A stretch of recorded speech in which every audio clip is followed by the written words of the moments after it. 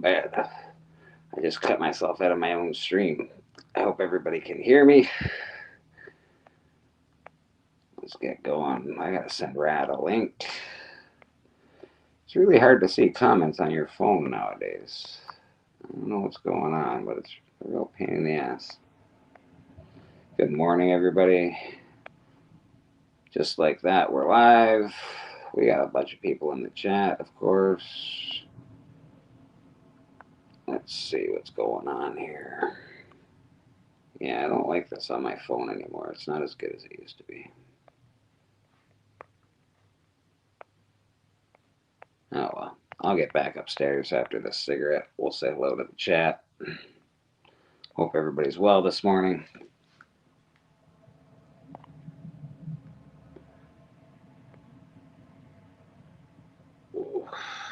Oh, got John's Comics with Kids. Las Cruces. Hello from New Mexico. Las Cruces, good to see you back, brother. We got TM Nerdy. Says he's running to the store. And then he's going to jump on. Very cool. Cat6 in the chat. How you doing, Cat? Very nice to see you.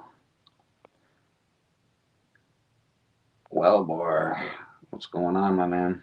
Excellent. 1063. One of my favorite people.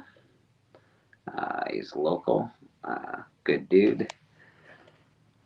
I'm hoping that he gets his fucking channel back. That'd be nice. YouTube's a dick and they took his channel away. Of course, me, there I am. Evil Mike in the chat. How you doing, Evil Mike? Good to see you, brother.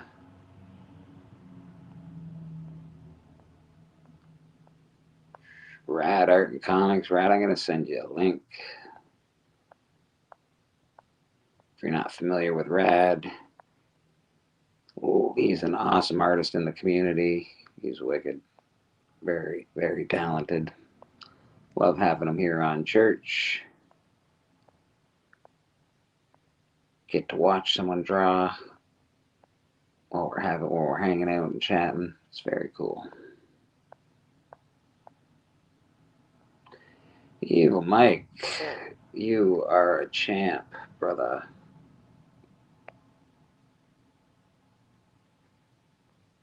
All right, Mr. Mike. What do we got for Mr. Mike?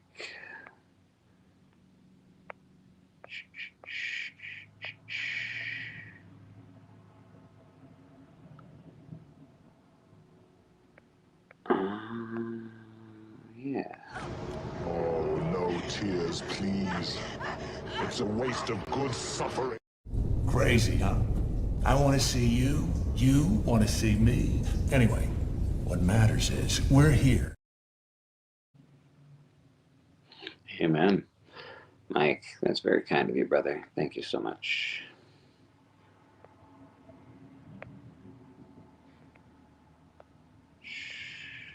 Like I said, it's hard for me to get through this on your phone to see all the comments. Nate, how you doing, brother?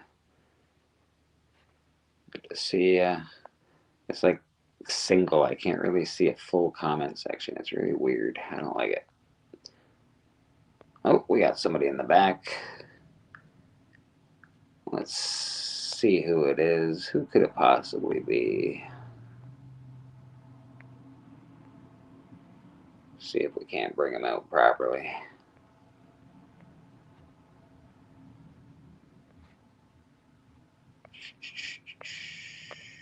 There we go. You stay here, I'll handle this.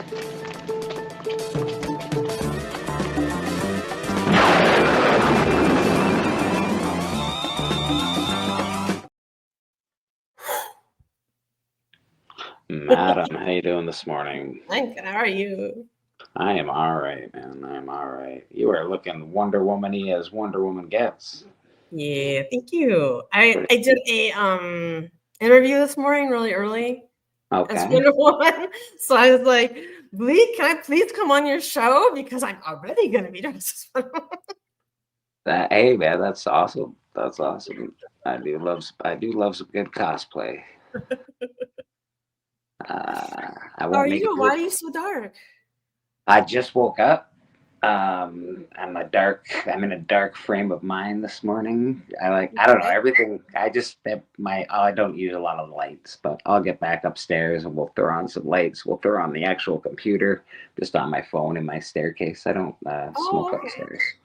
Yeah, I don't smoke upstairs. I don't like it. I don't Yeah, like I it. think I'm used to your staircase smoking. Yeah, I don't like it in my apartment. I think it's gross. Does everyone who uses staircase like it?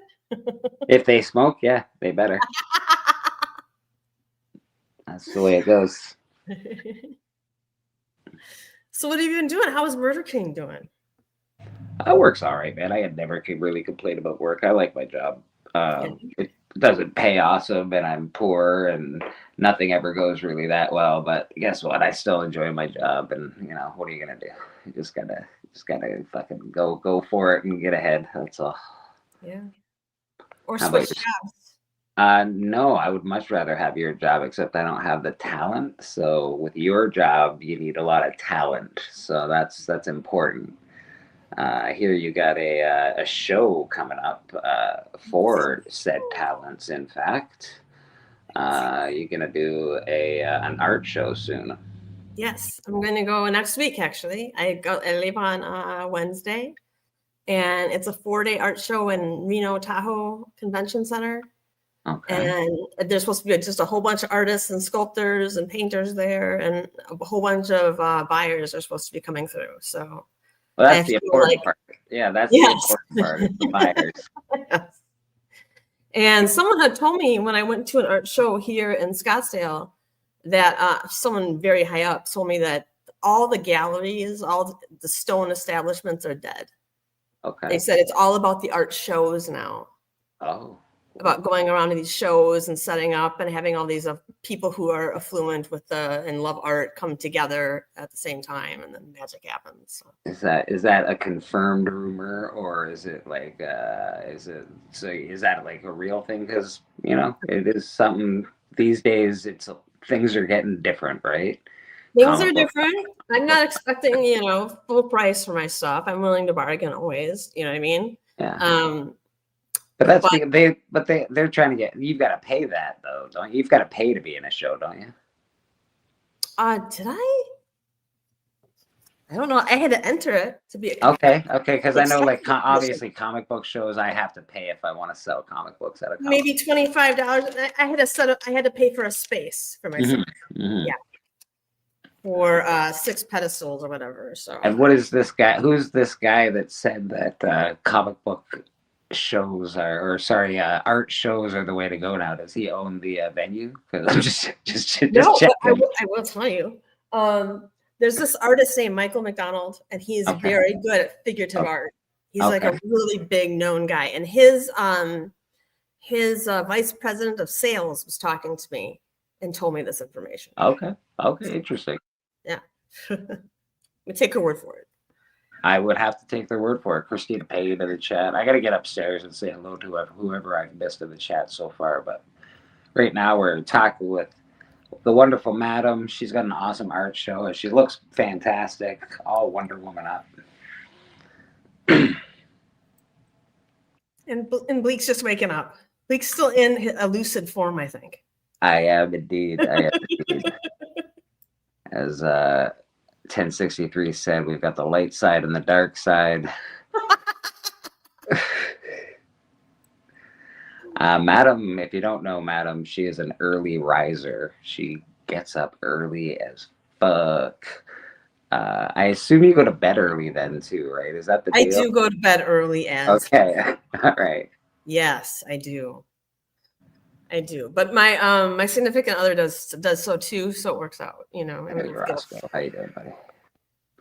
Good to see you, man.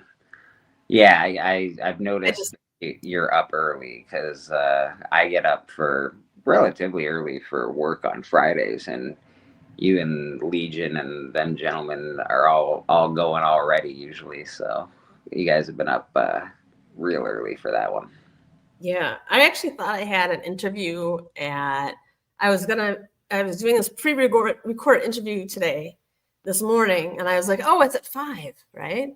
I I was like, Oh, oh, no problem. I get up at like 3, no problem. And I woke up at 1 and I was like, well, I guess I'll just stay up. And so I get all ready. And at 5 o'clock, I realize that indeed it's at 6 o'clock now. oh. I was like, God damn it. That's So a I lot of, messaged the guy and he's like, I'll be there in 4 minutes. I was like, thank you. that's a lot of up and down going on there. All right, I gotta send a link to Rad because I forgot this morning. Give me a second and I'll be right back. What up, Roscoe? Christina? Magic Mike.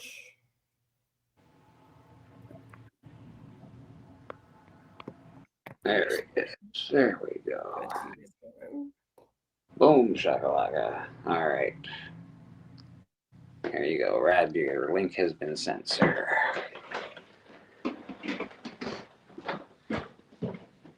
It's How a long little you brighter been down here. Your job, Bleeker, when you talk about it, you don't talk like you love it, but you talk like you're going to do it forever, kind of. I don't hate it, and I don't have. I've got a lot of skills, but it's not like I had a messed up life, man. So I didn't really. I went to college, and I didn't graduate from high school, but I went to college. I don't think I finished public school actually even. Mhm.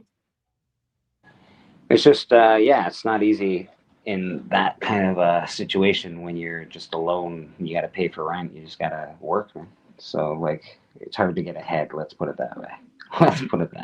Did you not have a lot of family growing up? I've been on my own since I was like 14 or something like that. Oh, really? Okay.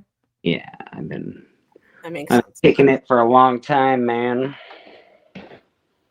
Been doing it by yourself for a long time. Yeah.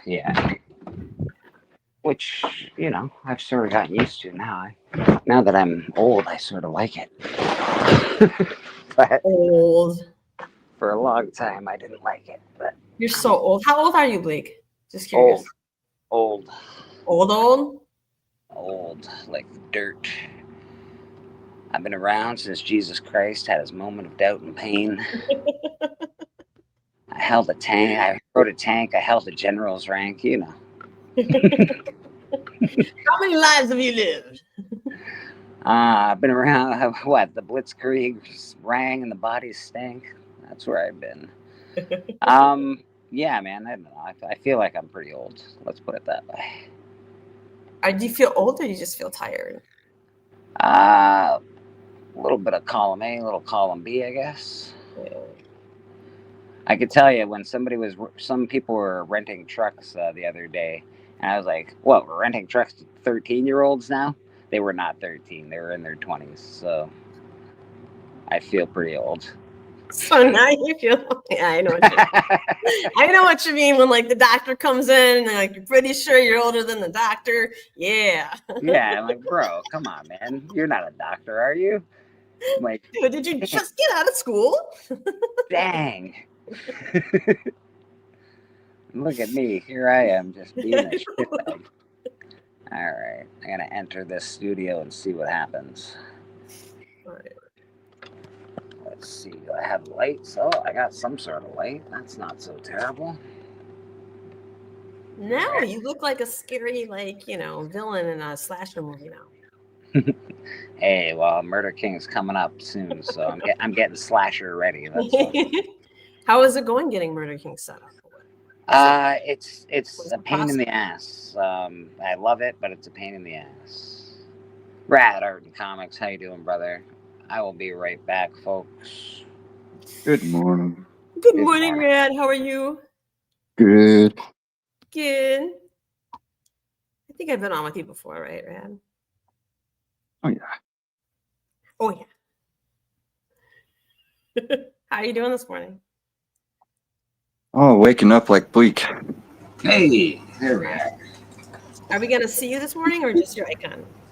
Just your avatar? Oh, gonna be drawing something. You're going to be drawing something? Always. That'd be awesome, because I know you're an excellent artist. Rad is awesome. There's the puppy. Good morning, puppy love. Let's see who I missed in this chat here. Anybody? Oh, Dan. I missed Dan. Sorry, Dan.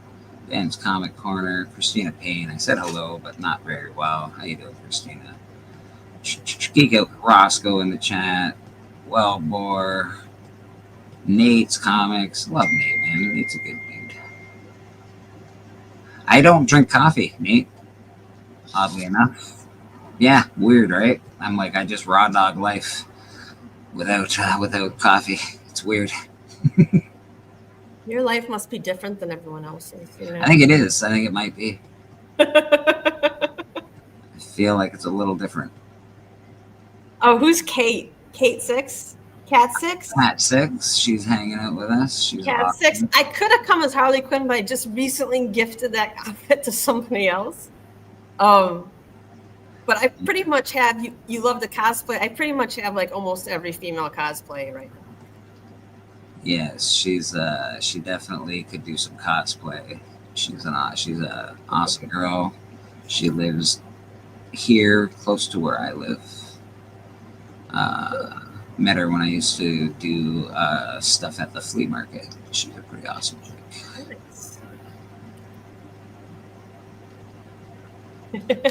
She also has a YouTube. Meow. 1063, you don't drink coffee either. You know what? I should have figured that out. You're so level-headed. That makes perfect sense. You don't drink coffee. I run on coffee. This 1063 is like, I don't know what it is about him, but he's such a calm guy. And he's calming to be around. It's like, he's got a good presence, and he's just very, man. Like he's got a low vibration. Yeah, he's very calm. Very calm. Just don't make him angry. You might turn in Dr. Jekyll and Mr. Hyde. It could be, actually. He could be one of those like silent but violent kind of people. Like if you make him angry, that's it. It's over. It's always the quiet ones who are the serial killers. But I haven't seen it. I haven't seen it yet. I've just seen a very calm, collected, very kind person. So, 1063, you're awesome, buddy. We're waiting for him to get his stupid fucking channel back. Sorry about the language, YouTube. But YouTube stole his channel, and they won't tell him why. They're like, you've violated our policies. And I can assure you, I've watched his channel dozens and dozens of times. I have never seen a violation of any type. He doesn't swear. He's way less crass than this channel and other channels that I'm a part of. So I don't understand what's going on with his nonsense. 1063 comics, I never hardly get mad waste of energy. I bet when you were growing up, 1063, that your parents weren't fighting in front of you a bunch. Evil Mike, I like the smell of coffee. That's what I do love when somebody brews coffee. I think it smells amazing. Not at Tim Hortons, not like a restaurant, but like in your house, and you wake up and you're like, oh, coffee's brewing. That smells good. Really? I do. I love it, but I don't drink it. But if I do drink it, it has to have like 25 creams and 400 sugars. So if it tastes like a coffee cake, I'm down. Yes. The opposite of me, because like my dad would brew this coffee in the morning, and I'd be disgusted by the smell before I drank it. And then I finally started to put like a whole bunch of milk, a whole bunch of sugar, and a little bit of coffee in, and wean myself on it. All right. And now it's okay. But I used to loathe the smell of coffee. Because it turned my stomach. There definitely are coffee people in the world. I just happen to not be one of them. I used to drink coffee. I used to drink a lot of coffee when I was, like 16 for some reason. I gave it up when I was like 21. Weird, right? I went through a coffee phase, and I was like, I don't need coffee. God, you tell it like it's a real addiction, Like I was 16 and then 24 when I quit. So I drink a lot of coffee at 16. I had at Tim Hortons a lot. It's sort of a hangout. Like a pot. Yeah, it was like a hangout for like across the street from my high school was the coffee shop, so it was a lot of drinking coffee. I do enjoy it. I still enjoy a cup of coffee, I guess. Not that I do often, but like when I was welding at 6 in the morning or 5:30 in the morning when you get to work and there's like coffee, it is quite lovely to have a drink of coffee and you're like, oh my God, I feel like I should be up at 5:30 in the morning, even though I hate my life.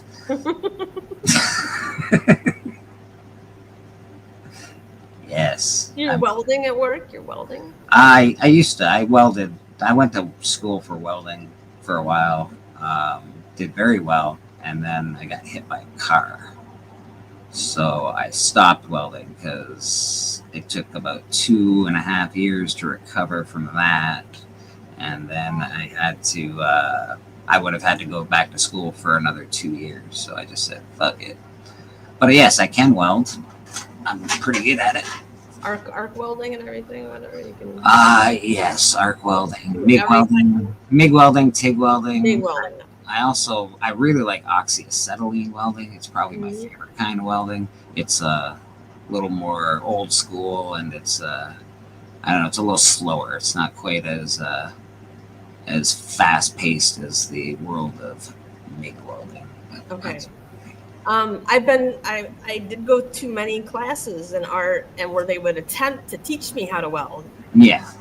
And in each case, I would just defiantly think like, I'm gonna blow myself up. I'm not gonna do this. Yeah. Well, yeah, especially if you're doing gases, like if you're welding with any kind of gases to protect your arc and stuff like that. If you're doing that, it's like, yeah, that can be real scary. It doesn't. Nobody really blows up. You don't hear about it, but it can. It seems like it's real scary. So if you don't know what you're doing, stay the frig away from that shit, man. Because if you don't know what you're doing, you'll definitely blow yourself up. Yeah. That's what I'm really scared of. You put too much oxygen with the argon mix, you're pretty much dead. Or if you're in a hole and you put too much certain gases, it'll sink to the hole. You'll die of asphyxiation. So it is pretty. Hey, Pocan Joe, how you doing, brother? Hey. Pocan Joe can definitely, I would assume, can weld, because that guy's awesome.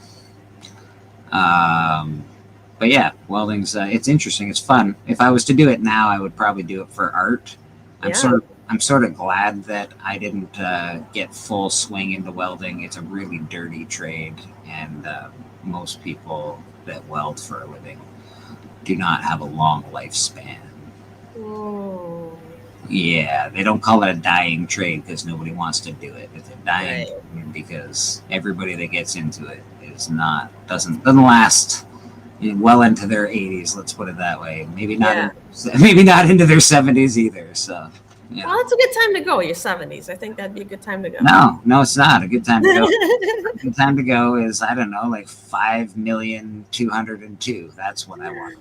I think your body breaks down pretty much after 70, and then you're pretty much in pain and wishing you took better care of your body, and then you're kind of in pain for the I don't know. I don't think so. I do not think so. I think if you stop using it, you lose it. So just keep using it.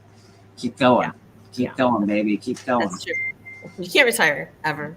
No, the world has made it so that no one can ever retire ever again. Even when you do retire, you got to get a part-time job driving Ubers so you can afford to fucking live. It's fucking ridiculous.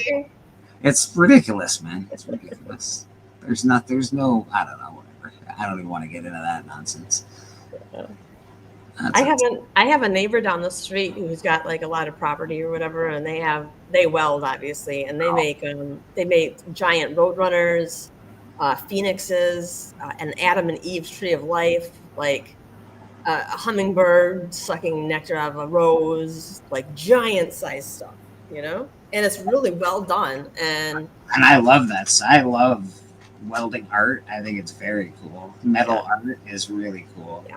Wellbore says his father-in-law passed at 57. He was a welder. Yeah. My welding teacher, when hey there, we got something hanging out. My welding teacher, he was probably that age, in his mid-50s, and he had cancer in his whole face, his lips, now it's a lot cleaner. You can weld cleaner. There are masks and systems, but you know how guys are. Guys don't, I don't need that shit. And then, well, that's what happens. Macho man. My grandpa was a welder. Was he? I remember when I was like probably 5, maybe 4 or 5. My dad took me to where he worked, and he was like in this big warehouse where they did sheet metal. Yeah. And it was like pitch black inside because he was welding, and he had his mask on. Yeah. And he was welding something, and I was like 5 years old, and I'd never been there before. I didn't know what my grandpa did. And my dad come around the corner, and I see my grandpa wearing this mask with this flamethrower torch, and it just freaked me the hell out. I thought he was some kind of monster. Nice. I turned around and just bolted running in the dark. And there was a piece of sheet metal welded to a table. They like welded a piece of metal to the table. We're using it. Yeah. And I ran smack into it as a 5-year-old, and it went straight through my nose and about poked out my eye. Oh, god damn, bro. Yeah, I had to get stitches. It was bad. I thought this was an adorable story. That took a turn for the worse. No. Yeah, welding terrified me at an early age. Yeah. At first, I thought you were going to say you came around the corner and you looked at the weld without proper eye protection. That's what I thought too. That's where I thought this was going. That's where I thought. That's what I thought it was going to. Yeah. We got somebody hanging out with us in the back. Let's bring him on up here.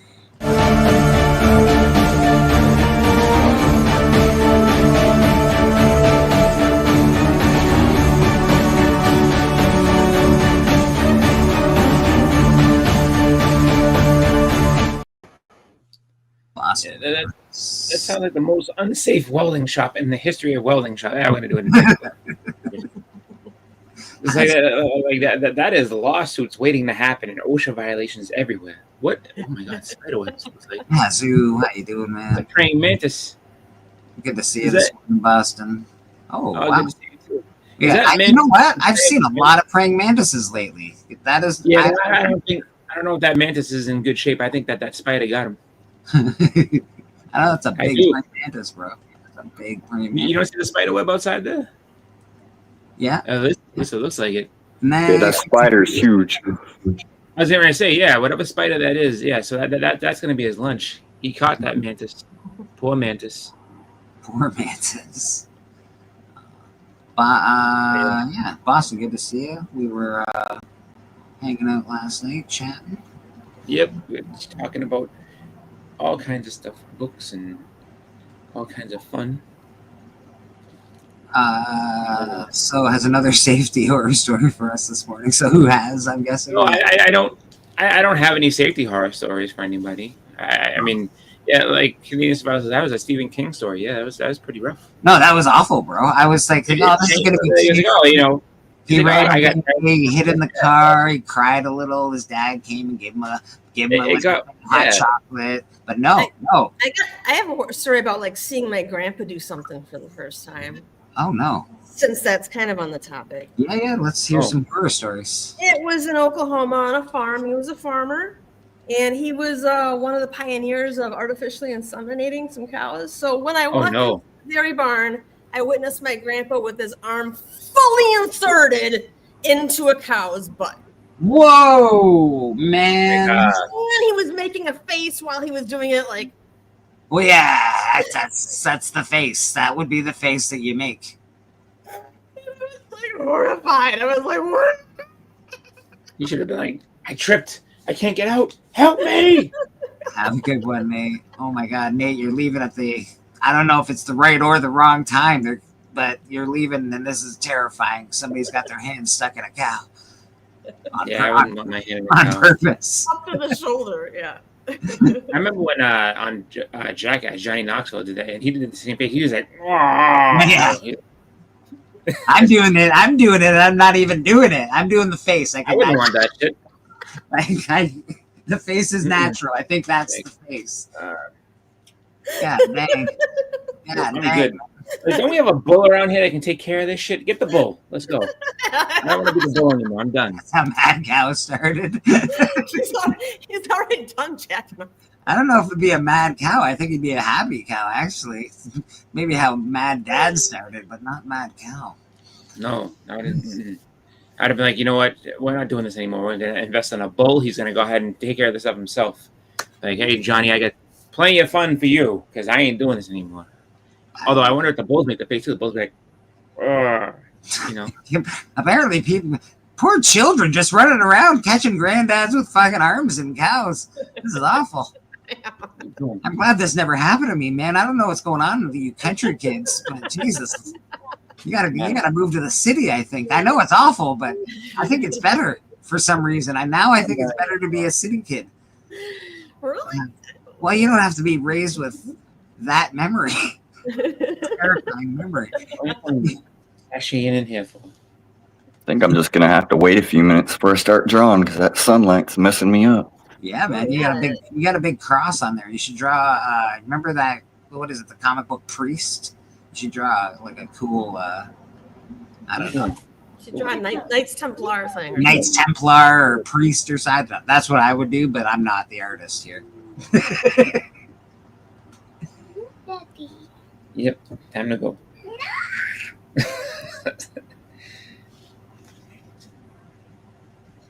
Now everyone's looking at me. I love it. That's what You don't get to hit somebody. That's assault. You don't do that. That's evidence. Yeah, especially on camera, you can't do that. That's twice. Your Honor, I have 2 counts of assault right now. I Two grabbed counts of my assault. hand on his arm. Do you 2 need counts. Wonder Woman to come save you, Chris? Because I can come save you. No, I have the lasso of truth. Better I'm not watch afraid out. to use it. She's pretty I am stretchy. getting all the way. So I'll be right back. Steph, I don't know if you saw that move there, Miss Madam, but she's pretty stretchy. She put her leg almost all the way up to her head for Pete's sake. I'd be scared to fight that one. Hyperextendable. God dang. Man, I don't ever remember being that stretchy. Jeez Louise. Yeah, no thank you, man. I can't get over that stuff. That stuff grosses me out. The fear factor, the drinking weird shit. Like, no, can't do it. Can't do it, and I will not do it. No, there's certain things I just won't. I just think like there's no way I'm putting that in my mouth. Yeah, that's not happening. Sorry, bro, that ain't happening. I will not be well. That's gonna be an unpleasant experience for me. Yeah, but I'm also the same person. Like when somebody says, "Hey, this smells really bad," smell it. I believe you. I don't need to smell it. I trust you. I'm like, yeah, okay, no problem. You are right now. I have all faith that it smells bad because you told me. Or don't you love feel like this tastes awful? Like, do you want to taste it? No, obviously, no, I don't want to taste it. If it tastes awful, why the fuck would I want to taste it? I'm good, bro. Fuck that. I trust you. Yeah, you are so trustworthy. I trust everything that's coming out of your mouth right now. Good morning, K Munin. How are you doing? I would have to smell it. The telephone would be too strong. Yeah, that's the temptation. Yeah, that's fair. Some people are like that. They have to do it. They're like, gotta smell it. I have to do it. There's some smells that don't go away though that you remember forever. So Yeah, I assume I can do that same move with my leg as I did take gymnastics when I was in kindergarten. You know, Beckerman, actually, I assume that you could probably bend like that too. You look very, I don't know, agile. Very agile. That's the term that comes to mind when I think of Beckerman. Agile. Beckerman? Okay. Yeah, agile. I thought you were talking about me for a second, and I'm like, I Oh. am really agile. Like You are agile as fuck. That we don't need to talk about it. You are so agile. Old Cheech and Chong thing. Oh, I love Cheech and Chong. Isn't is one of them passed? I think one of them might be passed. No. I hope not. Weed's supposed to make you stay young forever. That's what I thought. Like, you know, but I think you need a mixture of weed, booze, but it can't be like too much of one or too much of the other. It's got to be like the proper, precise mixture.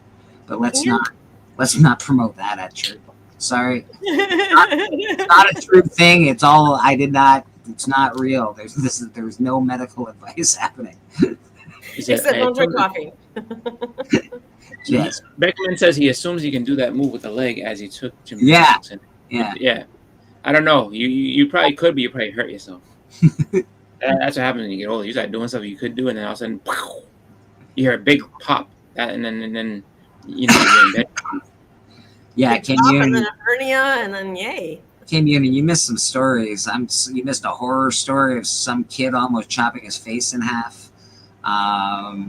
You missed the smells. You missed somebody like shoulder deep in a cow's area. Like, not great things. Church has been a bizarre thing today. Let's bring on. We got a guest in the back. Hey. Bring him on up here.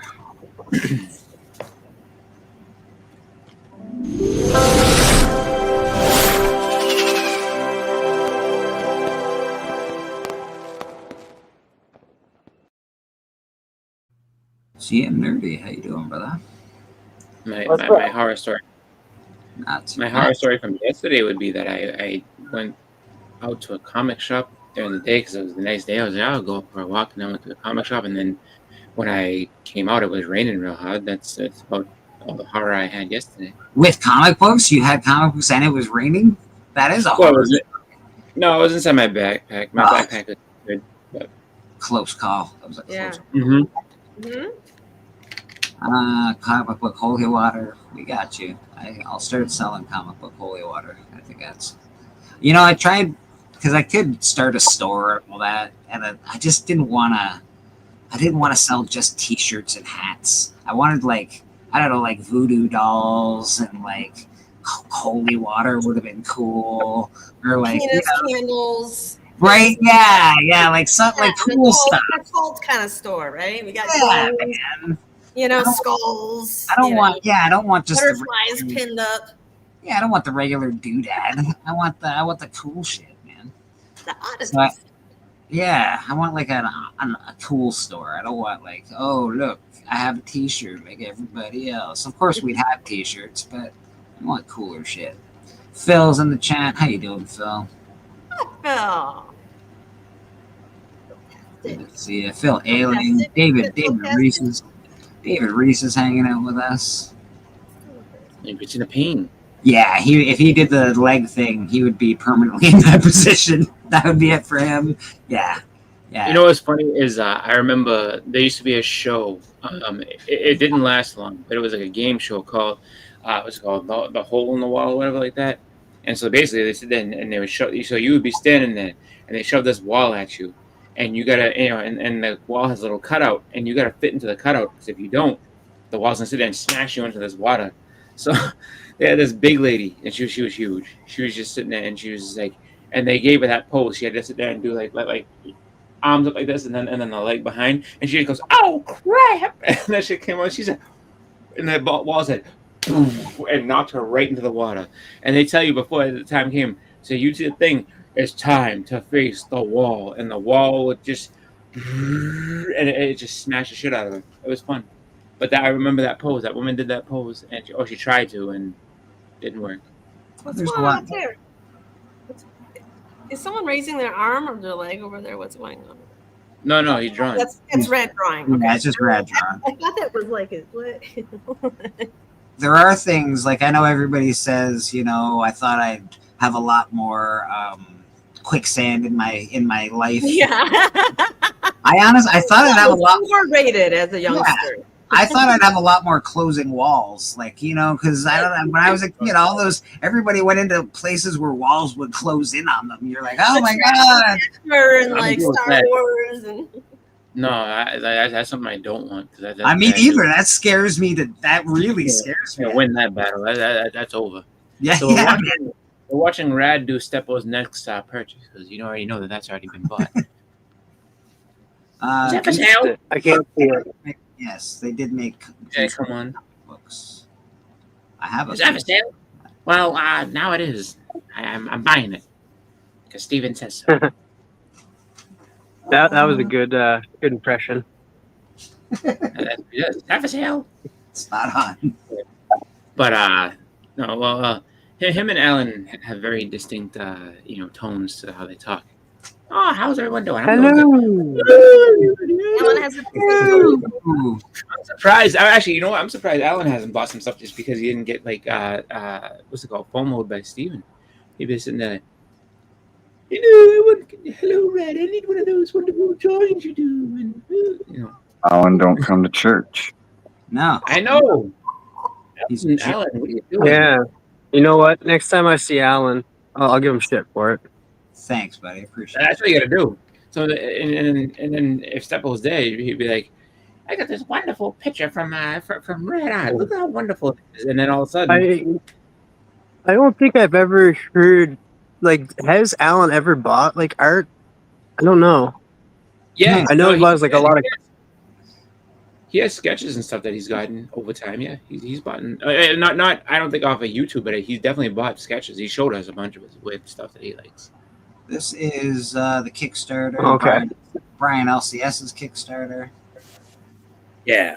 I Damsels of Halloween. I think Heart. it's still going, I believe. Yeah, it looks So you can still back the project.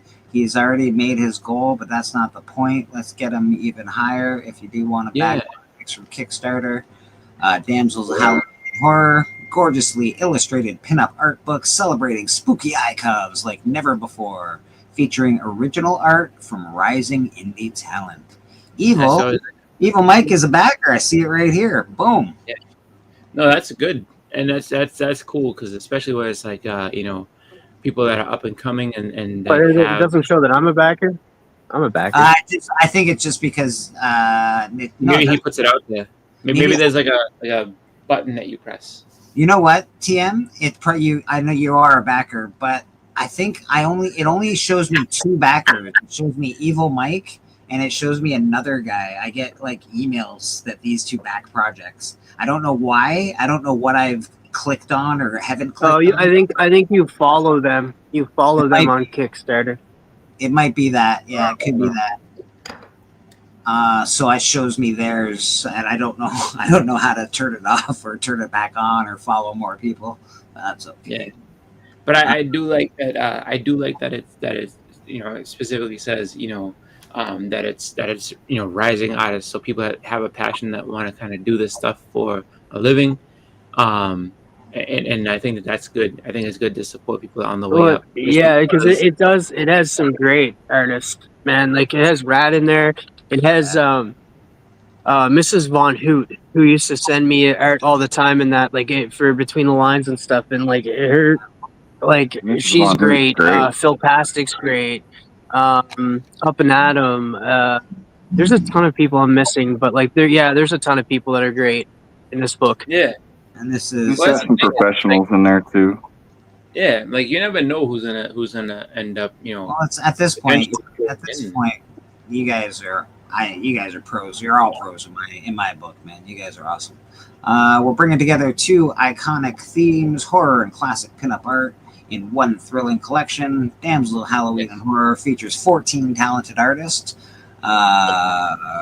reimagining legendary horror characters from film and print in bold, stylish pinup form. If you're a fan of monsters, vintage horror, damsels in distress, and beautifully illustrated femme fatales, and even some adult NSFW art, oh boy, this book was made for you. Presented in comic-sized format, this art book includes 25 pages of original full-color and black and white artwork, all celebrating the spooky, seductive spirit of Halloween and horror. Mrs. Jason, is that Jason Voorhees' mother? Yeah, well, no, it's gonna be a hot version of Jason, I would imagine. No, I was about to say, like, if it's Jason's mom, like, I don't want to Yeah, see Yeah, neither brother. Yeah, because Rad posted like a picture of like what he did on his Instagram. And If yeah, she said that, hey, yeah, like, no, you can cover that up, lady. I think Rad was able to do Freddy Krueger, right? Or Frederica, I guess. Yeah. Which is very cool. So those are the characters. Wolf Woman. We've got some cover different already. Those are cool. I like that. That's cool. That's great. Some very cool stuff. We got. Yep. She's got a good bod, that one. Oh, we got some Star Wars. Ooh. Yeah, it's like a Sith. She's got a good butt too, I'd say. We got a little fanny action. Yeah. There's a nut. Yeah, don't bring that to work. You get in trouble. Yeah, you'll get in trouble. You bring this stuff to work. Someone will yell. Someone will Oh be like, wow. And Yeah. like, This so- one. so I That can was honestly Frank. say this because it's Dang. it's fully funded now, so I will be getting it. So this will be my first pinup book. I want this one with the I don't own a foot. pinup book. I want the one with the foot. I need it. Sorry. Look at it. Look at it. It just wants to have a little toe sucking action. Oh, I like No, my toe. this one. Looks awesome too. Look at this. Oh There. my god. Yeah. Yeah, that's a good one. What's that, Elvira? Yeah. So yeah, and this is the creative team, the artists that are on the project. We got Aaron, Rad Art and Comics, one of our own, who is also up for an award this year, Comic Book Community Awards, Best Community Artist. So give him your vote. If you haven't voted, I think there's 5 weeks left, 4.5 weeks now. Something I like that. voted. I always vote too early, and I'm like, oh, I feel left out because people are like, oh, you got to vote. I'm like, I voted a while ago, and I know who I picked. I have no problem with my picks. I'm just like, I just feel like, you know, that vote is You so preemptively pulled the trigger there, huh? What I know, I'm just on top of it when it's like, all right, the finalists are in, go ahead and vote, and I'm like, shit, all right, I voted. Nothing wrong with And then- being on top of it. Nothing wrong with that. Oh, no, but then the next few weeks when everyone's like, I'm voting for this, I feel left out. I'm like, shit. I don't know all of these artists. I know Mrs. Von Hoot, and obviously Brad. But it looks like he's got a massive team of artists. Holy shit. Yeah. That's pretty cool, man. So this is a great team of artists. If you do like pinup books, most people do. Everybody likes hot girls or hot boys, whatever your taste is. But this is to be about hot girls. So this is pretty awesome. This is Brian LCS. He's become a master at Kickstarter. If you know, he's already sold 2 books. This is his 3rd. I think he's got another one maybe in the works. So good for him. And if you do like Brian, you want to give him some support, go check out this Damsels in Distress here, Halloween, Damsels of Halloween and Horror is what it's called. And give him pledge some money to him and go get a book. Yeah, SideQuest is there too, and Stevie D, Steve Driscoll. I got the foil cover. Nice. Yeah. Boom, and there we all back like that. Beautiful. Yeah, that's I have a Kickstarter as well, but we'll go through that another time. That was Brian LCS's Kickstarter.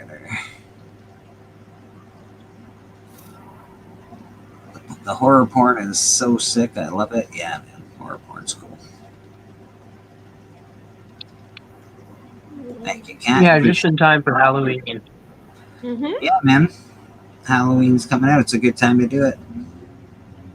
Yeah, I like the I don't know, Frankenstein's wife with the foot there. I thought it's just a great picture. It's a great perspective. You don't get Perspective, to yeah. Yeah, it's not a perspective you get to see very often.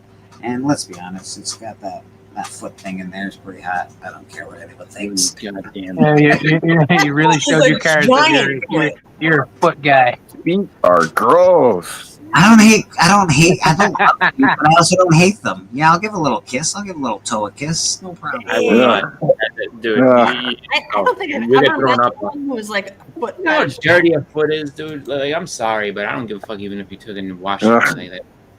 Sitting in them socks and a shoe all day, fuck There's that. a time and a place, bro. No. Yeah, there's no time. Bleeker and Tarantino would get along just well. Oh yeah, me and Tarantino were like, Although I disgusting. do suspect when I go into shoe stores and try on shoes, Now her I toes are suspect different. Those guys Those till dawn. are really into feet. yeah, and they pretend like they're not though. Yeah. At least I'm honest about it. I'm like, yeah, Yeah. that's a hot foot. That's cool. Yeah. But like these guys are like, oh, come here, let me just put your foot in this shoe. The only hot foot I know is when you light a match into someone's shoe. That's the only hot foot there exists. Like, no. Oh, show me your feet. No. Keep them in the shoes. I don't want to see them fucking things. See? You must have just been familiar with ugly feet. You need to look at David some Reese. No, movies. I want nothing to do with it. I just know that feet are gross. I don't like them. Kamikaze. We're Gross. having a Yeah, top. baby's foot. All right, like a newborn baby foot. You said that I'll hold it, and but that's about it. That's about as that's about all the only feet I can deal with. Other than that, like nope. I suspect you don't have very nice looking feet, Chris. I know. That's what I suspect. I suspect Chris looks at his own feet and says, "Nah, man, feet are gross." No fucking No, way. I mean, look, my feet look like Fred Flintstone feet. Yeah, that's what I suspected. That's what I don't think they're. There's no foot modeling in my future. So Oh, But- cat, nice. A cat. You're surprised. I worked at a shoe store and told smacking off my face. My manager gave me shit though. Yeah, definitely. Manager definitely give you some shit. I'm not showing my feet. That's gross. It's just if you've seen Fred Flintstone's foot, you've seen my feet. Well, he used to drive his car with his feet. That's a lot of trauma on those feet. Yeah, I think a lot of Hobbit foot action going on over there. Hobbit feet. Yeah. Uh-huh. Not turn this to whack comics. Hobbit feet? Hobbits yeah. had very durable. Let's not turn into whack comics. I'd have to agree with that. No. The hobbits had very durable feet. They're walking on mountains and stuff. Not once in that movie did you see someone go, ah, shit. They stub their toe. They're just like, all right, we're going to Mordor. It's like, what? Yeah, a thorn one Yeah, they had did. 1 inch through my soul, but I can't feel it because it's all calloused. Mm-mm. Yeah, they were just walking around happy. Beckerman. My feet look like if I was going to walk, it would be from the Shire to Mordor. Yeah, that's fair. That's one of the funnier. What's it called? The one ring is around Chris's toe. It is shit. You can't get it off. I'm not getting any of the benefits. Yeah, that right now. You ain't getting it back. I'm keeping it. Oh, I wouldn't give it back. Fuck that. Yeah, Nothing it's happened. stuck on my toe. Stuck on my big toe. These are on style now. I'd be just like Gollum. I'd be like, look, motherfucker, you come get this shit. Come on, Sauron. I don't believe you. Well, Chris would give it back, but his Flintstone feet have grown around the ring. Well, I wouldn't give it back. The I'd be like, dude, this shit is mine. Like, I don't know what I can do with it, but I'm going to do something great. my precious. Oh, I think, was it one of the funniest, or one of the best, I should say, how it should have ended things was, if you ever seen that channel, it's like they do these animations of movies, and they tell you, like, what should have happened or what would have helped make things easier. But they had the one with the Lord of the Rings, and then it's like, all right, we got to drop the ring into the fires of Mount Doom and this and that. It's like, is everybody ready? And they get the eagles and like, Frodo, ready? And they fly over the mountain. And he drops it, and just that's it. And all of a sudden, and like, it's like that wasn't that bad at all. It's like, imagine if we had walked that way. And then they start laughing. The guy's like, don't even joke about that. And it's like, it's true. They had them eagles the whole time. Why didn't they use the eagles? Just fly into Mordor. Boop. There you go. That was a I joke. guess the Eagles would be too. I don't know. I'm not a big fan of the Lord of the Rings. I knew that, like, no, they would have seen the eagles coming, and then they would have been like, oh, you can't get in that way. Well, but You're not a could fan of Lord of the Rings, Jen? they could have at least flew most of the way there though. All right, let's fly just outside. All right, now start walking. There you go. But I'm sort of shocked. They're pretty epic All that movies. sunlight's messing me up. well, that's the thing. If they didn't do that, they wouldn't have been an epic movie. Like, all right, we're gonna fly most of the way there, and then we're gonna entrust this to the Hobbit, but we'll have they should have had a bunch of like ninjas or something around them. Like we need the sneakiest people in all of Yeah, they had ninjas back then. to help us get in there. They could have. You never know. Let's just put some ninjas. Who cares about J.R. Tolkien? Let's throw some ninjas in there. They could have had some. Yeah, no, they could have had some. There's some fighting turtles in there too. Yeah. Well, they fuck got yeah, no. that's They right. got ranges and stuff like that. We Like, got- like, Oh, Dude, you need a big Godzilla. rat too to guide them. you say Well, this you as though can't have that's- Godzilla without Mothra. You need to add Mothra as well. Okay, Yeah. well, we're putting Hold on Mothra for a in there. minute. Then we need a kaiju killer suit. Gotta have one of them in there. First of all, you're all acting as though like that's some outlandish shit in the world of Balrogs and dragons. I mean, it's not like it's like all that shit would fit. I didn't I say don't it's care. outrageous. I said you don't stop destroying Tolkien's work and adding. I just think no. I'm saying No like ninjas. I'm not saying necessarily No literal ninjas. ninjas. That just a bunch of really stealthy people. That are like, all right, we can, we are known for weaving in and out of the shadows with no problem. You know Not what's some hot- working right now?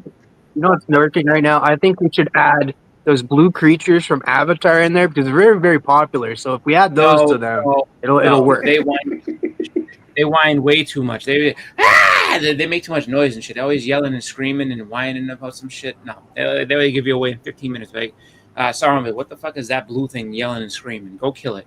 And you send the orcs, and then that would be the end of the movie. He'd get his ring back, and all because of They're a lot bigger than. Do you know how big they are? Aren't they really big compared to humans? yeah. Those they- Avatar blue creatures. Yeah. They're They're not. They can be big compared to humans, but he has hordes of orcs. They would eat those things. But first of all, they'd be like, "What's this blue thing? All the best food is blue. Let's go eat those." And they would All eat the them all. best food is blue. Yeah. Like, name a food that's blue. That's Well, delicious. you know what? I will have to agree with you. That's what George Collin says. He's like, "Where's the blue food?" He's like, Blueberry "You know what? waffles. No, that's it. That's the best That's thing I George heard Carlin. this morning. Huh, I George gotta Carlin. eat you, man. All the best food's blue. Where's the Smurfs at? Oh, no, No wonder that- Gargamel was so hungry You all know, the a time. Smurf is So- 3 apple pie. That's quite an entree. That's Actually, that's you know what? George You Collin. make a good point there too. Like if we're gonna have these Avatar creatures in there, we need Gargamel because he knows how to take care of blue creatures. That's true. No, he does That's not. true. Those. He knows how to I take gotta that ask my little. mom if I can have Gargamel in there, though. There was like a pentagram underneath the cauldron, and she got real mad that I was watching Smurfs one day. So, she's not alive anymore. I think I can do it. We're okay, people. We're all right. It's fine. Yeah, no, that whole thing with the blue food is an old George Collin joke where he's like, he's like, where's all the blue food? He's like, you know what? He's like, they keep it because they all know that the blue food's the best food. I was like, oh, okay. So yeah, it's like 70s or something like that. Thank you. Tolkien is okay, but Dean Koontz. Boston Chris, probably. Dean Koontz is like mad serious. I thought. I don't know. I've only heard his name. I don't even know what kind of stuff he Dean writes. Koontz is just a rival. Dean of Stephen Koontz King. is a book writer. Just a prolific. Yeah, He's a rival. I know- of He's like Stephen a- King. I know my. Horror novels, man. These are good. So I know who Dean Koontz is. I just don't know much of his work. That's all I'm saying. That's fair. That's fair. I don't read too much Dean Koontz stuff. I've read a lot. I've heard his name a bunch of times because he at one point he was famous enough to have TV commercials for his books, like the new thriller from Dean Koontz. I'm like, oh wow, they used to do that. They used to have like what's it called, commercials for books. Like if a new book was coming out, shit. I remember Dean Koontz had one, and then what was it? John Grisham used to get like John Grisham's new tingling thriller, blah, blah, blah, about this, but you know.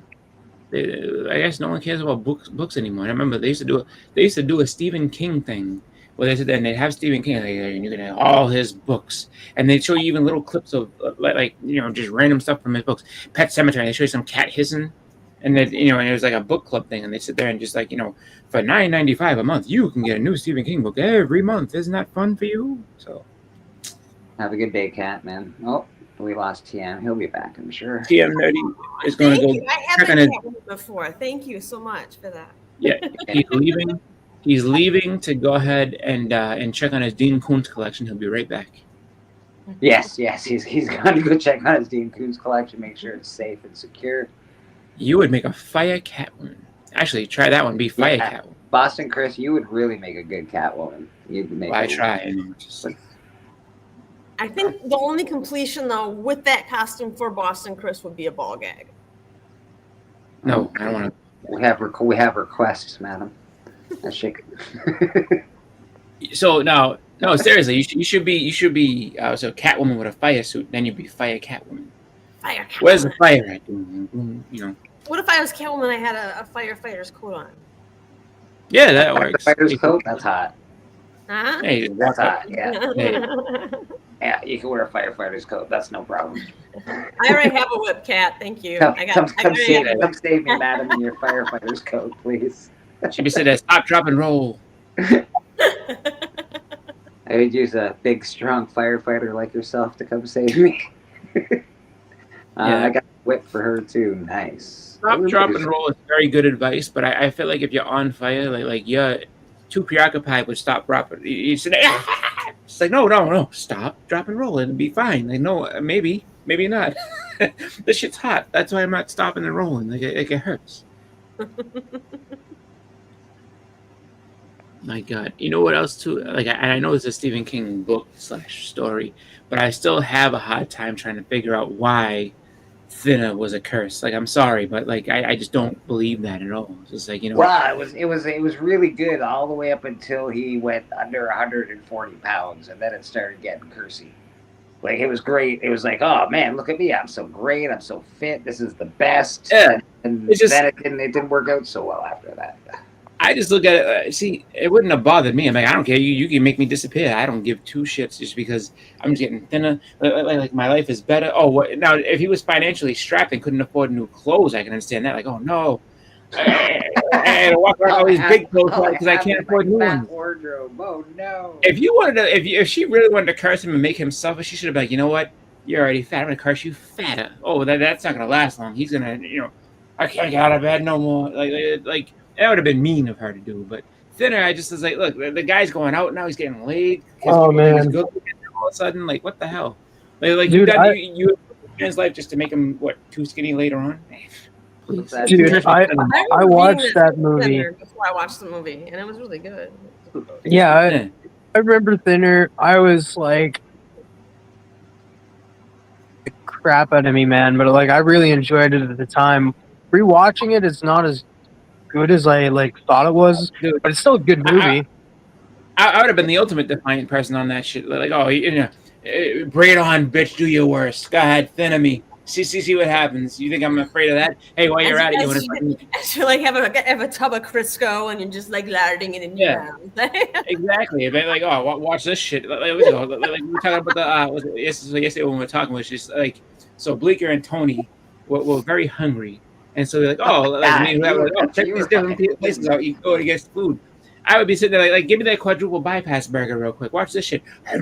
Not gonna gain an ounce because of this lady right here, my best friend. I would actually hang out. I'd be like, hey, lady, we should hang out. Like, I know I killed one of your people, but still. I don't know, man. Like, cause that you're like getting thinner until you die. Like, you're not gonna be like you're gonna look like you're on drugs like at the end of it. It doesn't bother me. Have you seen the you know how much fun? Oh, they don't you have look to understand. happy. That man must have been at least like 450 pounds or something like that. Do you know how much fun I'm gonna have as I'm dropping weight? Like, oh my god, I got cursed. You know what? Curse me rich next, bitch. Because have you not seen Miley Cyrus? That would be horrible. Oh yeah, she looks bad. Why did she get this? Who else though? Like, and girl, Ariana Grande. Ariana Grande. Yeah, I worry for her, man. I don't even. I worry for her. Someone needs to give her an intervention. Yeah, she needs that. Miley Cyrus is worse though. Like, I don't know. They're both pretty bad. I've seen plenty of people that are. Well, at least she's not like doing anything weird with her. Like, she's not shaving off her eyebrows and shit like Miley is. No, Miley Cyrus got a plastic surgery problem. Yeah. No. So to answer Evil Mike, I've seen it in real life, like people I've actually known and everything, and I've also seen it on television, and everything like that. But I'm just saying, in terms of a movie premise, and taking somebody who was that fat and like really probably has like all kinds of issues that hinder their actual life, and now as they're getting smaller, because it doesn't just happen tomorrow. It's not like 400 pounds, 10 pounds. It's like no, like this whole like length of time where I kind of just keep going down. Dude, it happened fast. Like Mike makes a great point. You got 3 days to change. I don't give a fuck. Shit, day 1 and 2, I'm having fun. Day 3, oh no, I'm dying. Shit, that sucks. Like, I don't care. I was like, I'm really hungry. Well, I would literally, you, I would you say don't care when and where. I want to live forever. So I guess there's two different perspectives on this. I do not want. Man, The I would thinner lady can stay away from me. That's all I'm saying. Thinner lady, Right on, bitch. go hang out Let with me tell you Boston. something. He needs you. He needs Oh, your company. well, as someone who's been big their whole life, that would not work on me. Like, is that the best you got? Hold on. What, so you're sure that this is what you want to do? Because I'm trying to tell you right now, it's not going to work on me. Thinner me, motherfucker. No. Yeah, I can't. Look how skinny you are. I don't give a shit. I'm having a great time. And that's what I say. Like, curse me rich next, lady, because I really. What upsets me the most is spending lots of money on things I don't need. Please, lady. But yeah, no, I'm part owner of the Seattle Supersonics now, and all because this I'm telling you, we would be best friends. Like, hey, like this is my lady. She curses me and does stuff. She's great. I would be her curse. Like she cursed me with thinner, and now it'd be nice if you could stop it, Boston, but you're gonna pass away like pretty quick. Yeah. You know what? She never said. Here's the thing: the guy's a mortal man, so he knows he's gonna die at some point. Why not just kind of, look good while you're doing it? Shit. Here we go, and then look good until you don't, and then after that, you'd be like, "Hey, live fast. I guess it's my time. Live fast, die young, leave a good-looking corpse." Is that what you're? I would. You're promoting? I don't know. I don't know if it would look good at the end, man. It's rough. I don't know. I'm not It'd saying be look like good in the no end. fat on the bone whatsoever. I'm saying look good for a while, and then you just kind of go away, and then after that, You're gonna be walking around, and your skin's gonna be peeling off of you. It's just gonna be dragging off of you. You're gonna be like, "Oh, it's like I have 0% body fat." You don't understand what I'm saying. I would sit there. See, for me, for her, I am like, 0% body fat.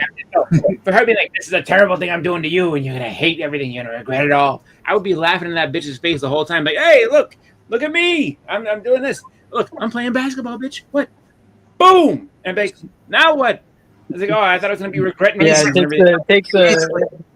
the ball, and that is he breaks his wrist.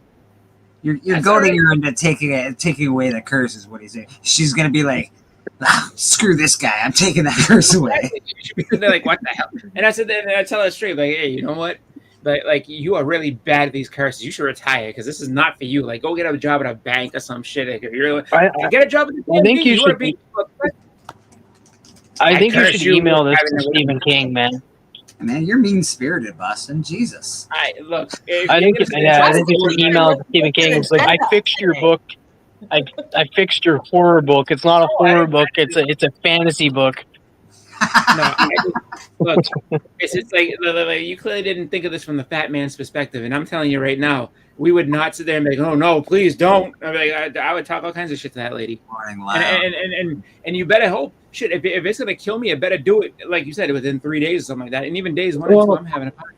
That's not how the movie worked, isn't it? Didn't he ask, he killed one of the gypsy, or he killed one of them, didn't he? Yeah, he did it. Yeah, he did it by accident. I don't know if he was. See, I didn't see all of it. I just know that I just saw the premise of it. I was like, this sounds dumb. But like, I guess he did it. But you didn't even watch the movie? What the hell? No.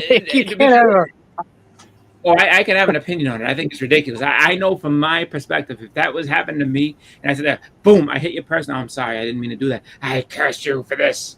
You better come with something better than that, lady, because I'm gonna have some fun and shit. Do you mind if I make you big for a minute so everyone can see your awesome cosplay? Sure. I want to ask. I don't want to make you feel uncomfortable. Look at that. Look at Madam. Are you going to a show? Bam! Look at her. Look at her go. Are you going to a show That's today? our next Wonder Woman in the DCU. There she is. That's the next. Send this to James Gunn. I sent I did an interview really early this morning, and I just did cosplay for that, and so I was like, I might as well just stop by church. All right. I didn't know. I didn't know that. You're like, oh, you going to a show today? No, it just felt like, you know what? Gonna test out my stuff for Halloween. This is like cleaning up the house, doing dishes, laundry, vacuuming. Oh, it's just you're just bumming around the house look. Filling up the car with gas, the normal stuff. I remember at Heroes, she was Emma Frost, and like it was funny because like this dude was like, "Can I get a picture?" The guy's like, "Oh no, I'm just getting over COVID. You can't have like that." And Clem was like, "No, can't do that." Here comes Madam with her costume, and he's like, "Excuse me, do you mind if I just get over here and just yeah, no, we got to take pictures and shit." And the other guy was like, "What about me?" I was like, "You were just getting over COVID and everything." He's like, "Yeah, fuck you, I ain't." But like he was all excited when he saw her. I was like, "Wow, that was really good." I was like, "I've never seen anyone with a costume like this." So we had Cool. I think the cosplay right now the big person that's doing it is the guy that has the giant Galactus suit. He was at Terrificon in San Diego, and I think because he was at San Diego first, he got all the like recognition. Like, oh my god, look at this giant Galactus, and he's humongous. Yeah. But it was like, you know, Shouldn't he be in a parade or something then? And you know, he kind of was. He had like, it's almost like a float, yeah. But he had like a herald be, and the herald's like, please step out of this guy's way, don't make him fall down. And I'm like, yeah. If he falls, he's gonna get hurt real bad. But like, yeah, no, he came walking by, like he walked right by me. I was like, Jesus Christ! Like he's at least like 8.5 feet tall. It's crazy. I was like, wow, this is like that's dedication that I would not have because I know I would trip and fall and like, all right, no more Galactus. He's been retired. But I guess like the suit is crazy. Like the suit has to go into storage when he's done with it. But he's gone all over the country doing that stuff. And I'm like, you know what? I just find that to be like, you know, one of those things where I guess if you have a good enough idea, if you look good enough, man, you can. People will sit there and like, you got to come to our show. So I say keep doing it, madam, because I bet you at one point they'd be like, hey, like we need one of these Emma Frost or whatever. Like you got to be this and come around and take you on tour. Well, you know, I got a cover in a comic or whatever for cosplay. I'm gonna be on it for So that's awesome working stuff. okay. Yeah, see, I wish I had that kind of creativity for like Halloween and stuff like that. Cause that would be fun. Just like be like, all right, I'm gonna be this for Halloween. Cause like, and that's the thing. Like a lot of people don't, you know, like a lot of people will be like, I just go to the Halloween store and do like this. Like and then there's other people that are like, no, I have this household stuff around that I can just you know figure out how to look like this. So the whole trunk that my computer's sitting on right now is actually filled with Halloween clothes. Yeah. I have a big cosplay. I used to be hard in Halloween, like hardcore in Halloween. But did a lot of dressing up.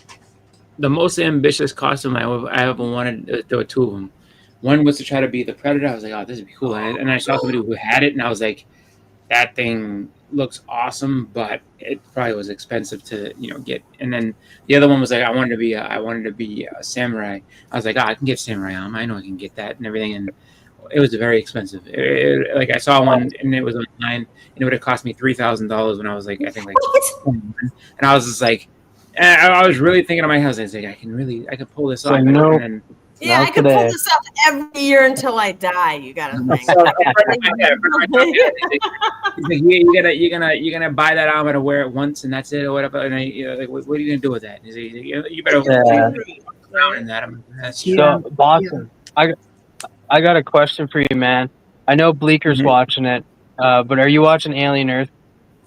I watched the first 2 episodes. I haven't seen the I haven't seen anything since then. But like the episodes were good. The ones I saw, like it was really good. And I was just like, I was actually surprised. Are you watching it too, madam? Yeah, I've seen about 2 episodes too, same as Chris. But I also am very interested and very excited about it. I'll say this much: like from those first 2 episodes, I was surprised how well made that show. I was just like that. Oh yeah, like dude, they put a big budget into this, or they're good at like budgeting their money. Yeah, they definitely. It was really, really done well, and it was just like. But that's why none of the actors get paid. We're only getting 8 episodes, so that's the downfall of having such a big budget. You only get 8 episodes, so hopefully they I was gonna say like this up because that they haven't really done much yet. It's all still like in the phase of what's gonna happen and what's going on. Like they haven't really got the other factions involved. Yeah, that's true. It's still sort of. But that last episode, man, it was such a good episode. Yeah, we're still dealing with the crash of the ship for Pete's sake. We're 4 episodes in almost. I mean, with it being as well made as it is and everything like that, and then having it only be, I guess, a certain amount of episodes, so no extra seasons or anything like that. Like oh, whatever it's gonna be. It's like that's just it. Like 8. Once you get to 8, show's over. Well, they'll have more seasons, I'm sure. I don't know, man. Oh, I thought Yeah, you meant that they were they're just- gonna have like it. No, but it'll be 8-episode seasons, which are very short seasons, man. 8 episodes is Yeah. not a lot. But It's not. Well, you know, you think about this though too, like you have like they'll end up making a movie out of it. They'll end up making They're a movie, building an up alien towards movie that's Alien not vs. Romulus. Predator. I thought that Yeah, they said that they are. they put out like a watch order of something like that, and they said that this takes place before the first movie. So I think I thought that would be like all right. So where people are like, Yeah. oh, they're building towards. It's just like almost like when I went to see was it Oz the Great and Powerful? They're like, oh, they're building. They're building up to a sequel, right? It's like, yeah, it's called The Wizard of Oz. Like what the fuck? I said there's a girl in the car. I said that right to her, and she got so mad at me. I was like, it's called The Wizard of Oz. Are you fucking kidding me? I was like, you don't think you think there's gonna be a Oz the Great and Powerful Part 2? No, it goes to The Wizard of Oz, lady. I was just like, that's how this is going. But this And is then, like I feel like this is definitely going to be tying in with that, but I don't think it's going to be tying in with Alien Romulus, and that's already getting a sequel and stuff. But I know it probably eventually is, but like it is going to be tying more into Predator Badlands more than anything else. Yeah. But I don't okay, know. so Well, it's made by the same guy. this is 2 years before the Alien movie, and then what is the newest one? It's year. Where's that one in the timeline? Where's Romulus in the timeline? I think Romulus? it's before. It's right after the first or second one, isn't it? Like it's Yeah, it's in between Alien and Aliens. right. Yeah. Okay, that's what I thought. So we've got 2 years before Alien, and then we've got Romulus, and then we've got this TV series. Or wait, no, then we've got this TV No, series. it's this TV series then Alien. And then Romulus. Yeah, that's the way it goes. Yeah. It's interesting. It's I think the show has been really good. There's some things that I'm a little miffed about, but nothing crazy. Yeah, I agree with I don't like Ozzy. the way. There's a lot I don't like about it, but I say this. I'm I think critical. that as far as shows are concerned, I think that and I'm not saying anything bad. Like I haven't seen the rest of it to say like, oh, good, bad, in between. But I think that Twisted Metal was really, really good. Twisted Metal. I don't like. Man, That last yeah. that was fucking awesome, and I was just like, you know what? I was like, I've said like privately to people in chats I've been. I was just like, look, I was like, as far as Twisted Metal is concerned, I need at least 2 more seasons. Now you can go more seasons if you want, but I need at least 2 more to go ahead. Yes. Like if they had to say it's too expensive, we can't keep doing it. Give me 2 more seasons. I want 2 more seasons of that show, Yeah. and then you can go ahead and end it. But I need at least 2 more. Like season 3 can't be the last one. It's good. So good. There's Yeah, certain it- characters that still need to show up that I like that are fan like I need Krista Sparks to show up. And that Yellow- and oh yeah, Yellow Jacket's coming, Dirt. He yeah. Yeah. But it's just like I was sitting there like I was saying that I was because I like I haven't played that game in so long, so it took me a while to like sit there and like the first season it was easier to pick out like who people were, and then the second season they kind of give you who people are, but then it was just trying to figure out. They have you standing out all by their cars, so you know who they are exactly. It's Well, yeah, because Well, they give you the description of the drivers like Stu and Mike, Mike and Stu, Mike and Dave. In the second one, you get Krista Sparks driving Grasshopper. That's like one of my favorite characters. Then you got Grim, but then you got Needles Kane driving the Sweet Tooth vehicle. You got Axel, but Axel's just Axel. He's just the vehicle himself. Yeah. they really sort of else? turfed Sweet Tooth this season. I like Sweet Tooth as a character, and I understand why you have to turf him because he's a little too much. But they didn't really give him his full this season. He could have been involved. But he's not the He top of is everything. near the end. Yeah, in the end, they did him well, but he was sort of turfed for most most of the season. Yeah, but he's not even the like Calypso's the real power in that show, not him. Yeah, but I like the clown, bro. I like the clown. All right. Well, yeah, Yeah, but you think about it though. Yeah, Sweet Tooth has been like the face of Twisted Metal. Yeah, Calypso's never really been the face, right? Like Calypso's like the running things, but you don't never see him like on the cover of like a game. You always see Twisted Metal with like the Sweet Tooth head. It's always the Yeah. clown, man. It's always And- the clown. And then He's just and a then you go into Twisted Metal Black, where it's like it's his face like cover, and then you go into Twisted Metal 4, where he literally takes over and says, "Hey Calypso, I'm taking over this competition, and now you're a driver," and puts Calypso in the games and runs the whole Yeah. games. I've played the games, team. I know all that. Why? But up until he was just a regular old TM's driver. definitely played the games. I think TM's made my point for me. I don't think I have to say too much more.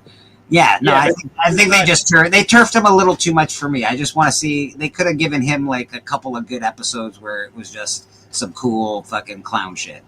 That's all. That's all I'm saying. My opinion: Wolverine needs to be in everything. Canadian survivalist. Fair enough. Fair enough. Yeah, I'm going to it have to was- run here pretty soon. All right, Um, man. What do you got going on with yourself? Let's before you. I got undo myself here. See? Holy smokes!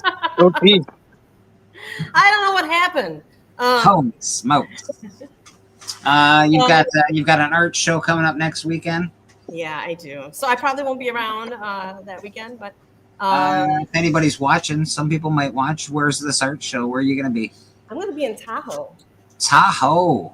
Yeah, no joke. Let's give Madam her due. She's going to be selling some of her awesome art, and she looks great as always. I love you guys. Thanks for having me. Yes, you've done. You're going to sell that piece that you actually. We've seen it a bunch of times here on Church. This one right here? It's that piece right there that you've now got all done in bronze. I'm guessing? Bronze. And I have two of them now, too. Oh, so yeah. I'm just- That's amazing, Madam. Good for you, man. That's Thank you. awesome. I hope your Thank show you. goes really well. And thank you very much for being on Church. Appreciate you. Thank you guys. All right, love you. Bye. Have a good one. And there goes Madam. Yeah, I did love the Twisted Metal. I enjoyed it. This season was great. I've loved whatchamacallit. The Alien Earth has been really good. What else? I just watched 3 episodes of Peacemaker. That's freaking awesome. And This season? yes, this season I watched. So Yeah, man, that last episode is so good. it is really good. The only show I haven't caught up on fully now, TM, is the Neil Gaiman Sandman. That's the only show that I haven't fully caught up on. But I'm working on it, brother. That's hard to do because like they are more than an hour long each Yeah. episode. Yeah, you gotta watch. They're big episodes too. There's like you really gotta watch that. You can't just sort of glaze over it. Okay, and I do have to say this.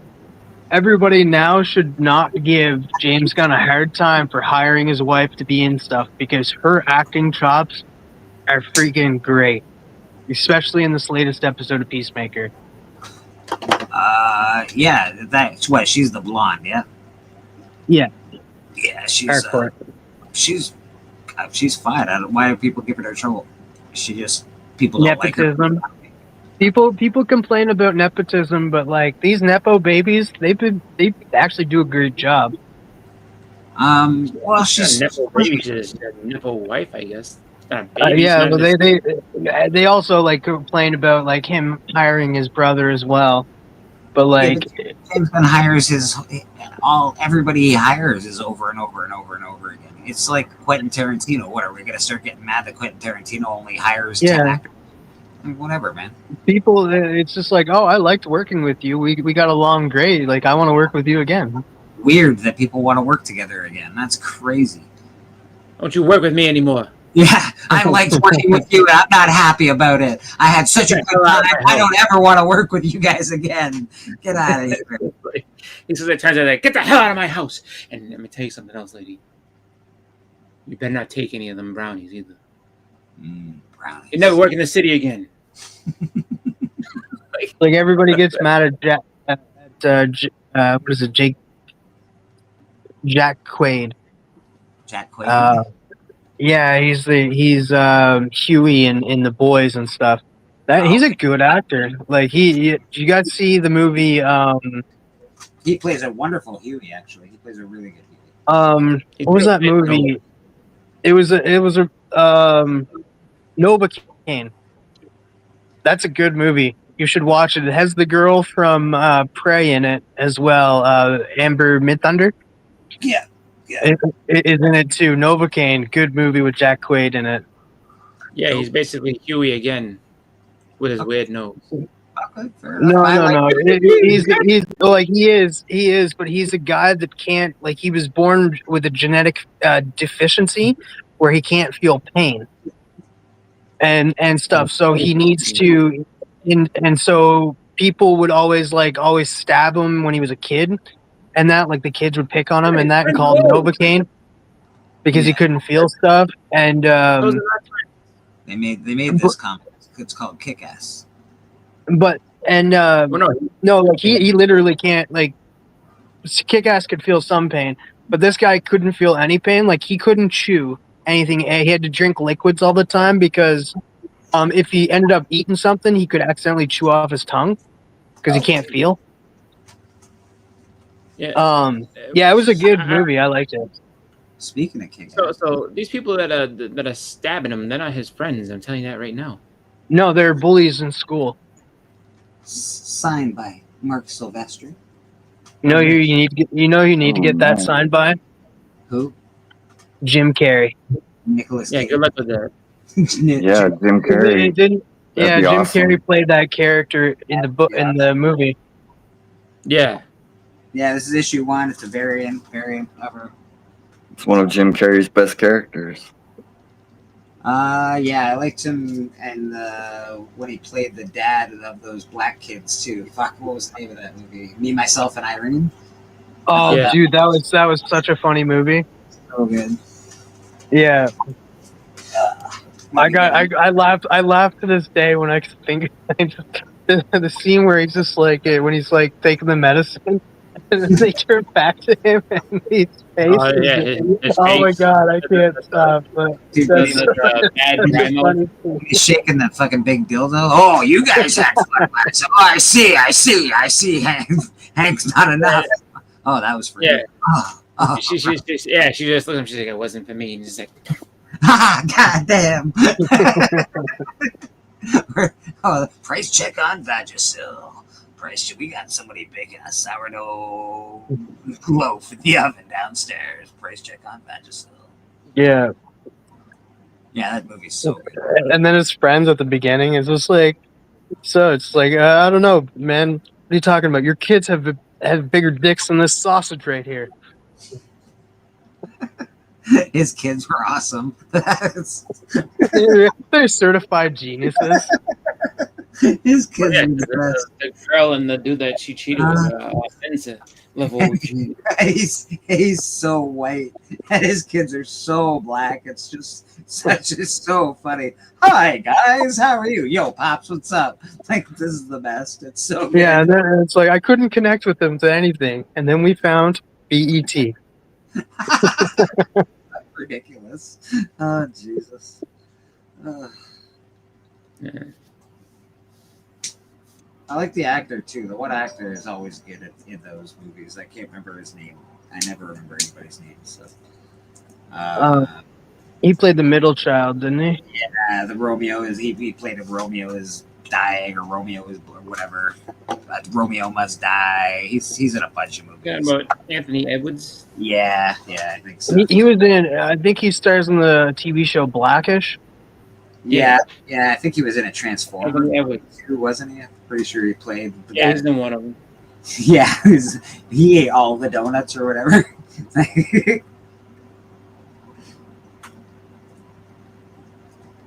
Yeah, I always liked him as an actor. I think he's pretty good.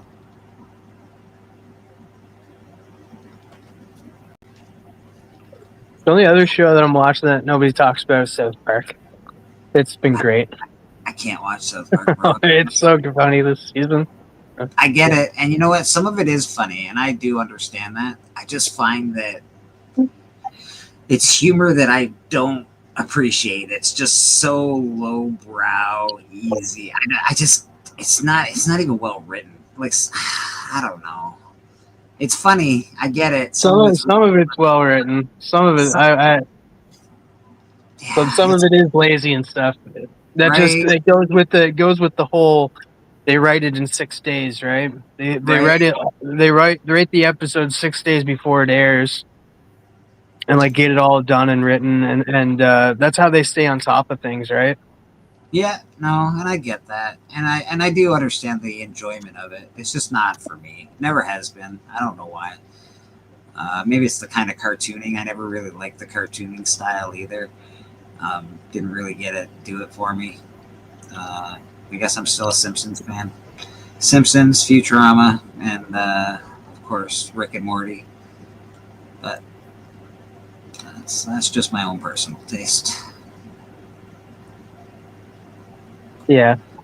I don't know. Uh, There's some characters I just absolutely love, like Butters. Butters is my favorite character on South Park. If people like historical stuff, like stuff like TV shows made from books, I did just watch what was it, the now I can't think of the name of it because I've been smoking marijuana. It's okay, it'll come to me. Historical.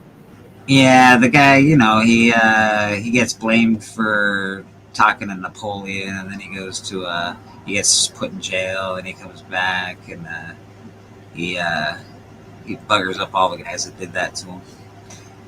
It's a movie based on a book. It's a really good book. I've read the book. I know the whole story, and I can't tell you the name of it off the top of my head. That's how my Speaking brain of documentaries, there was 2 trailers that just dropped for 2 upcoming documentaries, one on Netflix and one on Prime Video. Anything good? First one is AKA Charlie Sheen. And it's kind of like a documentary about his life and stuff, and he's going to let it all loose. And you have people coming on and stuff talking about him and that. And it's not all good because there was one person it panned to one person. He's like, Charlie Sheen is like a asshole and I hate him and blah blah blah. Said a bunch of other weird shit that I just don't want to repeat. Yesterday. Stuff you can't repeat, actually. yeah, there's. How to really fuck up should be the name of that documentary. Charlie Sheen's an idiot. Yeah. They released some behind the set footage of Clayface yesterday. Really? It showed an Easter egg for Black Canary. Oh shit! There's a bar called Black Canary, and then it showed Clayface. He's like making shadows on a wall with his hand in his body. He's just like making shadows on a wall. I don't know. I guess they're gonna add special effects. I'm sure he's transforming and stuff. So is this the Pattinson Batman? Is this No. the movie? No, this No. is separate. It's separate. Yeah. I It's think its own universe. Yeah, Elseworld. Okay. Well, But it no, takes place in Gotham. I think this is the same universe as Superman.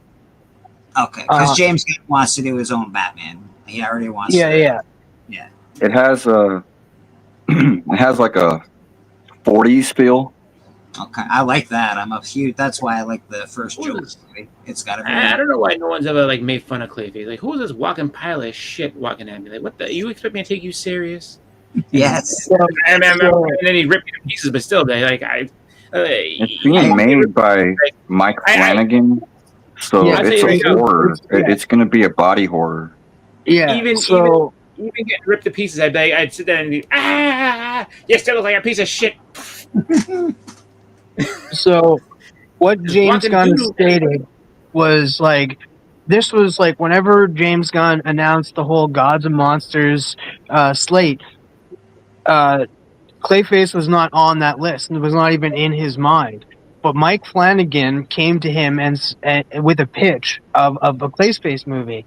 So James Gunn ended up reading the script, and James Gunn loved it and said, "Yeah, we're doing this." So Mike Flanagan wrote the script, but he's not directing it. But Mike Flanagan, I like Mike Flanagan. He's done all those Netflix shows, like Haunted on Hill House, Bly Manor. Is it based on the? Is it based on the cartoon, our cartoon, the Batman? Yeah, it's gonna be based on that, like him being a struggled actor and stuff. And who knows? Like maybe we don't know everything about this because like maybe Clayface, because Clayface is like he's not a human anymore. Who knows how long he could live for? Who knows when this movie takes place? It could take place in the 40s. And that's why we have the Black Canary there, because there was originally Black Canary is part of the Justice Society, and who knows, maybe this Clayface is just that old and he just never ages. Well, there's been a couple Clayfaces. There's the Golden Age Clayface, the Silver Age Clayface. There's been a few different stories for Clayface. My favorite and most people's favorite is from the Batman cartoon. That's most people's quintessential favorite story for Clayface, but there have been other stories for Clayface's origin and stuff like that. So it'd be fun if they do it in the 40s and that would be kind of really cool. I like the noir stories. And I see James Watkins is the director. My God. What else is he directing? I don't know. Just tell you right now, do you know how much? I'm looking now. If you're the Joker, or somebody, you have to make fun of him as much as possible. I would, even if I was someone, especially if I was someone super powered, like, oh man, who forgot the flush? What the fuck is this thing? Like, I would make so much. Well, that's the thing about Clayface, and that he can make his. He did Speak No Evil, The Woman in Black, Eden Lake. He does horror movies, so that'd be a good one. I'm interested in the way that they're going with those movies. I like the horror. It's going to be a horror. It's going to be a horror. Speak No Evil, though. That's with what's the actress's name in that? It had that actor from Glass, the Beast. James McAvoy. Yeah, James McAvoy. James McAvoy. Yeah. He's in the remake of Speak No Evil. Okay, but who's the woman in that though? Because I think the woman in that is Mike Flanagan's wife. My name's Clayface. Sure, you expect me to believe that you're made out of clay? I don't believe that for a fucking second. Speak No Evil. No. Is that the one where they go to a cabin and he's like their host? Yeah. And he's I want to see that. I haven't seen it yet. I haven't seen it either. It looked very good. Yeah. It is pretty good, actually. It's short. It's really short. It looks really like a tense, he's psycho. Yeah, he's psycho. Yeah, he's up in that too. My heart it gave me. I didn't like it at all. Excuse me. I'm sorry, Clayface. Most clay is gray. Why are you brown? Your name is not Clayface. Your name is Doodle Brown. Chris, the thing is though, Clayface could transform and make himself into anybody. Yeah, he's Doodle Brown. I'm telling you, that's you know what he's gonna do to you, Boston? He's gonna turn into a hot chick. He's gonna bang you and say, "There you go. You just banged a Doodle Brown Clayface." Yeah, it's like, what do you got to say now about me? What do you got to say now? But you know what I say to him? After, was it good for you? Because I had fun. Anyway. Yeah. I hope you enjoyed yourself. See. Still, I don't care. So what? Everybody goes slumming. Sometimes I bang Doodle Brown. Actually, Doodle Brown. You guys want to get into some keys of the week? Let's first see what Rad's doing down here. I hope there's no Clayface on it, because I have to call him Doodle Brown from now on. Oh, okay, yes. Oh, look at that, man. Some lady. Very nice. Yeah, she stabbed that dude with no nerve ending. Look at those eyebrows, man. She's seductress. She got them. You guys know what that's from? That's from. Yeah, it's a Possession of the Innocent book. It's from back in the day. Yeah, it's a golden. From the Spirit. Yeah, it's a Golden Age cover. That's you know what? Though? I've actually seen that. Sorry, I gave that to not the actual book, but the comic journal to Stephen with that on it. You know what's funny though with that? Because her eyebrows and how much she doesn't like that. when she's not, just doing her thing, she always looks surprised. She's like, why are you always surprised for? Morning, Cali I'm Comic, not. brother. Goodness I'm not sakes. surprised. They're just not looking all like seductive right at you. We're gonna Hey, do keys What's up, of the week. Let's check it out. See if I can't share my screen. Boom, boom, boom. There we go. Bam. We're already on the page. We didn't get the song. We didn't get the music. What a shit show this is. Aquaman number 9. Yeah, I think you're gonna be happy this week, Tim. There's a lot of DC. It looks like. Yeah, So- none of them I'm reading except for this one. Aquaman's been really good. I've been really surprised. They introduced a new parliament into it, which is pretty cool. Solicitation states a new mystery emerges from the depths of Atlantis. We got Are you 4. saying they added the blue? No. Yeah, they No. finally added the blue. Yeah, Cool. Number 9. That's a cool cover. Pretty nice. Pretty nice. And then, of course, if you like your ladies, that one is pretty nice. It's got a real anime. I don't know. It doesn't look like my girl, so I'm just gonna pass. Who's your girl? Justice for Amber. Amber? Justice for Fuck Amber. outta No, here. I'm joking. Please don't take me seriously. when I say I was that. about to say, there's no justice for that bitch. She's out of her fucking mind. Stay in Italy. You hurt my feelings, bro. This is an interesting cover. That's actually very artistic. Interesting. Yeah. Oh, sick. And last but not least, it is what it is. It's okay. I'm guessing the top 2 are these guys. This Aquaman one is probably one of the nicer ones. Yeah. Yeah. Looks like They're gonna- Matina. Yeah, that looks Matina or Delato. It could be a Delato. Yeah. It's Lucio Preolo. Oh, shit. We're Perillo. both wrong. Wow. I've never seen Perillo so colorful Yeah, and bright. there's Perillo right there, man. That's insane. He's man. normally dark. Yeah, that's awesome. I like I'm the getting chain. The chain at the bottom. It feels like it pops out at it. Yeah. Yeah, no, this is a good cover, man. This is great. I collect Perillo. So very cool. I don't think it's much of a key, to be honest, from what I could tell. It's not. No. Doesn't really scream first appearance or first meeting of somebody or whatever the case it is. We have no reason why this is a key. It's just not going to tell me. Good enough. This is Batman I Day. want it though. This is a Gotham sampler, apparently. I gotta hit my shop up and say add that to my box. Are these coming out of some mystery pack or some shit like that? They might be. Oh, That's- it might be the Batman blind bags. That's what I'm thinking. This could be part of the blind bag situation. Yeah, that's why like, when I was just looking at the picture, that's what I thought. That's why it's like there's nothing there as far as like any sort of description. It's just like, oh, like get this, and of course it's going to be a big deal because who knows what you'll pull out of there? Like you're gonna pull out one of those 2 books, I assume. I don't know. This is Or you'll get this year 2 special edition. This is a year 2 special edition. That's a pretty cool cover, actually.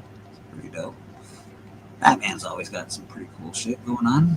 So what was that called again? It was the Batman Day 2025 Gotham sampler. Yeah, no, it's just called roll the fucking dice and open some shit. It's called, And all of a sudden, comic books have now become like packs of cards. Like, oh, Yeah. I don't know what it is. I'm gonna open this and see what the fuck it is.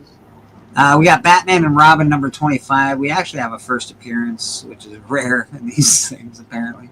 First appearance of Quiet Man and Hitman. I better get this. Quiet Man, Hitman. Hitman. Oh, that was close. Serious. Like so this I think is on its own. Like I don't think this is in those little things. I think the next one down is also a pack thing. I don't know. Yeah, I think the ones without any description are probably pack things. So Batman and Robin 25. It's got 6 variants. Yeah. So you get some good choice here. You get your 1 in 25s. which I guess I kind of okay. yeah. It looks like I don't someone, like that. no, it looks like someone did it with a marker. It's sort of weird. I don't like it. I don't like the way they colored it. You and your mock. I oddly like this next one. I like this next. I don't know why. It's just it pops to me. Very colorful. Yeah, it's got good art. It's got some line work. It's in the. I would think that it's in one of these pack things, but who knows? It could be. It could not. These are the variants to the Batman and Robin 25. That looks like a Andy Kubert. This down here, the guy with the guy. No, the one above it. Okay. That's an interesting one. What do we got? Pumpkin spice. What the hell is that? Pumpkin. Like, what is he doing? Well, I think Climbing out the Batcave. yeah, it's for the boys. It's for the boys, bud. It's for the boys. No, that is not a that one that you're talking about. That's not a Qbert at all. It's Fico Ocio. This Don't even guy- know who that is. But Fico is out there. Like, That's nice. That's pretty nice. That's- everybody, Fico. I don't hate that at all. The red is really lovely. Yeah. I like red in comic books for some reason. It pops to me. But that's nice. Yep. So good old Fico. So this is your hunt cover. If you're looking for, Oh. it's pumpkin spicy, and yeah, it's very. I am getting You know what, I am though? getting one of the pumpkin spice ones, but I think it's a Teen Titans book. I will say this though, when it comes to that Fico Ocio cover, that red one there, he's the artist on the interior, so he's actually, if you like his art, like what's on the outside is on the inside, so that's kind of cool. That one's cool. I like that one. That's Delgado. Pretty typical. Yeah, I like how Robin's drawn. Yeah. Yeah, it's pretty cool, man. Let's see if Chris is onto it. He's probably right. And it is Gabriel Dell'Otto. Yeah, he's up Also- there doing. Gabriel Dell'Otto also did the cover for Highlander Zero, the first Yep. appearance of Highlander. I'm just saying. It's an interesting little tidbit there. So yeah, that's Batman and Robin 25. You guys can read chat if anybody pops in. I can't really see what I'm doing over there at the moment. So Apex jumped in. Apex Comics. What's up? what's going on? Apex, how you doing, brother? Appreciate that. Yeah, when I'm over on this page, I can't see what I'm doing on the StreamYard page, but I know you can see me though. Batman and Robin Year One. Yeah, this looks like it's part of those packs, probably. Yeah. So it's not giving you. Any, Yeah, it says Batman Day. Yeah, so this is Batman Day, so that's gonna be. Batman J. Looks really interesting. I actually, if I was a kid, if I was an 11-year-old Little Bleecker Street, this would have appealed to me a lot. Actually. Batman Day. But Penguin Night.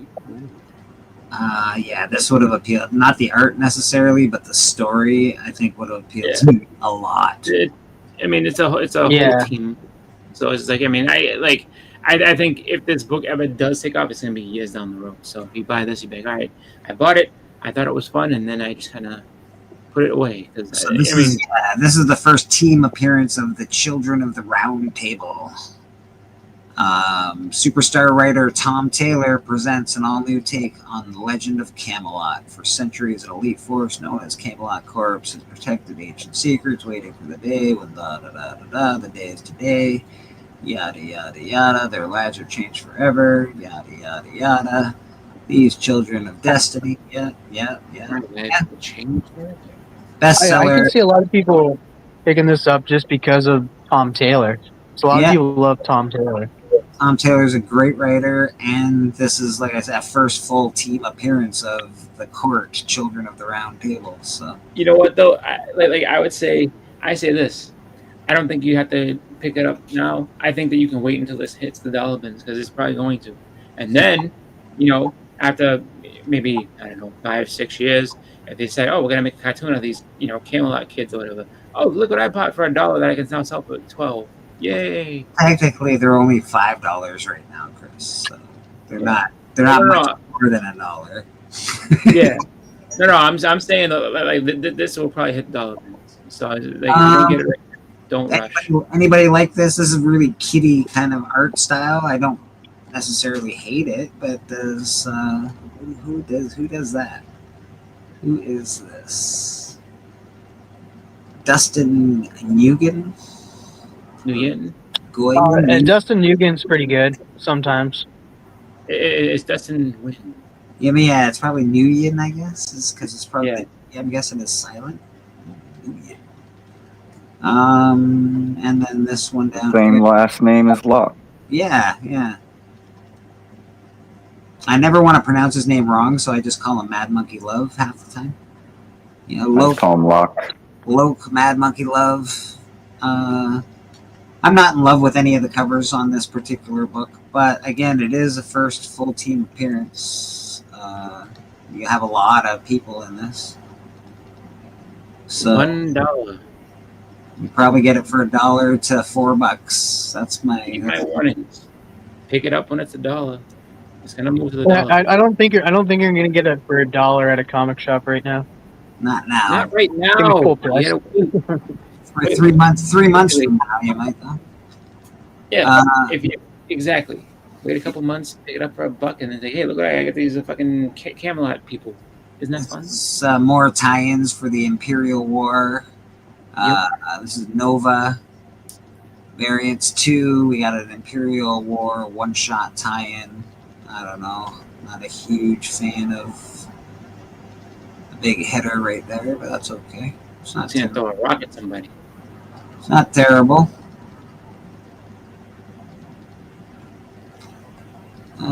We got tentacles, or no, is it heads? I don't know. But It someone looks like a tentacle. I don't know. might be a Hydra. Oh, Looks like a Hydra. Yeah. Him versus some sort of monster. Yeah, looks like a Hydra.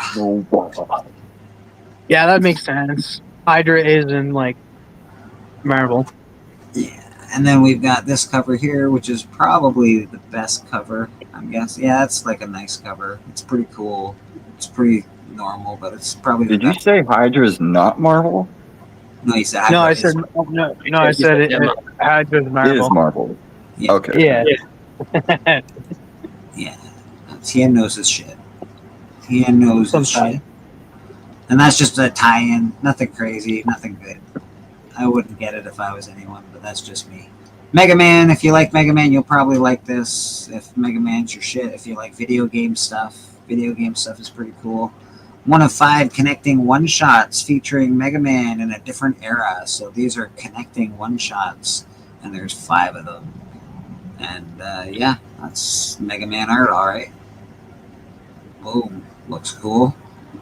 We got 3 variants to that thing. It doesn't say it's a first appearance or anything, so Nope.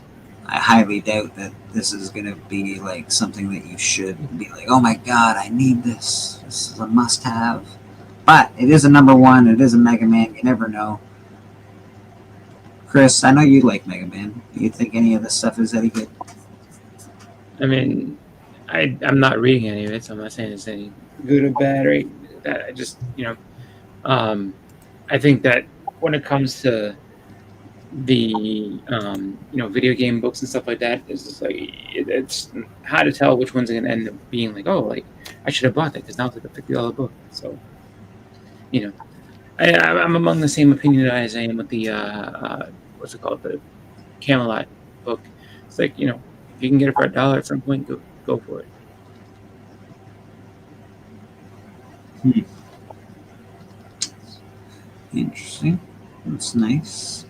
Yeah, I'm not interested too much in that. Nocturnals, The Sinister Path, #1. This is a black, what is it, a Dark Horse book, which is, Dark Horse is pretty good.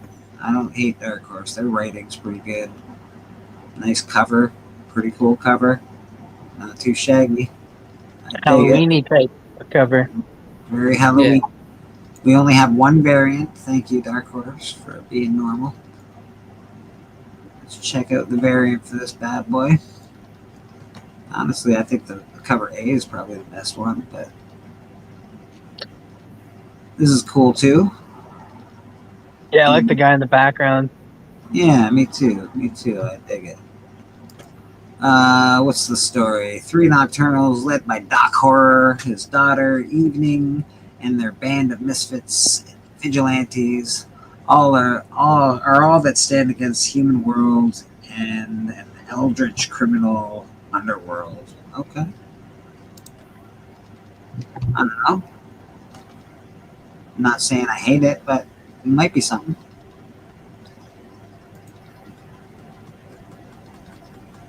Powers 25, new series in the celebration of the 25th anniversary of Powers. This is another Dark Horse book. Oh, Bendis is on this book. Yeah, it's like a sequel to the original Powers book. Okay. Yeah, it's And, just 25 years in the making. Powers. Got Yeah, it ended up getting adapted into a TV show. Yeah, for a little bit it did, yeah. Yeah, that's very artsy. It's all right. I really like that. It's got the artsy feel to it.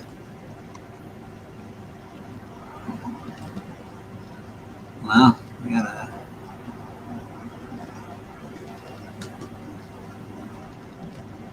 Charlie's Angels. I know Phil Treehouse really enjoys this series. Does he? Yeah. If Phil enjoys something, he's a pretty good reader, so I trust Phil if he says he enjoys something. Oh boy. That's Powers 25, number 1. Nothing really as far as an actual key goes, but you might have a new character in there that they haven't mentioned. It's possible. But I doubt it. We got it aggressively relaxed and jumping in. He said they made a Powers TV show for PlayStation, and I got all of the workout equipment from the set. So even my home gym is a comic collectible. That's awesome. That's pretty cool. Punisher Red Band number 1. Oh, is this going to have like the cover of the plastic with the red band? It's going to be all bad. Yeah. Okay. It's got 10 variants. That makes sense. 5-issue limited series that promises to return to the Punisher's roots under the mature-themed Red Band banner. And why is it only a 5 mini? Yeah.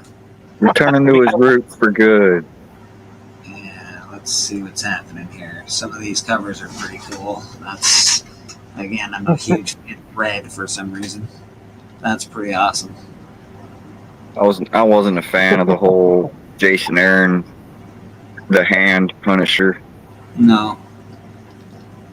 Oh, Punisher with swords just don't feel right. what is that? Callie wants to know what you're doing, Chris. Oh, I'm what's it called? My phone's charging, so I am going ahead and setting my lineup for fantasy today. Oh, fantasy. But I do love Punisher. I don't like the 1 in 50. You can probably stay away from that. It's nothing like. It looks like Mike- Romita. No, it's Mike Zeck. It's 1 in It's 50. Romita. It's Mike Zeck. Is it Mike? Oh, really? It looks like Romita. Like it's not anything that I'd be like, oh my god. Wow, it is Zek. Man, I thought Zek was way better than that. What the hell? I'm like, it's just nothing that I'd be like, oh my god, you have to buy this 1 in 50. It's the Not a good face. I mistaked it for a Romita. That's how bad it is. Is it like I feel like that's homaging something? Probably. I mean, Zek Mike is Zeck, usually awesome. yeah, he does. You can tell by the guns, like he draws really good guns, but like I don't know. I like that. That's cool. Yeah. That was not a good face. I'm a huge fan of the color palette on that one. Yeah, I don't hate that. Yeah, that's what I mean. Like Callie, like it's homaging an older Punisher book. I like the one under that. That's the guy who did God Butcher run. Oh, that's nice. Yeah, that is pretty nice. Yeah, that is really nice, actually. Oh, then you just got the. This is cool. I don't hate this. Now there's an homage under that. foil logo. Just this will be foil and it'll be the logo. That'll be nice. I could see that being real popular. There's the homage to the magazine. Oh, fuck That's it. issue number 1 too, the limited series. Yeah. That's homage and Mike Zeck. There we Yes. go. Yeah. No, this is like that's homage. That's what the homage that I thought they were trying for, and like Mike Zeck was doing. This is homaging an older Punisher book. I can't think of the book right now. I think- Magazine. Punisher magazine. It's the Okay. limited series number 1. I have it around here. Literally, I have one. I'm sending to Rad. I have one right somewhere very close. I'll get it. But yeah, that's the magazine number 1 that they're doing. Oh, Limited it's the to limited series number 1,000. 1. There's the I like- yeah, that's the the undressed copy, They got black and white, semi-black and white. and Yeah. then the semi-black and white down here, which is really interesting. Yeah, it's They all limited are series 1,000 copies. in the 80s, where he's up against the wall. They're all the same rarity. Yeah, 1 in 3,000. There should only be one, not 3. Well, there's 3 different styles, I guess. I don't know. If you get 3,000 of those books, you get.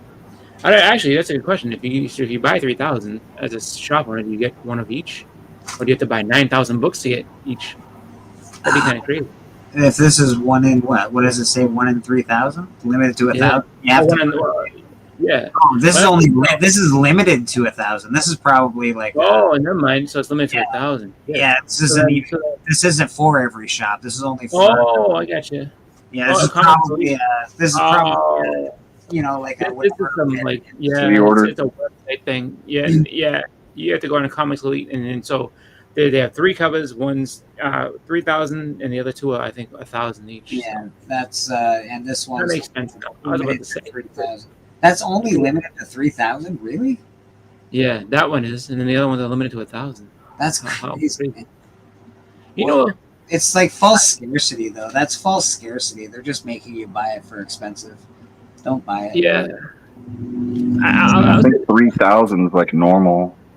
That made me think though. I was like, because if you're a shop owner and you can only, so it's like, oh, you only get, like I was saying, oh, you have to buy 3,000 to get, like imagine that I have to buy 9,000 books to get this fucking book. No, that I is don't- true, though. If it's like a 1 in 500 or something like that, you have to buy 500 copies to get the 1 in 500. Yeah, Which is why a lot of shops you don't. they have to. Yeah, you don't get those at your shop, and that's why they also have to upcharge for those 1 Yeah. in 100s. Exactly, and that's why like so when people get mad, like, I can't believe this shit. Like, look, I had to buy an extra 50 copies of this book because you want this. Like so yeah, you're paying me money for that because I'm not gonna sell another 50 of these. Are you crazy? Yeah, no, that's insane. The 1 in 50 is 1 in 100s and stuff. That's crazy stuff. Jason Todd. Oh wait, I went back the wrong way. There I am. But that was all the variants. It's cover A is not bad. If you just want cover A, it's not too bad. It's pretty cool. Yeah. I wouldn't say it's a bad cover. Obviously, the homage cover is really cool, but if you have the real one, you don't need that one. Next is Red Hood #1. You reading this, TM? No. Nope, because it hasn't come out yet. Aha. Jason Todd relocates to the city of New Angelique. First appearance of Henrietta Forrest, a New Angelique lieutenant. First appearance of Death of Royale. Yeah. So it's, Cameo appearance of the Tower, voice only. so don't get attached to this Royale character because Royale is apparently going to die in this book. So We got, Go we ahead. got Susie Q jumped in the chat. Hey, she said hi. how you doing, Susie? This is Red Hood. This is cover A. That's cool. Not terrible. I think that they're gonna probably have. It's gonna be more of an exploration issue of this new city that he's in. Because I've never heard of New Angelique before. I've never been like a Red Hood fan. I like the Red Hood story, like him coming back, but after that, I just didn't like enjoy the ongoing stories for Red Hood. Okay. So Don't I hand just, us that. You know you find at least 5 of these. That's a nice cover. This is also a really nice cover, actually. This is the cover I would probably buy. That's a awesome cover. Look at that. yeah, I don't even dude, like that's, I don't like Robin or Red Hood at all, but this is a really good cover. I love Robin, but my Robin's Red Tim Hood. Drake. Yeah, that's pretty dope, man. That is pretty dope. That is obviously from the death of Mhm. the family. Oh, awesome. Jeez. That is cool. And again, there are some first appearances. in this. Yeah, Henrietta, whatever her name was, and then Royale, who dies in the same book. So yeah, And the voice of Well, Royale has a very short run in this book. He's like, "Hey, how you doing? I'm Royale." But oh no, I'm dead. if you like your Oh, galley gals. There's a galley gal one, a little dark. I wonder if I that's like Tower that. character. This- No, because it's voice only. Remember, it's Yeah. voice only. I know that. Yeah, but no one knows who that chick is, so it could be Tower. They probably like, oh, and she's on this cover. Because watch them come back and be like, all right, first full appearance, and if you went last week and got this cover, that's your first cover. Boom. Red Hood really takes his name seriously. He's like, I got every hood. It's got to be red. Come on, man. I like them better with the mask. All he got, yeah, I like. The I don't mask. know. Like, I think that like he kind of needs some help because he's just like, I'm gonna just name myself the alter ego of the Joker who killed me. Yeah. He needs a name change, or like, not to be stuck in this hole. I gotta always wear red sweaters. Who's this chick? That's the question. Is that Royale? Maybe that's Royale. Maybe Royale's gonna be. This is Maybe that is Royale. This is a pretty cover. I'm gonna check out who did this. This is quite nice. Let's see who did that one. Anyone got any guesses? Nope. And you have to leave. Koyang Yom. Uh, Yeah, I'm not even gonna try and really pronounce it. I probably pronounced it terribly, but Keon Young. Yeah, he's good. yeah, Kia Yang Yom. I don't know, but either way, that's pretty nice. That's pretty crisp. I'm a big fan of nice line work like that, but it's obviously done on. It reminds me of In-Hyuk Lee a lot. But yeah. Yeah, I'm a huge fan of Inyuk Lee, and I didn't notice it until I started going through my comic books and going, man, I buy a lot of Inyuk Lee fucking covers. I must really like Inyuk Lee. And here's your blank grad if you're looking for a Red Hood blank. Oh yes. You're like, that's the first thing on my list. Must have a Red Hood blank. You're getting that. Alright, that's cool. What else we got? We got more stuff. Spider-Verse versus Venomverse number 5. First full appearance of Cage, spelled with a K, because it's tough. A symbiote bonded with a teen idol previously introduced in the Deadpool Samurai digital manga. I think that's pronounced Kage, because that would be the Japanese pronunciation of it. But, Oh, it could be Kage. yeah. But I'm gonna call him Cage because I'm white, or as white as it gets. First full appearance of Cage, a symbiote bonded with teen idol previously introduced in the Deadpool. That's interesting that he's introduced somewhere else in a digital manga. He's not even been introduced in the real thing yet, so that's cool. Venom's always got cool covers. That's an homage. We all know. We've all seen this cover. This is what the gold foil looks like. Rip off of that cover. Very cool. 2 variants. That's the Green Ranger. Yeah, I'm getting real. With so there's a Venom Power Ranger. Maybe that's a teen idol. I don't know. I'm getting real. Not Sick 100% of these the Green covers. Ranger. I don't know. How does everybody else feel about these covers? I'm sick of them. I don't mind it. I think it's all right, but I find it, like that's kind of different. I wouldn't have expected him to be. They remind me of like here's a blank piece of paper and some stickers. Make your own. Yeah, Just I'm just swap them on there. Yeah, it's just Like, like the it makes concept. me feel like I can peel those off.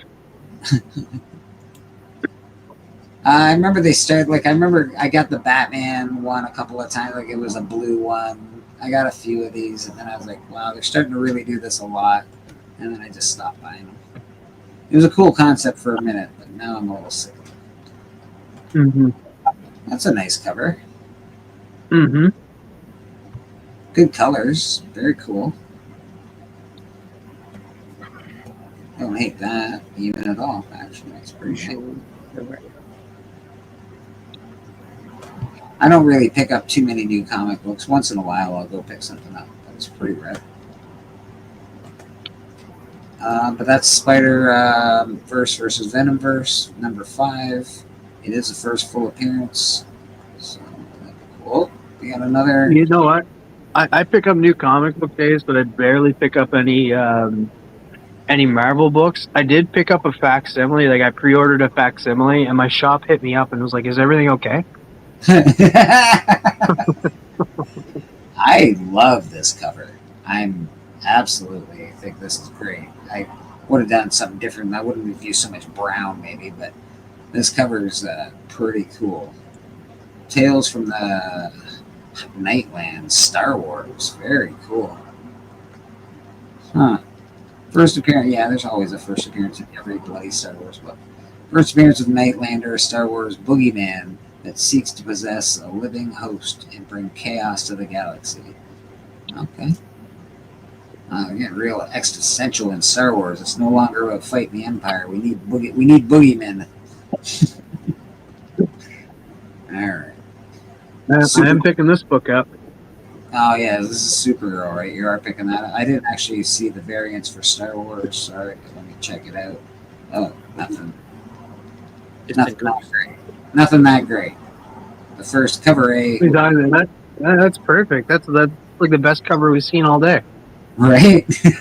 Look at how amazing that is. It's so perfect. So this is Supergirl number 5. First appearance of Titano and Candy, members of the Super Pet family. Oh, we got Super Pets. I see. I do, and I'm hoping that monkey, that gorilla back there is named Candy. Because that'd be cool for. I guarantee you that's Titano. Because I know, but I want it to be Candy, and I want the bunny to be Titano. Actually, I'm with TM on this one. I also want the gorilla's name to be Candy. That would be way better. I think you're onto something, TM. Yeah. Survive number 1. Bad Idea. Bad Idea Comics. Interesting. Yeah. They always are, Callie. They always are. Oh, we got Biggie Shack in the chat as well. What's up, Biggie? Hey, Biggie Shack. Cool cover. Well, we got Tentacles. G-Man will probably pick this up. G-Man, if you're out there. And, we're getting some waves. We're getting some wavelengths. I think you need this cover in your life. Tentacles. It's important. The Russian Aquila class submarines. Orders were simple. Escort the cargo ship Turgenev across the Atlantic and safely deliver to Cuba's shores, but someone aboard has a competing mission: sabotage. Now a fiery explosion has punched through its titanium hull, turning the once prized vessel of the Russian fleet into a watery tomb. All right. Interesting. I don't know why it's a key, but... Because every Bad Idea book is a key. Sounds like a cool story, I guess. No, it's a first issue, so I guess that's why. Yeah. Wasn't that their motto? Like when they first came out, like Bad Idea books, like every Bad Idea book is a key. They were saying. No. It was that they weren't gonna. It was that they weren't gonna reprint anything, so everything was gonna be like a one print, and then they eventually reprinted like that first book they made, and people were like, so you guys are full of shit, and it was like, whoa, we're full of shit. We're shit. The Undead Iron Fist #1. It's a 4-issue limited series that follows up on the death of Danny Rand, which occurred in 2024's Iron Fist 50th anniversary special. Spoilers. So this is the Undead Iron Fist. Interesting. Yeah. It's a cool cover. Cover A is pretty decent. So everybody in 2024 that thought Iron Fist was going to die forever, sad to say, he's undead now. He's undead now. There he is. He's Ooh. yeah. I was gonna get to that one. That one looks great. Huh. Oh yeah, that's pretty cool. If you're gonna get a cover, that's the one. It doesn't say it's like fancy 1 in 25s or nothing, so No, it's probably just a cover B. probably just cover B. And of course, this is also available. I love the other one way better. Yeah, that face is cool. Yeah, it's got a real, I don't know, it's got like that Wolverine in the, Yeah, I was about to say Berserker Wolverine. yeah, and then it's also got a real, Ghost Rider. Yeah. Yeah. Skull, it reminds me of, whatchamacallit though, fuck, what's the name of it? Punch Comics. Yeah, Black like, Hand from Green Lantern. they try to do all those like, we don't do this thing like how Valiant in the beginning was like, yeah, when our characters die, they stay dead. Okay, you know what I mean? It's just like those gimmicks are great in theory, but then when it's like, oh, like this book is super popular because we manufactured all this, FOMO around it. Like we could make more money if we do another printing. It's like, no, but we said we would never do that. Well, fuck that. Yes. Like, money. Sorry, we don't make other printings and we killed off all the main characters. Sorry. Yeah. Well, no, it's not even that. It's just basically you find out real quick that money. Oh, when that's what makes you thrive. So you'll make another printing because we got a Valiant book on the list. Valiant Beyond. All new Harbinger, #1. First team appearance of the new Harbinger. there you go. And they have a Justice League homage because that's that one where it's like what's it called with Guy Gardner's like, yeah, so you want to make something of it? I remember that. Now there are 6 variants to this. Cover A is not bad. All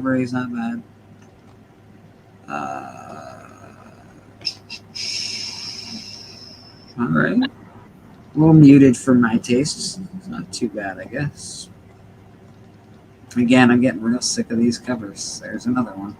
Yeah, it's the concept. Just unstick that shirt and you can like change his like it's It does look like art. That's how they do things. Concept art. Boom. That's I know what it is. I'm just bored with it. That's okay. So we got basically same copies of a lot of stuff. Some have trade, some have no trade. Mhm. Are you picking this up? Probably not. Again, development. Just wait. I don't know. This might not be. Well, it will be eventually. Not in the next few months, though. This looks like a great cover. This is a 1 in 50. That was from a book from last week, so I'm not sure why. Well, it's on here. Yeah, I remember that book from last week, the Age of Apocalypse Alpha thing. So I guess that didn't come out when the regular one came out. So now this is 50. So this is the 1 in 50. Yeah, that's the only reason it's made this key list. It's a 1 in 50. It's a great cover. It really is a nice cover. Well, what I was saying with that though is that so I guess your shop so you would have already had to pre-order this. You're not probably going to be able to pick this up off the stands because your shop would have already gone ahead and had to have ordered this already. This will be $100 on eBay or whatever. Yeah, no, definitely. That's the new cash grab. Well, that's a cash grab book. So if you want to spend money on a book that looks cool and But you gotta hope that you can sell it. That's the problem. So that was keys of the week. Sorry, quickly. I didn't really see anything that I'm like, oh my god, these are must-have keys that I just have to go buy. Yeah. We do have trending 20. We can get into that. Oh, we got Superman, Man of Tomorrow, right off the hop. This is just weird to me because like it's just because it's a title of a book is why it's popping in that. Like the story isn't going to be the same in that it's not adapted from this book. It's just the title of this book is what the title of the next Superman movie will be. So that I find it weird that this is up there. Well, it is the first appearance of Why? since that era. It happens all the time. You don't remember that Star Wars? There's a Star Wars issue that has the Last Jedi that like blew up as soon as they like, oh, the Last Jedi is the next movie. Boom. That's all you need. All you need is an excuse to be able to sit there and say, hey, this book that I got for $3. You know what? $20 now because of this. That's all you need. Biggie and TM will be happy about this one. They've been preaching this one for a hot. Yeah. Biggie certainly. Yeah, I said got this book because of Biggie. Yeah. Biggie, And it's just a definitely- cool cover. Like, It's a great cover, and it is the first appearance of the war suit, Lex Luthor's war suit. It is pretty cool. I dig it a lot. Did we lose TM? no, I'm here. Okay. Oh, he's on the bottom. Hello. Yeah, I got you. I'm still here. Can you hear me? Oh, you know what? Yeah. Callie, no. Callie's comment is covering him. That's why. Yeah, we can hear you, TM. We can hear you. Ultimate Fantastic Four, first Zombies. cameo appearance of Marvel Zombies. Right. This is the zombie stuff. Yep, I hadn't sold that a while ago. Because Marvel Zombies is coming out. They are making a TV show of It's out in a couple weeks. yeah. So Yeah, you know what? I have. There's a few things I have issues with it. Like, it should have been out weekly and it should come out on Halloween because it's the first. It's a horror type of show. It's TVMA, and the other thing is Blade is in it, but it's not Mahershala Ali. So I'm like, is Mahershala Ali going to be Blade anymore? We can talk about that later. I don't even know if we're getting a Blade. I mean, it's a cartoon. It's animated, so they can put anybody in. That's true. I did just watch Hulk Hogan's Rockin' Wrestling yesterday, and I'm going to tell you, it wasn't Hulk Hogan who played Hulk Hogan. No, the voice of him was the Whoa, voice whoa, from the big brother from Everybody Loves Raymond. What was Hogan's voice? Yeah, that's what I- The thing is, though, like, you have every actor that portrays, like Florence Pugh coming in. You have David Harbour that voices and acts the live action one, but you don't have Mahershala Ali coming in to voice Blade in the animated project. Does that mean Mahershala Ali quit as Blade? Like, I wouldn't blame him. Are we getting a different guy to play Blade now? I mean, they also had different people in the What If series. They scrapped Blade. Blade's scrapped. Yeah, They're I think not making a Blade movie. they scrapped it, eh? Okay.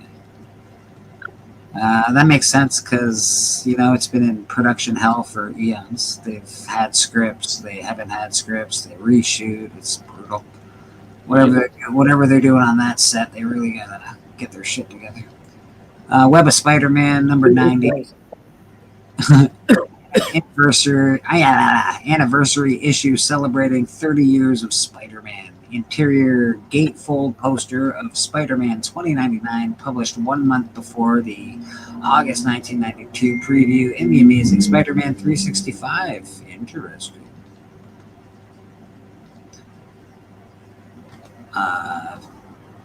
It's only a centerfold and it's not real first appearances, people. So.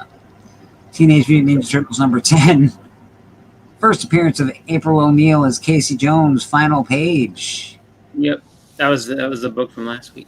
Yeah, because the new book that last week was her on the cover as Casey Jones. So that was her first cover appearance. Yeah, that was the 11 one. That's why it was the only, like, it was only showing one cover whenever you were showing the books, and that was just because that was the only key, was that book. They had other covers. It was just that one was the key because it was her first cover appearance. Yeah. Yeah. So, yeah, and that's the first full appearance of April O'Neil as Casey Jones. Turtles 10. Probably it's not a hard book to find. It's apparently only $5. It's got to be relatively new. It's probably come out a couple months ago. It's only 2025. Yeah, it's 2025. Yeah. So it's pretty new. Yeah. There's 18 variants, so you can probably find a variant that nobody realized what it was before it goes up too high. But there are tons of variants to this. I'd get the Eastman variant. It's always the one that you want. It's always the cover B. It's always the stuff. That's awesome. Yeah. But there are, there's other covers. You can get more covers. Yeah. Tons of different covers for it. I think actually, I do like that one. That one's pretty cool right there. Yeah. And it's pretty So neat. weird. It's so many covers for that one book. Yeah, tons of covers for this dang book. But Yeah. but 2025, it makes sense. That's if it was from 1990, I would have been like, oh my god, how did that happen? Yeah. Uncanny X-Men 145, iconic cover art by Dave Cockrum. Yep. 1981, trending. Why is it trending? Because of Doom, I guess. Doom spec. We got Doom. We got Storm looking all awesome on the front cover. She looks like she's just had a day. You beat them all. Speculation that went viral. let me see. Halle Berry holding the issue went viral on Instagram. I see. So, Yeah. so she did the same thing that Robert Downey did. Well, no, she didn't. So somebody. That's a new trend of people like so you Photoshop people holding comic books and then. So I don't think it had anything to do with that at all. I think that this is. There you go. We Photoshopped this. Marvel Team Up number 14. This is a newer team up from 2025.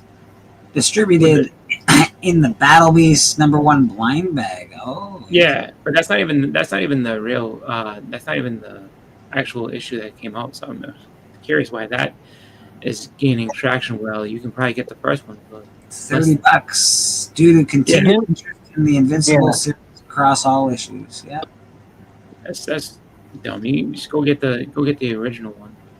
That's what I would do. Yeah, go get the original one. I have the blind bag first appearance of Battle Beast. I'm not gonna go get the original one, Boston. It's a little too expensive. No, but the original Marvel Team Up, I don't think is that expensive. I think you can get it for $30. It's easy.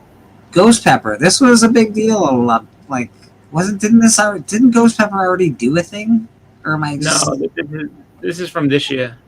But wasn't It's Ghost just- Pepper already... This is just like from like a couple of weeks ago.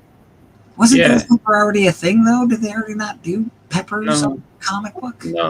No Pepper. All right. I swear to God, I might be having, like, amnesia or something, but I've got... I don't know, or not amnesia, well, whatever, but I feel like they've done Ghost Pepper things. Maybe it was Paprika I'm thinking about. Maybe it's Paprika. Maybe. Could be Paprika I'm thinking about. A food truck owner's most recent customer may be the key to saving the world if he doesn't destroy it first. Da-da-da-da, Ghost Pepper. All right, that's cool. I actually gotta get going because it's football time, so I will see you guys. All right, buddy.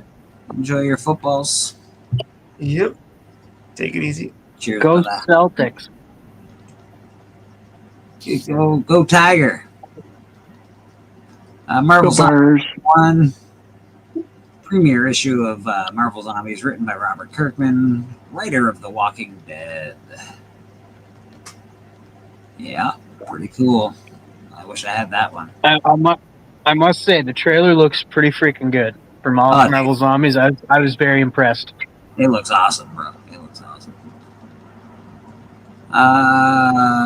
Amazing Spider-Man 257. First appearance of Ned Leeds as the third Hobgoblin, brainwashed by Roderick Kingsley. Second appearance of Puma.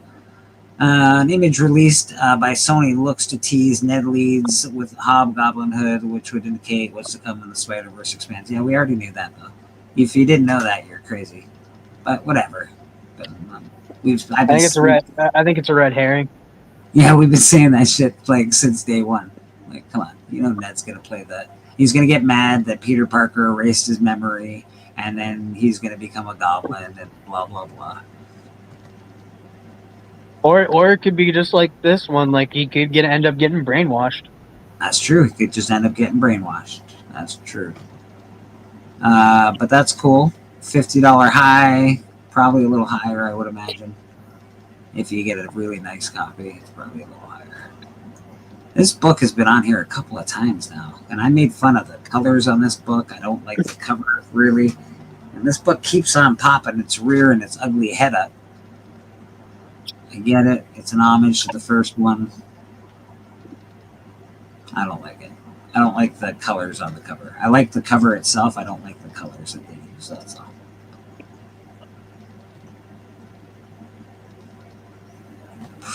Uncanny X-Men 211 at the anniversary border. I like those borders. Yeah.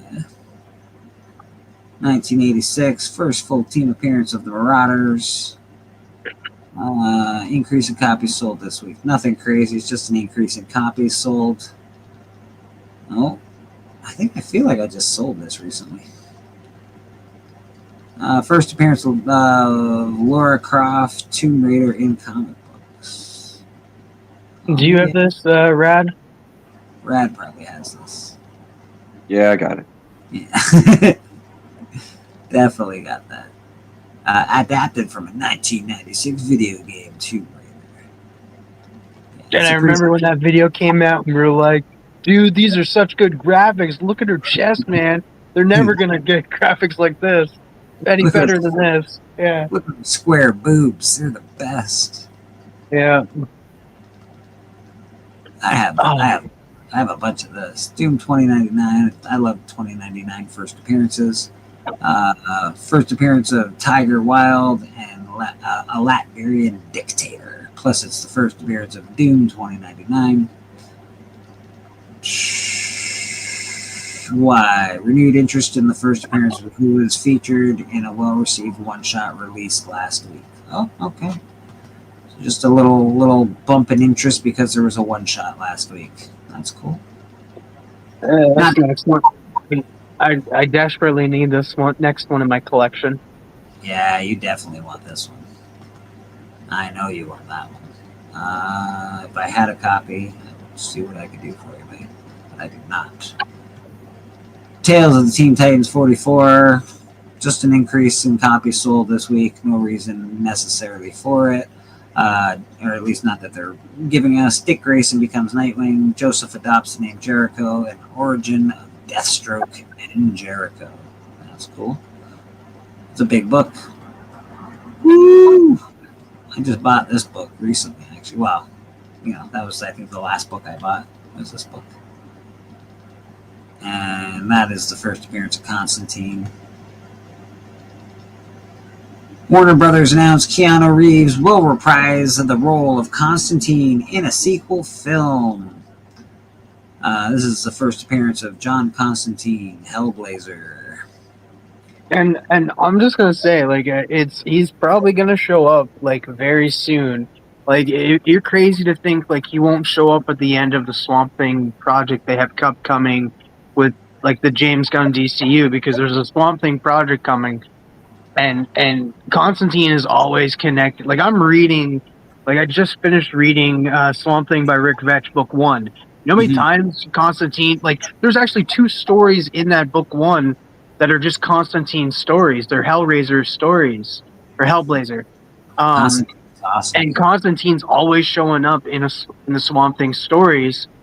So I guarantee you they're gonna cast Constantine. That's not Keanu Reeves. He should. Yes, yeah, that's it. James Gunn is not going to use Keanu Reeves. That's the one thing, right? So I don't know. I'm with you. I think they're definitely going to be, like, they've used. He's in a lot of magic. I don't know. They use a lot of magic and a lot of cool storylines. Maybe some Elseworld storylines that they've done. I don't know. I can see James Gunn really enjoying doing a Constantine in the DCU. But this Keanu Reeves one won't be connected to the DCU. That'll just be a separate a standalone film connected to his other one that they did early on.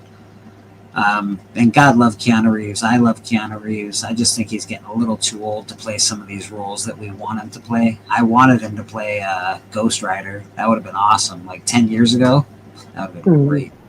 But he's getting up there, man. He's getting up there.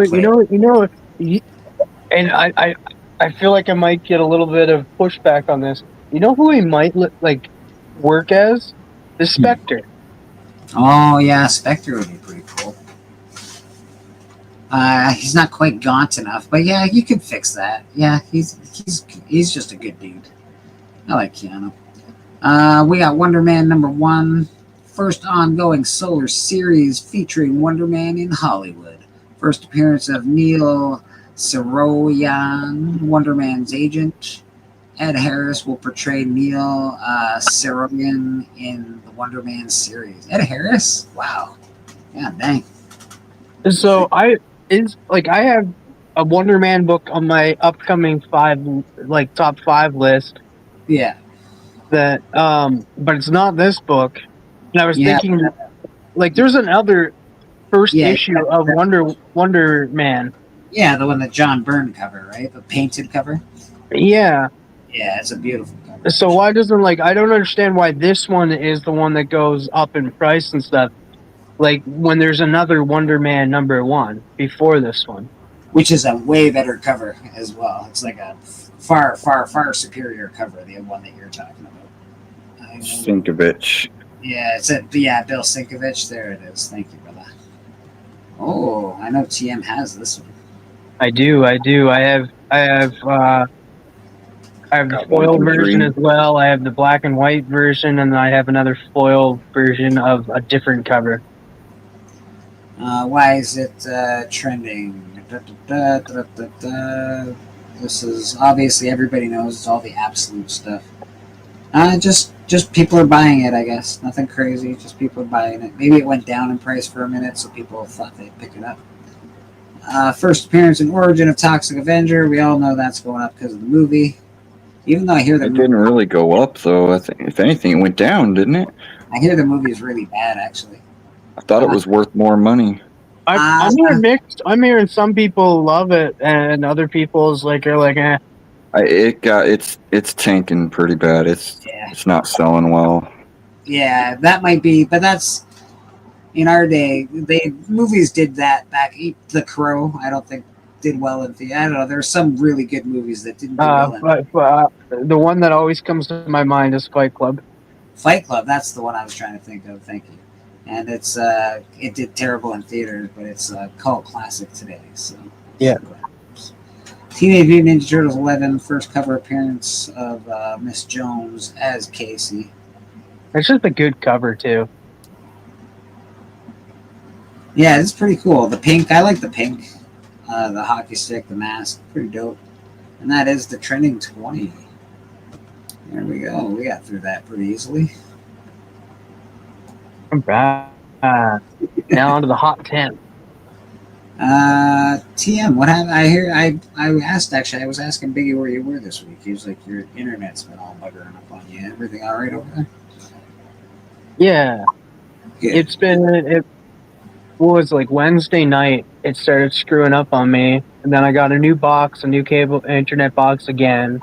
Hooked that up, and now it's been working fine. Well, I wouldn't say working fine, because like I went to the store, I came back, and I couldn't connect, and I had to reboot it.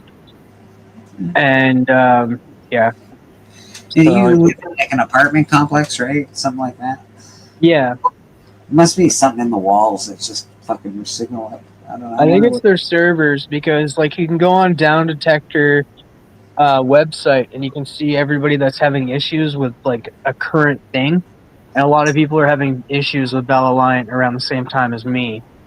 So, and then I did talk to a neighbor. Well, I talked to the neighbor the first time when I was having really bad internet issues. And the neighbors were having the same issues that had Bell.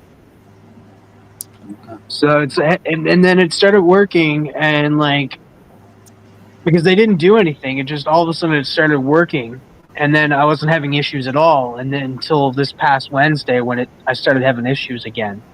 It was the same kind of stuff. So, but it seems we're working fine now.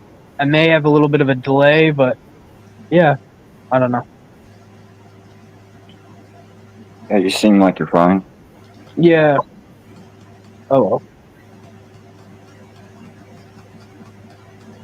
Yeah, I was up late last night and smoking downstairs, and some guy was running around. I think his t-shirt was upside down on his legs. What? Yeah, no pants, no shirt, and he was running around, and then he put his arms into his t-shirt legs, that were on his legs, and he pulled it all the way up and was like running up and down the street and across the street and back and forth across the street and doing a lot of screaming. And I sort of felt bad for him, but I also felt like scared, so I didn't open the door. Yeah, I don't open the door for that guy. Hey, I'm shirt pants guy. Yeah, I don't know. I'm not so sure.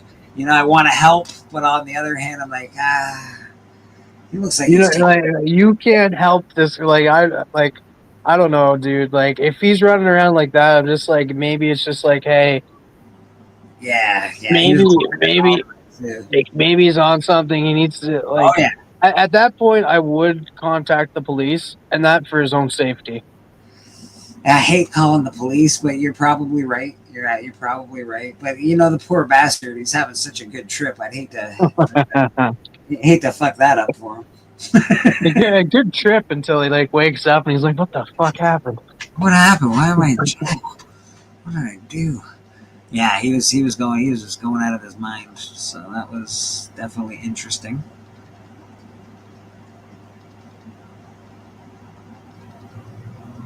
I've been making a lot of shorts for Murder King. I can't play them on here as we're live because they have music that I'm not allowed to play with them. But I will be trying to get some of those that I can play periodically. Like, you know what? Let's talk about Murder King for a minute anyway. Since we haven't done that yet today, I think we can get into some Murder King here. There it is. Boom, shakalaka. Murder King.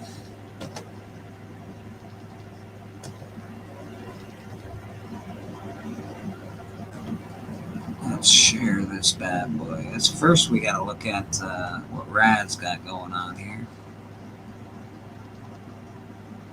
Yeah, I like the Rad's looking blurry. Looking pretty dope, Rad. Looking pretty dope, my man.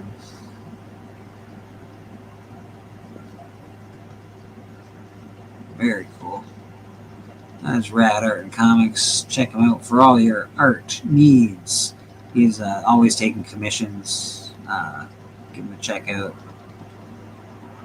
He is reasonable, quick, and an awesome person. So check him out. Alright, what do we got here? Murder King. That's what we got. Share the screen. Murder King. Boom. There it is. You go up to Kickstarter. You type in the top Murder King. You look for that picture. That picture will pop up. We are launching soon. Not exactly sure when we're launching, but we're launching between November and February. That is the hope. Murder King, welcome to Side City, #1. That is myself and Callie. And of course, we have one of the artists who did a cover for us on the panel, Rad Art and Comics. Loke has done a cover for us. Austin LeMay has done a cover for us. So things are really, really, really popping along. Right now, we're at 56 followers here, waiting for us to launch. If you're not familiar, if you don't do Kickstarter, I completely understand. But if you do Kickstarter, just hit over to Murder King and just hit that notify me on launch button. That way we can feel good about ourselves and know that more people are actually waiting for us to launch. You know, it definitely helps us want to push forward and keep going. I can copy the URL and I can put it in the chat. Maybe I can do that. I don't know. I have faith in you. Am I capable? I think I can do it. Boom, there it is. Kickstarter projects, Murder King #1.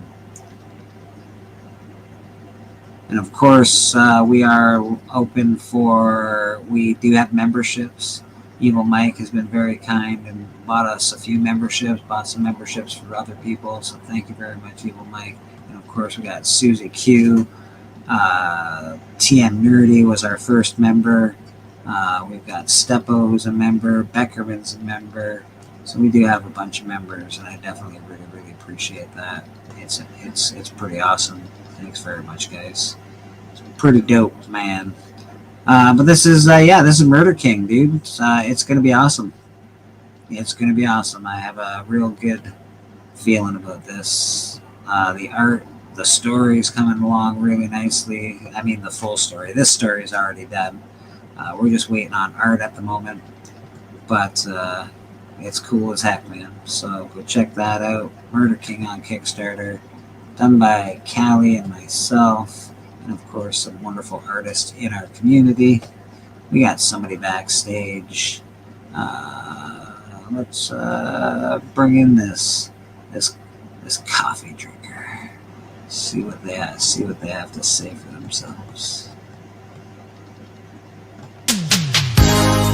Leaguer, rock on, Leaguer.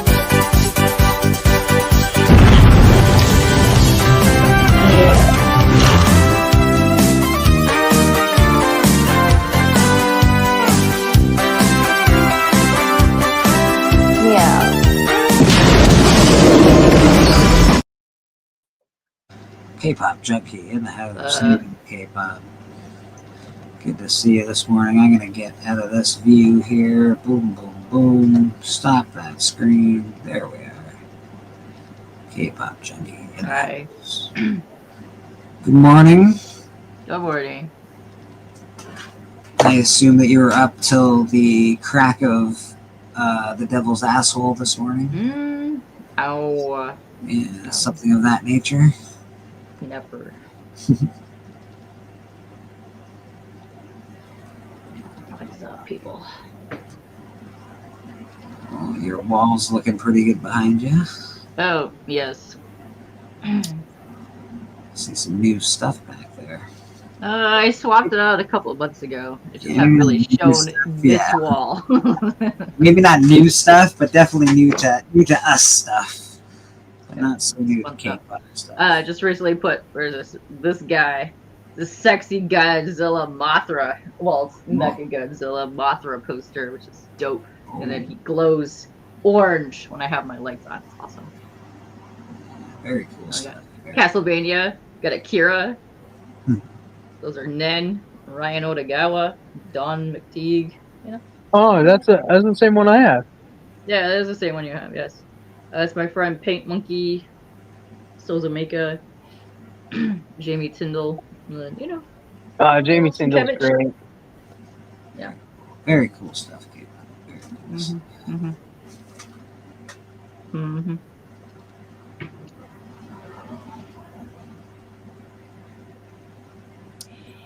Y'all ready for Halloween?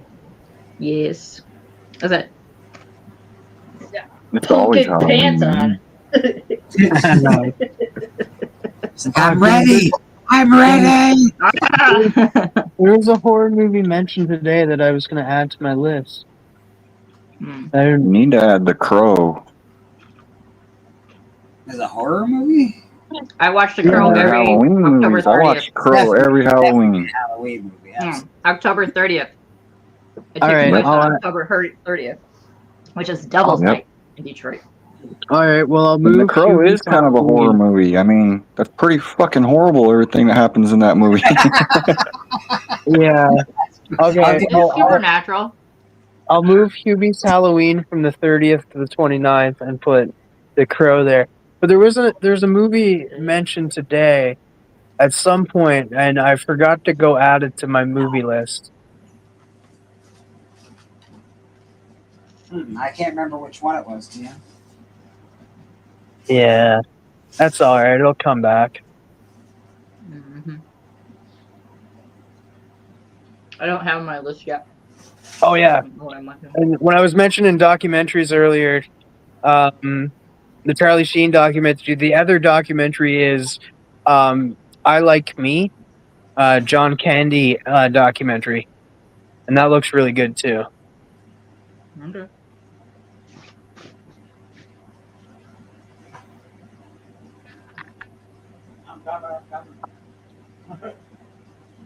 Sorry, I'm stuffing my face with cookies. Me too. Ah, I was doing that earlier. I was eating Dad's cookies. I don't know if you guys have that in America. I don't know. I like that. Dad's cookies are fucking good, bro. Never would Yeah, eat I was Dad's having those a cookies. little early. Yeah, they're really good. Yeah, I don't know what you're talking about. No. You guys are unlucky souls. When you come to Canada, you got to buy some cookies. They're Dad's cookies. They're shit. They're like, they don't sell them in like high end stores. They're not high end, but they're just so good. I guess like what is it? Is it Dad's soda pop too? Is it? I think there's Dad's soda pop. It's really good. I've heard of the Dad's soda, but not the cookies.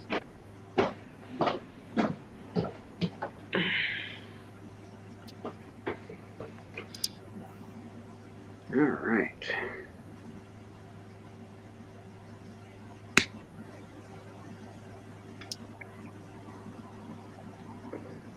So K-pop, you are pumping out something. You're doing something for Comics Cure Cancer, aren't you? Yep, I'll be doing the late night art hang things, and then I'll have my pet Roscoe. I don't know what day it is, but he's gonna go back up for auction. Is he? Oh, Making good. him, That's yeah, interesting. making him a whole brand new battle vest for that. But I'll have a bunch of my small, the round nerd plushie things. I will put up a couple, maybe about 5. You're just gonna let Roscoe get tossed around the community like a that's what like a Phil like a wants. plaything. Mhm. Man, That's what Roscoe, Phil wants. Yeah. unbelievable. But the goal is we put him up, and that person has him for a year, and then we bring him back, and then have him keep auctioning him off every year. So you get like a year with the My Pet Roscoe, and then they'll come back to me, and I do any repairs that need to be done. And then, I dig it. I like the goal. I enjoy the idea. he's got battery thingies in his foot with the sounds. So if you guys want to change up whatever's in the feet, we could change up the feet, and I'll change up the batteries at the time when I do it. Yeah, yeah. Will Roscoe re-record some? Whatever you Roscoe- want. Got like So like about and I 10 to 20-ish seconds of whatever you want Roscoe to say to you. Roscoe, can you say, "Hey, buddy, you want a hug?" Yeah. That'd You be give the plushie a hug. He's the most squishable thing of all time. Yeah. I was like, Uber is the squishiest thing ever. Like, I found the most soft, plushiest plush everything on there. Yeah, Great. it was His butt cheeks definitely squeak. plush. It's amazing. It was plushy and soft, so it was very cool. I watched K-pop build a lot of it. It was definitely a thing. Yeah. It's awesome. Yeah, that's coming up pretty quick. Everything's coming up pretty quick. I can't believe it's fast. already like in the first third. We're of already in September. September. It's some bullshit. I know, man. It's brutal. Bullshit. This is some bullshit, man. Needs to slow down. But yeah, that's October 24th through 26th. Don't have any of the materials or anything yet, but he already reached out, so I'm doing that. That's October. Jeez, man. I think we've got a little less than 5 weeks now to do the comic book community awards voting. So I think that ends on the October 10th. Yeah, but I think the voting. Something like I'm pretty sure it's like 5. I watched a video the other day. You said there's just under 5 weeks or 5 weeks. So I assume it's just under 5 weeks we have left to actually get your votes in, and then I think it comes like the actual day that it all happens is sometime in October. I think it's November. Or Yeah, November. it's November. Yeah, it's November 1st. The last day of voting is the 11th of October, and then the announcements is not until November 1st. Okay. So there's a lot there as well. That's a big part of what's going on right now. So get your votes in if you feel like you need to vote for someone. K-pop's on there.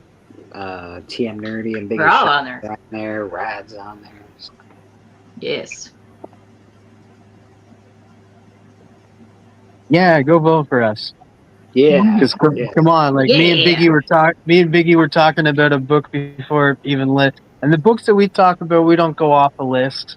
We come up with our books prior to say, hey, these books may go up in price. Get them while they're cheap. Get them while they're $3. Save yourself some money. So are you saying it's not lazy content?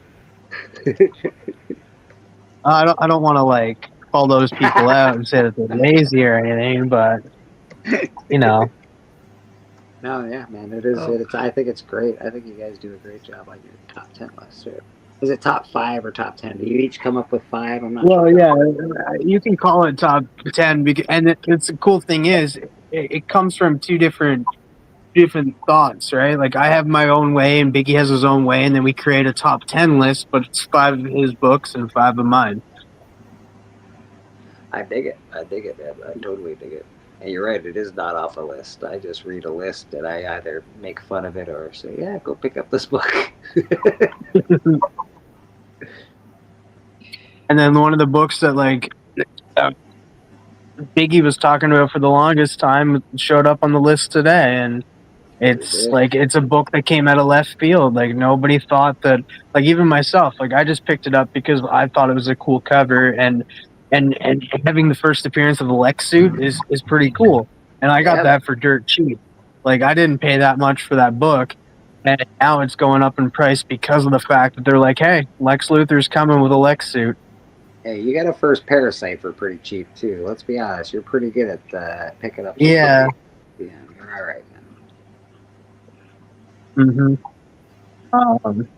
What else did I get for cheap? Like I would say like I got, and this book is also going up, but ended up going up in price after I picked it up, and I didn't think that it would, but right after I picked it up, the Mr. Miracle animated project was announced. And then all of a sudden they're just like, hey, Granny Goodness is coming. I was like, well, I just picked up the first appearance of Granny Goodness for fairly cheap too, and that ended up showing up on the list. I want to ask a question about Papa Wheelie. I feel like you might be sick today. We've had Madam on and now K-pop on, and Papa Wheelie hasn't. He was up. He was gaming last night for quite a bit. I think he was up pretty late. 3 hours in the morning. Yeah. I woke up really early, and he was playing. So yeah, he's always playing the Fortnites or the baseball or whatever he's doing. Yeah, he's been playing with the Green Ranger. And let me tell you, the Green Ranger looks pretty freaking cool in the game. Not gonna lie. Yeah, it's pretty awesome. I'm not gonna lie. If you could be the Green Ranger, you might as well be the Green Ranger. Well, he's unlocking the last one in that tier is the White Ranger. And the other one hasn't out yet, but it's the Megazord, but the bonus stuff isn't out yet. Oh man, that's total geek shit right there. Oh yeah. Well, Beavis and Butthead's in there right now. We knew that. I just found their first appearance in my collection recently. I was like, oh, look at that. There's Beavis and Butthead's first appearance. Nice. Yeah. I don't have the one, what is it, I think it's the second print that everybody's always after. It's the red glove instead of the pink glove. But still, I got the first print. I'm happy with it.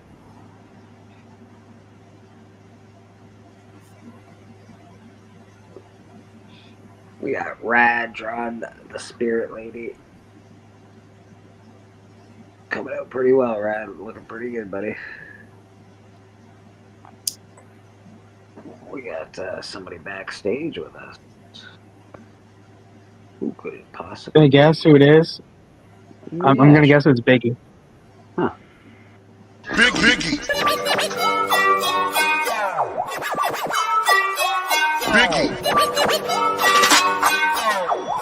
Biggie.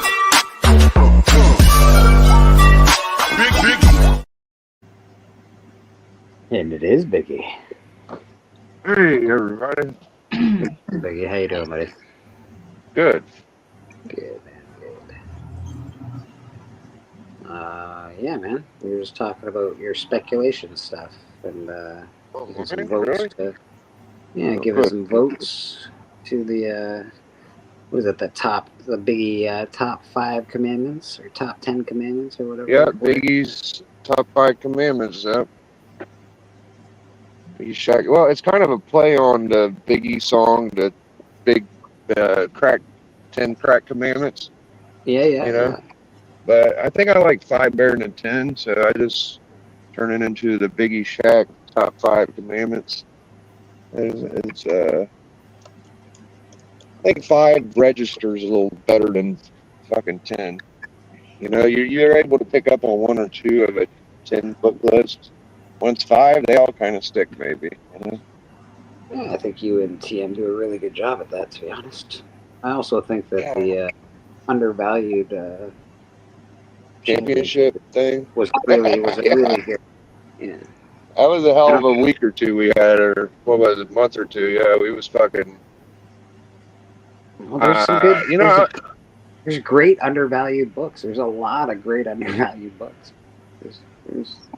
I think we got a lot of them. Yeah. Yeah. I was thinking about JP's, like when he goes back and looks at it. I think it'd be interesting to look back at some of our crack commandments and our common commandments and fucking undervalueds.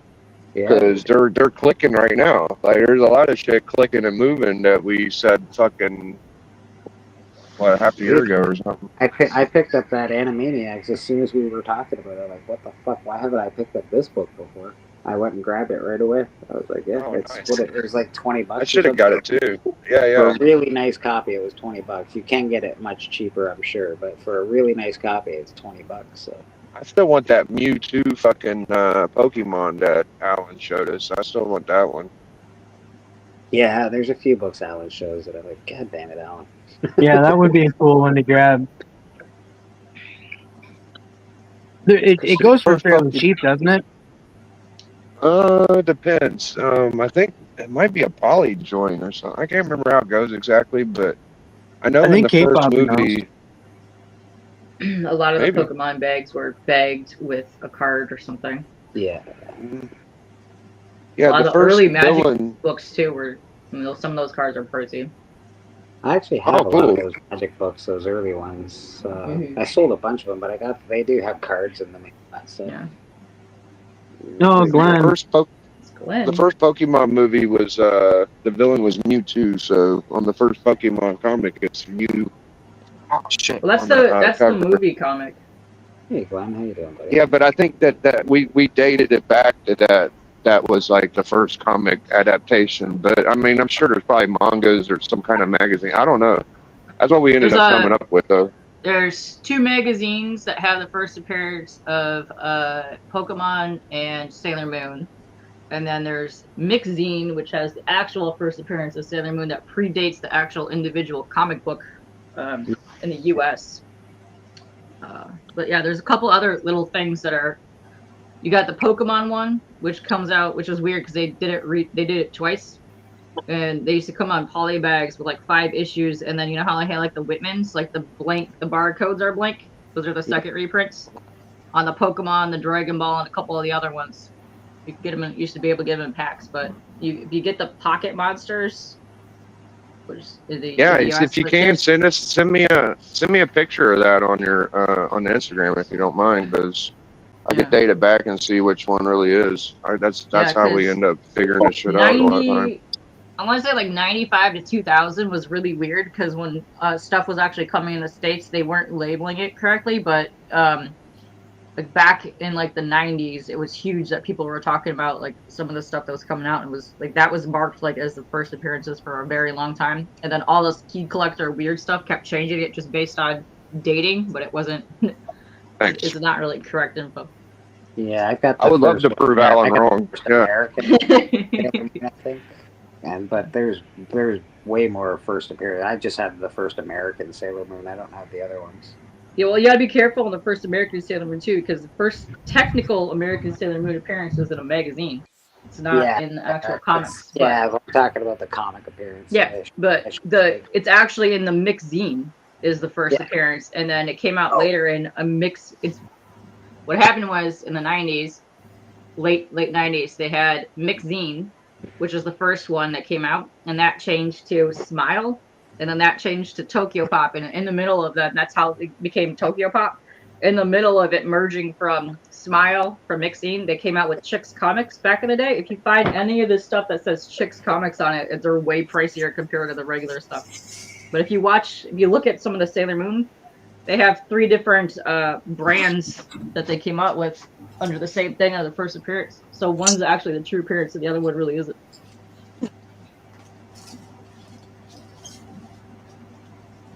Yeah, interesting. We usually go just with whatever is dated back to furthest. Exactly, but they got it all mixed It's a up when it was magazine. coming over from the States, because a lot of that stuff when it came out, it wasn't monthly. It was like quarterly. Oh, yeah.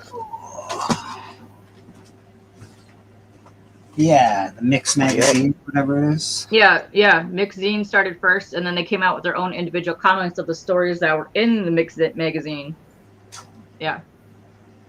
It's like my Centauri 5, I think. There isn't any notes that say, oh, this is the first VR Troopers, but it says introducing VR Troopers. It's first time I've seen it on that magazine, and it's the same magazine that had Power Rangers. So just like, I don't know, it might be it. I should pick that up off of the Cookie Sands Nice. cookie shop auction. Yep. I was really upset at that auction one day. Oh. I'm in a band called Glen Pop. Nice, Glenn. Awesome. Glen Pop, is it about you, Glenn? Yeah, it's all about Glenn. Susie Q says, nice, quiet is good. Quiet is good. Well, football already sucks for me because Michigan lost, and my quarterback on the NFL has got an ACL thing going. So, oh no, I didn't really like that quarterback that much anyway. But I wasn't excited about football anyways. Like, I'm a fucking comic collector. I'm not gonna football. Whatever, dude. I like football, but I'm more of a comic collector. than Okay. But football's fun. Yeah, give a fuck, no. I mean, once that they introduce online gambling, dude, it's all a fucking rat race. It ain't nothing. Ain't nothing to it. Glenn tried to play guitar, but his belly got in the way. Nice. Oh, that's what. You got these millionaire athletes trying to catch parlays for $100,000 during the game, and I'm not interested in any of that shit myself. I don't know, man. I'll take it. Oh, I'm gonna show off some cool comics, I think. I don't know about that one, man. Like, what is this, a comic show? I know. It's almost like this is a comic. It's like you show comic books here. I know. You know what? Let's do this instead. That's the top 10. I got quite a few of them last week, dude. This I just I got love. Go ahead, Well, you seen that there was action 544 on the list, eh, Big? This week? Yeah, they fucking did it, huh? All right. Yeah. Good. Yeah, that's what got us talking about a lot of this cool spec. Get your Voltron ones, people. Gotta get them.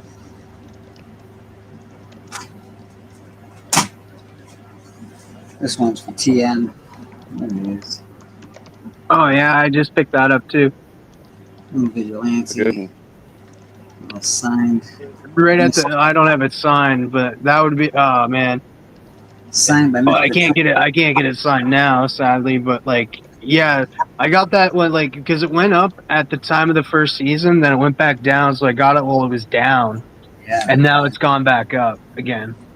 And this is double signed, actually. You got your signature up there and your golden signature there. Badass. I don't have a double sig, but I have 2 copies. So Yeah, I got another copy behind me, actually. Oh, okay. Well, Somewhere. shit. Somewhere. Keep both ways, damn it. There you go. Oh, dude, you know what's cool about mine, Bleak, is that it had some, like, gunk on the back of the cover. I took a fucking pencil eraser. Shit came off. Dude. Nice. Yeah, bro. That was pumped. You got your first Old Man Wolverine and first Old Man Hawkeye, actually, is in here as well. Yep. Double guy. I need to get that one. I sold mine and I had to buy it back. That's how I was like, no, I can't get rid of it. I'm sorry. Fleeker can't live without that one, apparently. Yeah, for some reason, I just needed it, man. I needed it back. I was like, no. Yeah. That is the first Immortal Hulk, which it's just a great cover, and I love the Immortal Hulk story. Don't hit quite as hard. The Scotty Young variant on that one don't make it feel that important. Yeah, the weird Scotty Young like pickle variant or whatever. I don't know, man. I used to. Come on, man. You could have done Hulk better than that, bro. Yeah, that I just. I like that cover. Yeah, that cover's badass. Miko Suyan cover. Batman Who Laughs. Yeah, Batman Who Laughs, and of course you got both Batmans looking at each other in his visor there. It's pretty dope. And like the thing I like about Miko Suyan is he does a lot of his work in pencil, but I mean it is colored digitally, but underneath it's pencil. That I just showed. There's the American Badass, bro. Yeah. Sailor Moon. And then this guy, everybody's got a copy of that guy. Yep. Nope. It's a fun one. Yeah, it's just, we'll get you there, TM. TM's gonna get Marvel eventually, I think. Yeah, that one is stupid. Like you can find like a lot of that error. You can find it like the $3-5 bin easily. This particular, yeah, this is definitely, you can find this in a cheap bin. You can, but it's shit. I've only ran across one all the years I've collected. I'll tell you that. I've kept that motherfucker too. It's certainly getting harder to find in dollar bins. I think so. Yeah.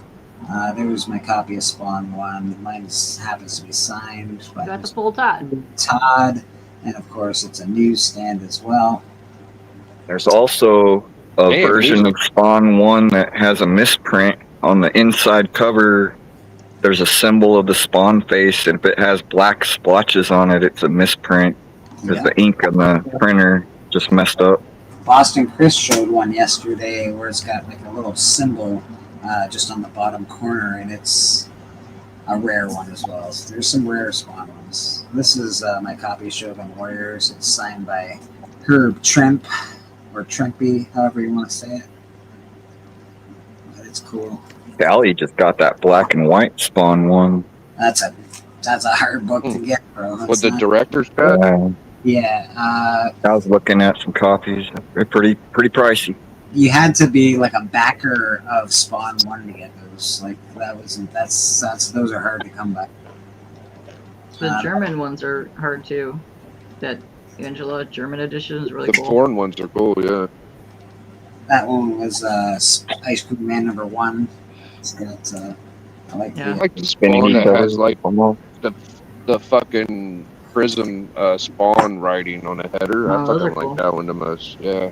Yeah, they came out with some ratios for a couple of the like the 20s and the 30s issues for the pirate incentive ones, and I really like those covers. Those covers are fun. It's one of my favorite Star Wars books. Yeah, I gotta get that one day, dude. That's the best fucking Star Wars, in my opinion. That's the GOAT. It's cover. It's a good one.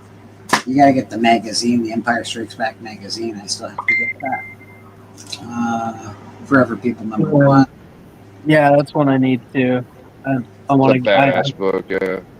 It's like I still so I know this is the first appearance of Darkseid. I know, but I still like the other cover a lot better. Not Superboy, Jimmy Olsen. It's such a good cover. Yeah, it's pretty good.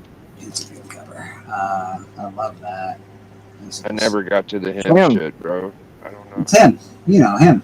It's that guy. Timothy. Little him action.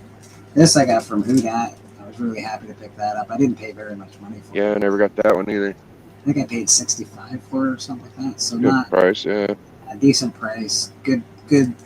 I don't know. It's a little, 8, 9 maybe, 8.5. It's a decent. Cool. And this I just I've been wanting gold lately. I don't know. I'm gonna get back to it though. There you go. There's some gold. There you go. I Gold think booster. that book too is like not like, and that's the thing. Booster Gold is coming in like it's been announced. He's coming.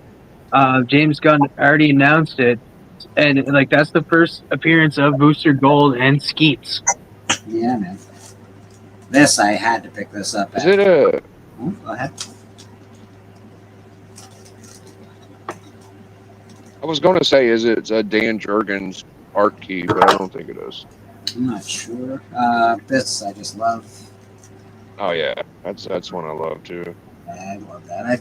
I can't remember if I saw it in your collection first or somebody's collection. I was Dude, like, Bleaker, bro, that book haunts me, bro, because I could have got that. I could have got the Neil Adams homage to Tech 31 instead, and I chose the fucking Voodoo. oh, You know? Oh man, I feel like Voodoo's a better book, but think that Voodoo's a fucking better book. Batman.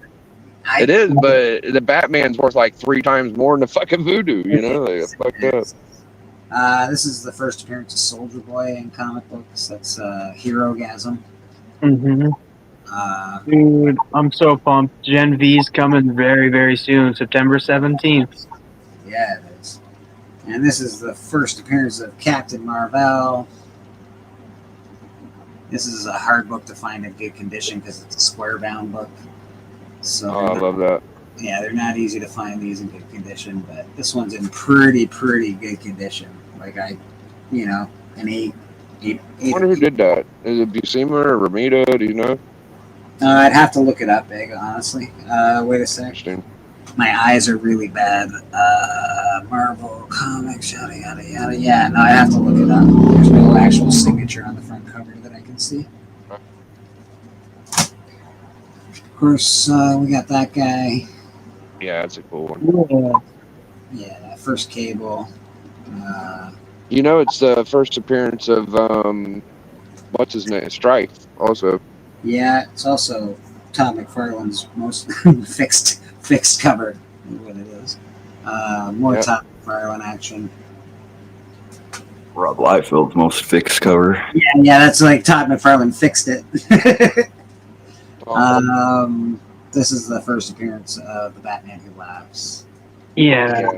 So that's just because I love the character. I don't really necessarily love this cover. I don't think it's a particularly. I had a second print at one point. I had a 9/6 second print, and I just sold it. I like the second print because it's red. The red cover is cool. Yeah, it was cool on the slab. Here's a little signed by Phil Ortiz and Bill Morrison. Simpsons number 1. And last but not least, in my top loader collection, we got the Batman. What is this? 423, I think it is. Forgot you had that one. The missing chunk of the moon. Missing chunk of the moon. You can see it right there in between his cape. No moon, but there is a line there where the moon should have been painted.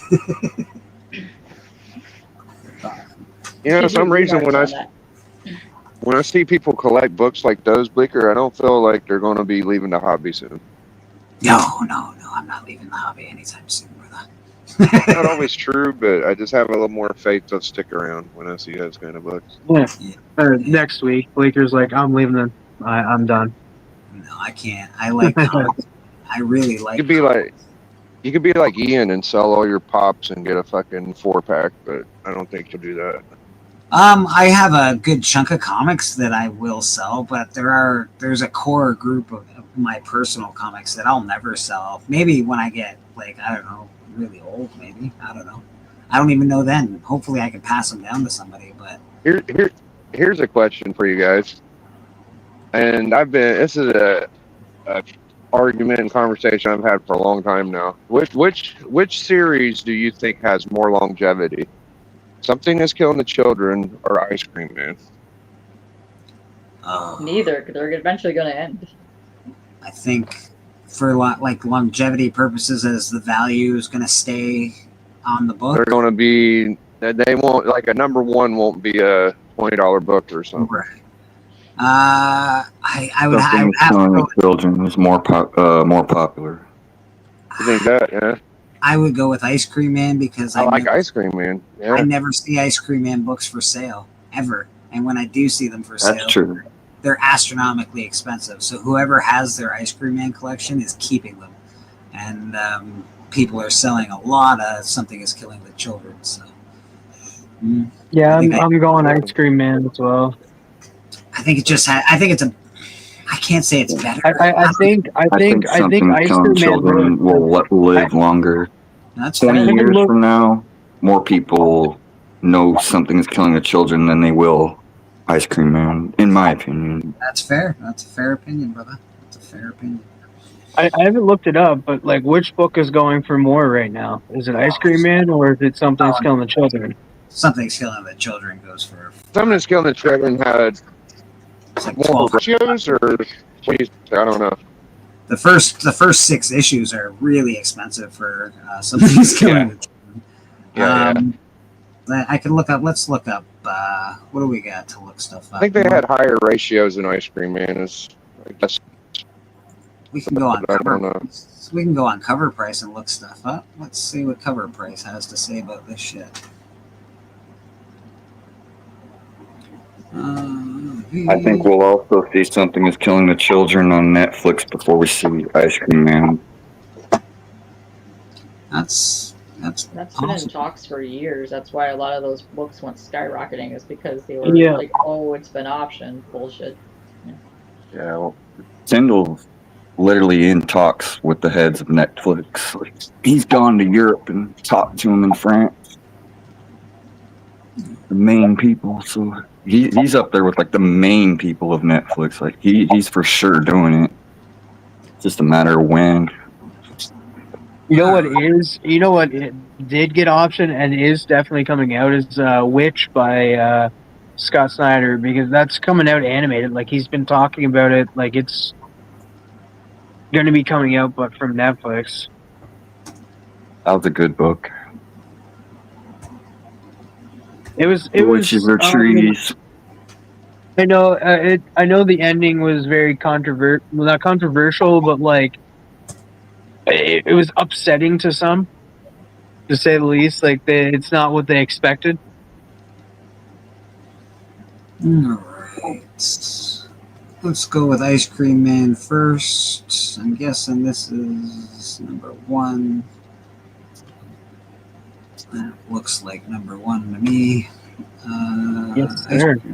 Ice Cream Man number 1 is still a fairly expensive book in raw near mint. It says $175. So it's a key. First appearance of the Ice Cream Man. Most common slab is a 9.8 for $306. Last recorded sale was a 9.8 for $270. I have the B cover, which is fine with me. I wish I had an A cover because it's more expensive, but B will do. What do we got? It's still a cool cover. Yeah, so, and we got raw. Let's check out the stats. Near mint raw, $295. Graded raw, $306 to $270. So yeah, it's about a $300 book. If it's a very high grade, if it's not a very high grade, you can get them pretty cheap. Let's look. What are we looking for now? Something's Killing the Children, right?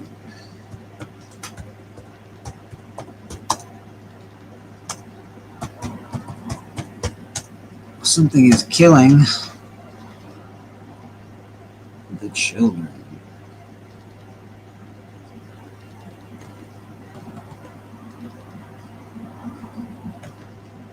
That's the one. Let's check it out. This book, I think the last time I looked at this book, it was like $1,200 to $1,500 or something. Oh, there's a 0. I didn't know there was a 0. Huh. Interesting. Oh, it came out in 2024. That's right. I was gonna say 0 wasn't the first. Yeah, I'm like, that seems a little bizarre that there was a 0.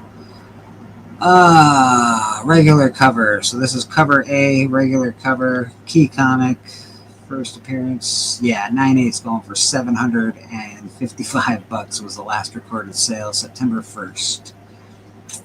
Most common slab, $720 approximately. And these are American prices, so for us, TM, that's like $900, $1,000.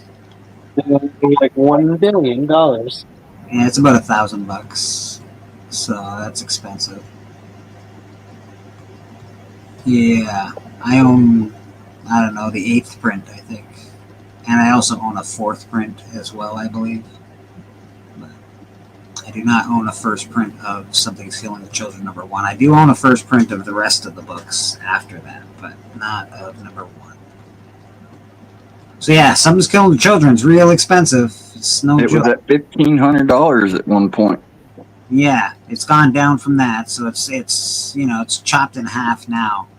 But even for us in Canada, that's about $1,000 for where it's at right now. What else do we want to look at? Something's Killing the Children is not bad, y'all. I mean, I don't know why Biggie hates on it so much, but it's not that bad, y'all. It's pretty good, actually. Give it a try.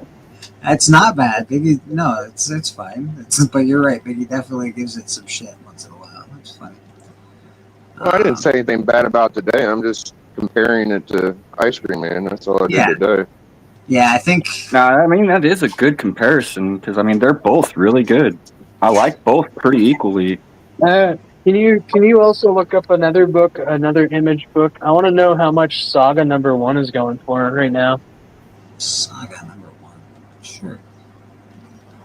We can accommodate that request. Saga #1. I actually was hoping Department of Truth would do as good as Something is Killing the Children and Ice Cream Man. I like the Department of Truth. I just sold my Department of Truth. I have a bunch of #1s for it, but I sold my 9.8 of that recently. Saga #1. I have this comic. I'm positive that I have this comic. In fact, That's a pretty big book. Saga Like #1. It's about $1,000, I think.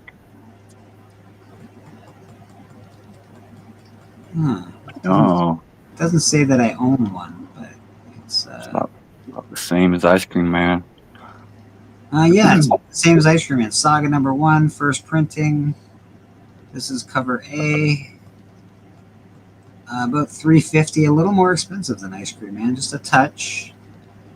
Last one sold September 3rd for $350. We got a 0.90% increase in sales, which always makes sales go a little more. Highest known value is $1,200, 2022.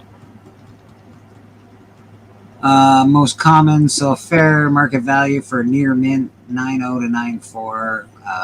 Ungraded is about $1.50. You can get a 9.6 for $160. Not bad. That's pretty good. 9.6 might be worth buying, considering a 9.8 is about $350. That's crazy. Interesting. Yeah, so Saga's doing pretty well.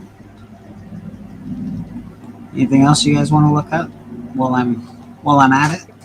I don't know if I feel like that meter or whatever the hell, that price gauger thing, I got shit's off, Doug. I need to Well, how is gauging a little too high. Department of Truth #1 doing? Yeah, I was just about to say that too. I just sold mine for $50 and a 9.8. Pretty cheap. Truth. Of course, it could be higher. I think they were heavy printed. They were. There's a lot of variants in Department of Truth that might be better buy as well. So this is Department of Truth #1. I got that, and I got the other one. Yeah, I've got a bunch of different copies of stuff, but that's the cover A. Wait, I think mine's second print. So yeah, 9.8 goes for about $64. Most common slabs. 9.8. Otherwise, $25. Yeah, about $25 raw. But there's, like I said, there's some really dynamite covers that came out of the department. Man, like Jeff Ferguson, he did a whole bunch that were good. Like, what is this? That is freaking amazing, dude. Jay Ferguson, sorry. It's crazy. So yeah, Department of Truth, it definitely, and it already had, didn't it have a TV series already? No, they were optioning it. Okay, all right. So it did get optioned, and of course these books, the Ben All. No, sorry. This is the one that I think sold really well because it's the hot chick on the cover. I think that's the Jay Ferguson there, yeah. He does airbrush. That is Ben Oliver, Ben Oliver Undressed. Okay. There's more though, so there's like tons. There's tons of stuff for this. There's so much stuff. Inyuk Lee did one, which was really good. Yeah, you can't miss Jay's covers. He's got really, really cool art on those. I think I definitely have the Jenny Frison one, cover B. I didn't know there were so many variants of that one. So many variants, bro. Oh man, those There's are the variants something's of the killing variants. fun went super ridiculous into the variants and the extras, and it was just kind of Jeez. dumb. You don't need all this stuff. It's crazy. There's so many variants, bro. Like, Those are all number ones? this is all number ones, brother. Yeah, Wow. there's some second printings and third and fourth printings in that. Yeah. Here's the And one. that's not even exclusives either. There's a bunch There's of one these with- sites that have exclusives, and they don't put them on there because it's Yeah. impossible to find them all. I was looking to the left of that one. It has Tinian on the cover. Yeah, there's like I said, there's just so many number ones, bro. And there's a That's lot crazy. with almost every one of these. There's a lot of different covers. Some good ones. Don't get me wrong. Some really good ones. Who you were looking at this one, Red? Nope. Down a row. Down a row. Let me see. Down one more. Down again. It was at the bottom. Oh, it's at the bottom row. There you go. Second to the last one. This guy here with the American. That's flag James on Tinian. See what he looks like. You know what I like about Tinian is that he's an equal opportunity kind of guy. Oh, it might not Yeah. be. I don't know. It might be a president. I don't know. it. That's a Yeah. real Yeah. interesting cover, though. We got the American flag. We got the what is this? The symbol for that group of people. Oh, the Illuminati or whatever. Yeah. I think this is Masons, actually. This might be a Masons. That's it. Yep. That's Masonic. That's some crazy symbology. Interesting. I like to say the word symbology because I like it in that movie. I'm sorry. Some crazy symbology he's got going on there. But yeah, this book isn't doing as well as people thought it was. That's for sure. Yeah, that was back when every single thing that James Tinian wrote got optioned, and everyone thought it was going to be the biggest thing ever. And he, like, for a whole year, he went off writing like 6 different books. Oh yeah. I got a book that's kind of interesting. Bleeker, I'll show you. Ooh, there's my collection. Cool. Well, the work is. Let's see. Let me look. I got bad eyes on. I gotta take my glasses off to see. That's your whole collection, or just your? Yeah, pretty much my whole collection. Nice. Jesus Christ, 103,000. Yeah. Yeah, a lot of $5 Probably books. got me beat. A lot of $5 books in there, Biggie. Don't worry. Let's see what Biggie's got for us. Oh, okay. Yeah, let me turn my camera on. That might help. 17,000 books. Yes. So I was digging through my books, right? And I ran across this one. It's What If the Fantastic Four had different superpowers, right? And it says all new. Like, I don't remember this being a what if. No. It probably is, but I've never seen it. Yeah. Yeah, for $1, dude, you get a whole new story. I don't know if that's true or not. But on the back, I got this one too. It's probably the same week that one came out. What if Legion had killed Magneto? I think that one might be a what if. I have seen that What If, I'm pretty sure. I feel like I've seen this one, but I don't remember seeing this one. I don't know about that one because there's some different Fantastic Four ones for the And it What does If. have the all new on there, so I'm gonna have to do some research on this bad boy, see if there's any. It might be a new What If. Is that a brand new comic? No, that's from like 4 years ago. And now I'm getting all the Lex Power Suit covers, so I saw this one. I'm just gonna keep grabbing them now. Might as well. Yeah. That'd be cool if he could be like gigantic man and shit, you know. I doubt it, but we'll see. Yeah, man. Man. Oh yeah, and by the way, tonight Matt is doing his Superman show, and me and TM's welcome. Everybody's welcome, I think. But I think this would be his first Superman show where he gets to show his first Supergirl and first Legion of Superheroes. So I'm sure he'll pull them bad boys out, I would guess. Oh yeah, he's got so much good Supergirl, Superman stuff. Legion of Superheroes. He loves that shit. That is his bag, baby. What else is happening tonight? I think does Crom do a show tonight too? Does he do Midnight with Monsters tonight, or is that yesterday? He did that Friday or Saturday night. He did his monster show. Casino won the Vampirella. Me and TM entered. That old wiry ass Crom, man. He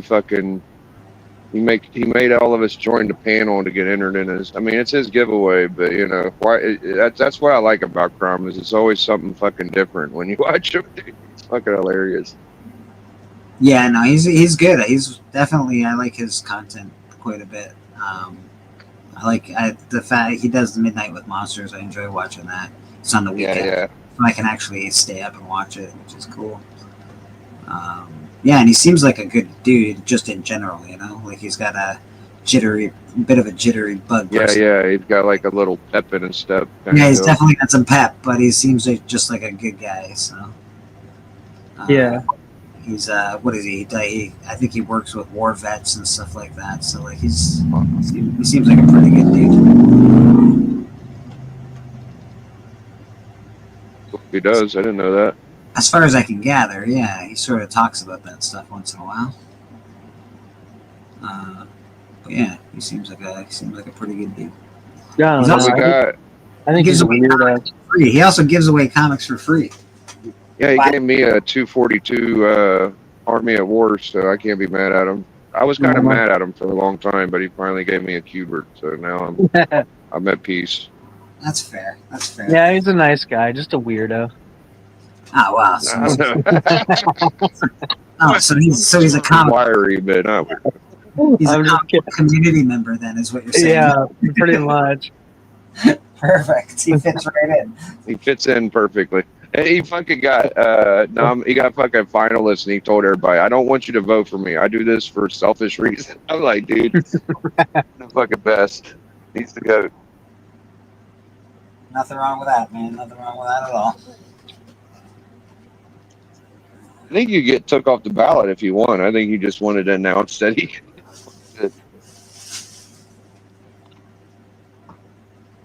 I don't know. It's nice to get voted. He should have stayed on the ballot. Yeah, I think he still is. He is. He just wanted to say that. I think. Like, I don't think he really took the action to get took off, but he wanted just. Yeah, I think there was only one person, and that was Tina, that asked it to be taken off this year. I think there's a few that said they didn't want to be involved, but I can't remember them off the top of my head. Have you done all your voting, Biggie? Have I done all my what? Your voting, your finalist voting? I'm kind of in a fucking pickle because the one category that's kind of like making me not want to vote is the one with Darth and Chonko. Yeah. So it's like I got to pick between my children and my favorite people. You know, like I don't want to. Is that those are my that little for best, underling best guys? channel? Like that's under 500. They're in the same. Yeah, I'll honestly say I voted for Darth in that one because I voted for Chonko in another one.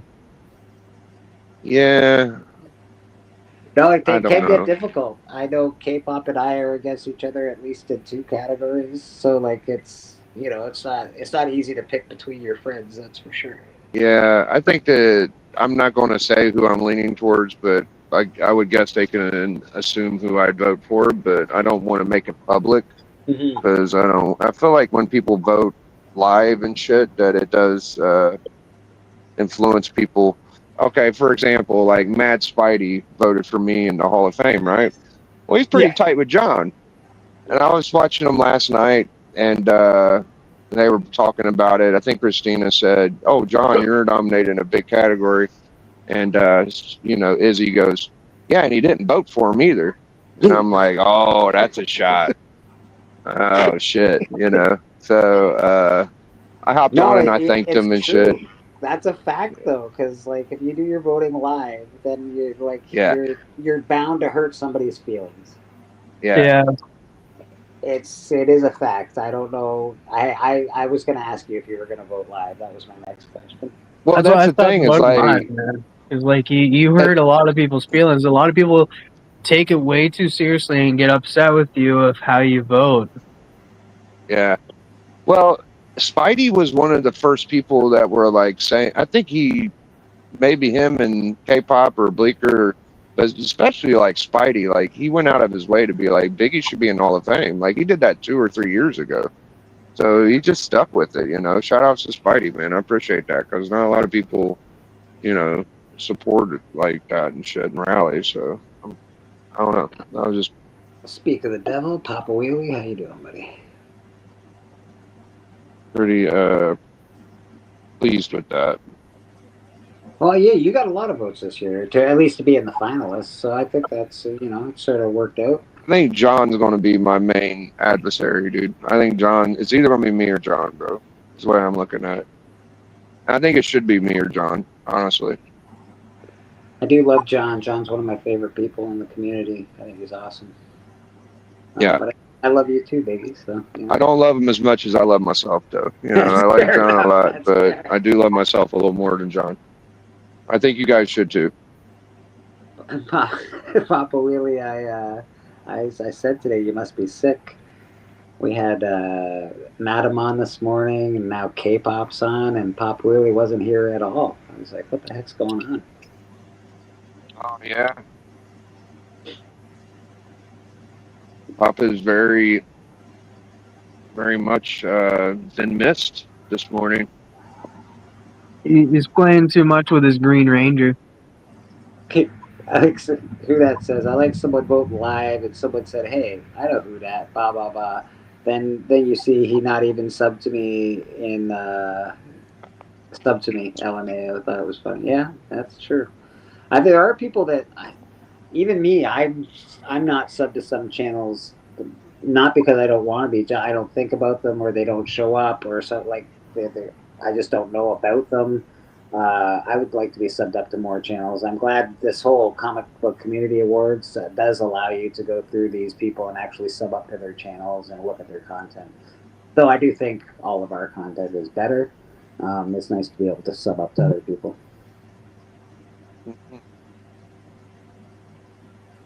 So in other words, they suck, but go sub up to them.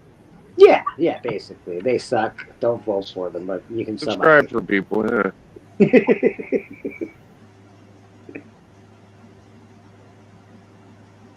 Pop, wait, subscribe. You were up late last night playing? Is that what's going on? You're playing Fortnite? Fair enough, my man, fair enough. If you only live once, you may as well stay up and do it.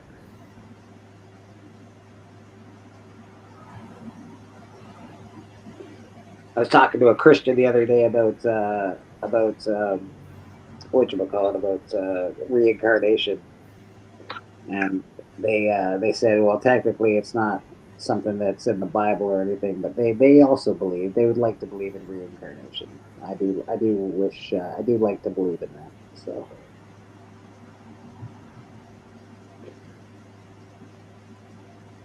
come back, try again, do a little better. Way to go.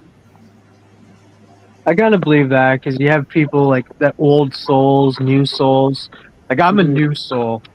Like my soul was just born. my next life, I'll have a little bit of an older soul because I've lived through this life. Still got that new soul smell? Is that what's going on? Well, not right now. I just farted because of those kind of things. That's something. Yeah, I don't know, bro. I don't know. I wonder. Down cookies. It's Dad's cookies. I'm kind of getting if it wasn't for Lobo being so badass, I would have less faith in the Supergirl movie. Lobo's gonna be so badass. I totally agree. Yeah, Yeah, Lobo's gonna be. yeah. If it wasn't for Lobo possibly being in that movie, I would be out here saying I don't have much faith in the Supergirl. Well, okay. So what James Gunn did to the Superman movie, he added a ton of different characters. These guys, like, it's not just gonna be a Supergirl movie. There's probably gonna be a ton of characters in that. Is he okay? I know he's not directing it, but he didn't write this movie. So like it's I wouldn't say it's like a James Gunn project, like, because Tom King it's adapted from his book and he's shadow writing this story. See, me being a Tom King fan, I think it's going to be good because I like his writing. And he's been doing a lot of writing on the Lanterns TV show as well. But I've never seen his writing adapted into like a live action thing before, so that's going to be iffy. Millie Alcock, I don't know her that well, but I did like seeing her at the end of Superman and that, but I have not watched. She was okay in the Game of Thrones thing. She wasn't. Yeah, I haven't watched that yet. She was very young. You ever watch Game of Thrones? She's very young. No. You know the reason James Gunn chose her, don't you? No. It's because Millie Alcock got a bad rumor about her because she showed up to the Academy Awards drunk. She was like falling over at the Academy Awards, and James Gunn saw her at the Academy Awards drunk and said, "Hey, I think you'd be perfect to play Supergirl because that's her whole story arc." That's fair enough. Well, it is her story arc. There is she does get drunk in that book, in that story. But that was it. That's why he picked her. I mean, that was out of his mouth. Wow. Hey, man. Sometimes We'll you see. see. I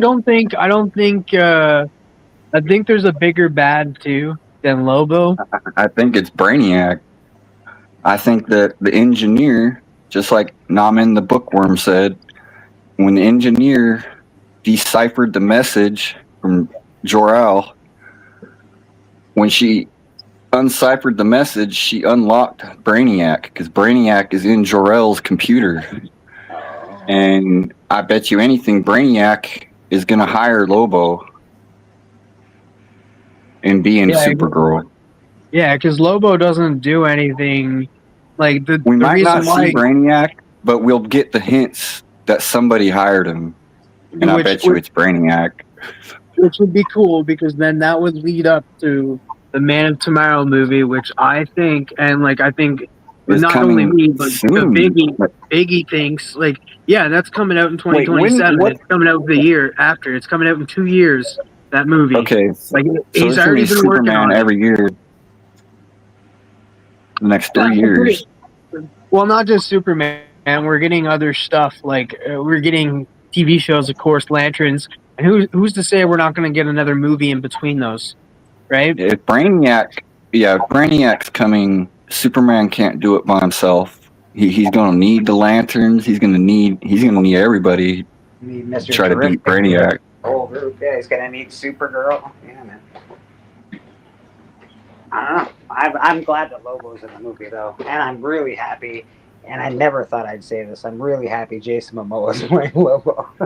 Yeah. He's a perfect. He wanted to play that so bad. I'm a big Momoa fan. What's up, Biggie? As much as I love Brainiac and shit, like Brainiac's probably my favorite, but I said, you know what makes me fucking think, like, you gotta think, dude, like all of Marvel's popular shit is Kirby creations, right? So fucking Darkseid, dog. You know, like that's a Kirby too early creation, to bring bro. in Darkseid though, because they'd be they already did let's just bring out the strongest guy ever and lead Is with that. DC like anti-Kirby or something? Like I don't know if they did a little it with scared the to do it. Snyderverse. They brought out Darkseid before. Well, and with Steppenwolf, and we got Darkseid too in the Snyder cut. But they are doing it. They are doing they're know doing the much Mr. of him, Miracle but he was story. there. They're bringing the Mr. Miracle animated series soon. That's already been announced. That's why the Granny Goodness book went Right. out. That's why Mr. Miracle came out. I do see Yeah. I do foresee Demon also coming, like Etrigan. Like we're we're dealing with gods. Like this whole phase is called Gods and Monsters, and like I do feel like Etrigan. I know he's a demon. I feel like, but that's still gonna tie in with monsters. Like I feel like he's gonna come into play somewhere down the line, and so I'm just hoping. But I like Mr. Miracle's Starling. coming, yeah. I feel like Starling used a lot of Kirby's dark side for Thanos, and right as it is, like Thanos is still the GOAT. Like that movie and comics and shit is the best. Shit Oh, going. yeah. Avengers is still kicking ass. Avengers Doomsday is going to be a fucking knockout. So I do see him coming, but like first we need to assemble the Justice League, and we don't even have any of the Justice League yet. That's the thing. is DC's not Marvel. They're not going to try to copy them. They're gonna just learn from their mistakes and do something different. They're not going to do the same. yeah, I love DC. They're overachievers. It's the way they've always been. You know, like Marvel has characters that are like nerdy and shit. Like DC has fucking badass people be superheroes. So DC Superman has should be gods. number one. DC has gods, and Marvel has regular people having hero problems. Man. Yeah, guys that have troubles pulling dates and shit are the heroes in fucking Yeah. Marvel. Which is fine. It The makes problem with Marvel was the whole snap, bringing everybody back from the dead, made it where you don't even care if there's no threat. You can go in a Marvel movie, it's like, oh, if someone dies, they'll probably come back in the next movie because there's a multiverse. You know what screwed them up though the most is, hey, let's introduce time travel. Yeah, that always screws everything up. Yeah. So you can't. But that's comic books though. Nobody. There's been, what, 2 people that have ever stayed dead in comic books. Like there's just That issue 975 ASM, dude. That had me thinking that Ben is coming back for 1,000. Could you imagine Uncle Ben comes back, dude? That would fuck Spider-Man so hard. that'd be a tragic actually if Ben came back. It would be stupid as fuck. Yeah, I don't know, dude. I just got that feeling. If they do that, that would be. The dumbest shit ever, dude. He has to stay gone. Like he has to. I mean, it was dumb bringing back Gwen Stacy, but they brought her back in a fucking Gwenpool book, which isn't really canon. Like, I don't think anything Gwenpool's doing will ever be counted as canon. I think it's all just bullshit. Good God, comic book movie talk. Yeah, sorry, Papa. That's sorry. I mean, Jeff the Land Shark is a real thing. You know, that's really working. So I hate that, but that's because of the video game, right? All the kids. yeah. Shit. Yeah, I don't know. It's weird. Whatever. It's What if in the fucking Doomsday Avengers, it'll probably have Deadpool. What if Gwenpool pops up at the end, dude? With Jeff the Land Shark? You know, like that would be fucking weird as fuck, right? that would be really weird, but it would. I could. The only reason I could see them doing something like that is because of the popularity of like. Yes. Kids would freak out if Jeff the Land Shark. It's like putting Exactly, Papa. Yeah, if you could, if like, I agree, man, because like if you like had like the hint of like, oh well, who knows, Jeff Landrick might show up, that would spark some interest, and all of a sudden, oh man, he did show up, and then it booms, and then everybody's like going to see it because you have that demographic that absolutely loves that character because of that Marvel Rivals game. Yeah, man. How much interest was sparked in Howard the Duck again because of that fucking cameo appearance in the end of all those movies? Everyone's like, "Oh my God, Howard the Duck! He's the best character of all time! Oh my God!" Land Shark would be the exact same thing, except you'd bring in a whole new demographic of kids. It's not a bad idea, to be honest. And Blake, I was watching an old Biggie Shack episode where I was going through my books right before Corona. Yeah.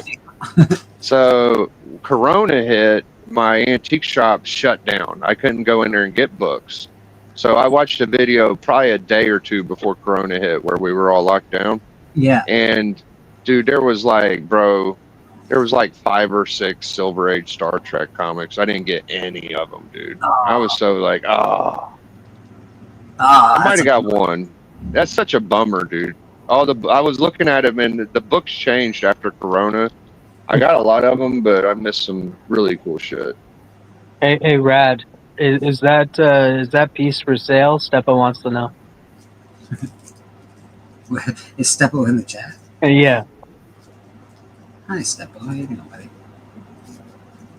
I've been trying to talk Rad into drawing just a boob and calling it the boob or like, and then check this. Yeah, no, check this out. Like, so there's a character called the boob, and then there's another character where it's a pair of boobs, and when they talk, they jiggle. So they're talking like.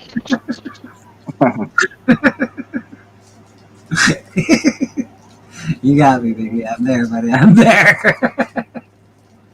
I definitely. Money, dude. Yeah, I just got in the mood to draw because reading this Will Eisner book. Oh, that's why I drew her. One of Steppo's favorite books. The Will Eisner spirit stuff. It got me in the mood to try it. Dude. It's Yeah, kind of a what's up with that study. guy? He's just Eisner, so he's good. very important, right? Yeah. He's very Very good. important. Very important. His work is amazing.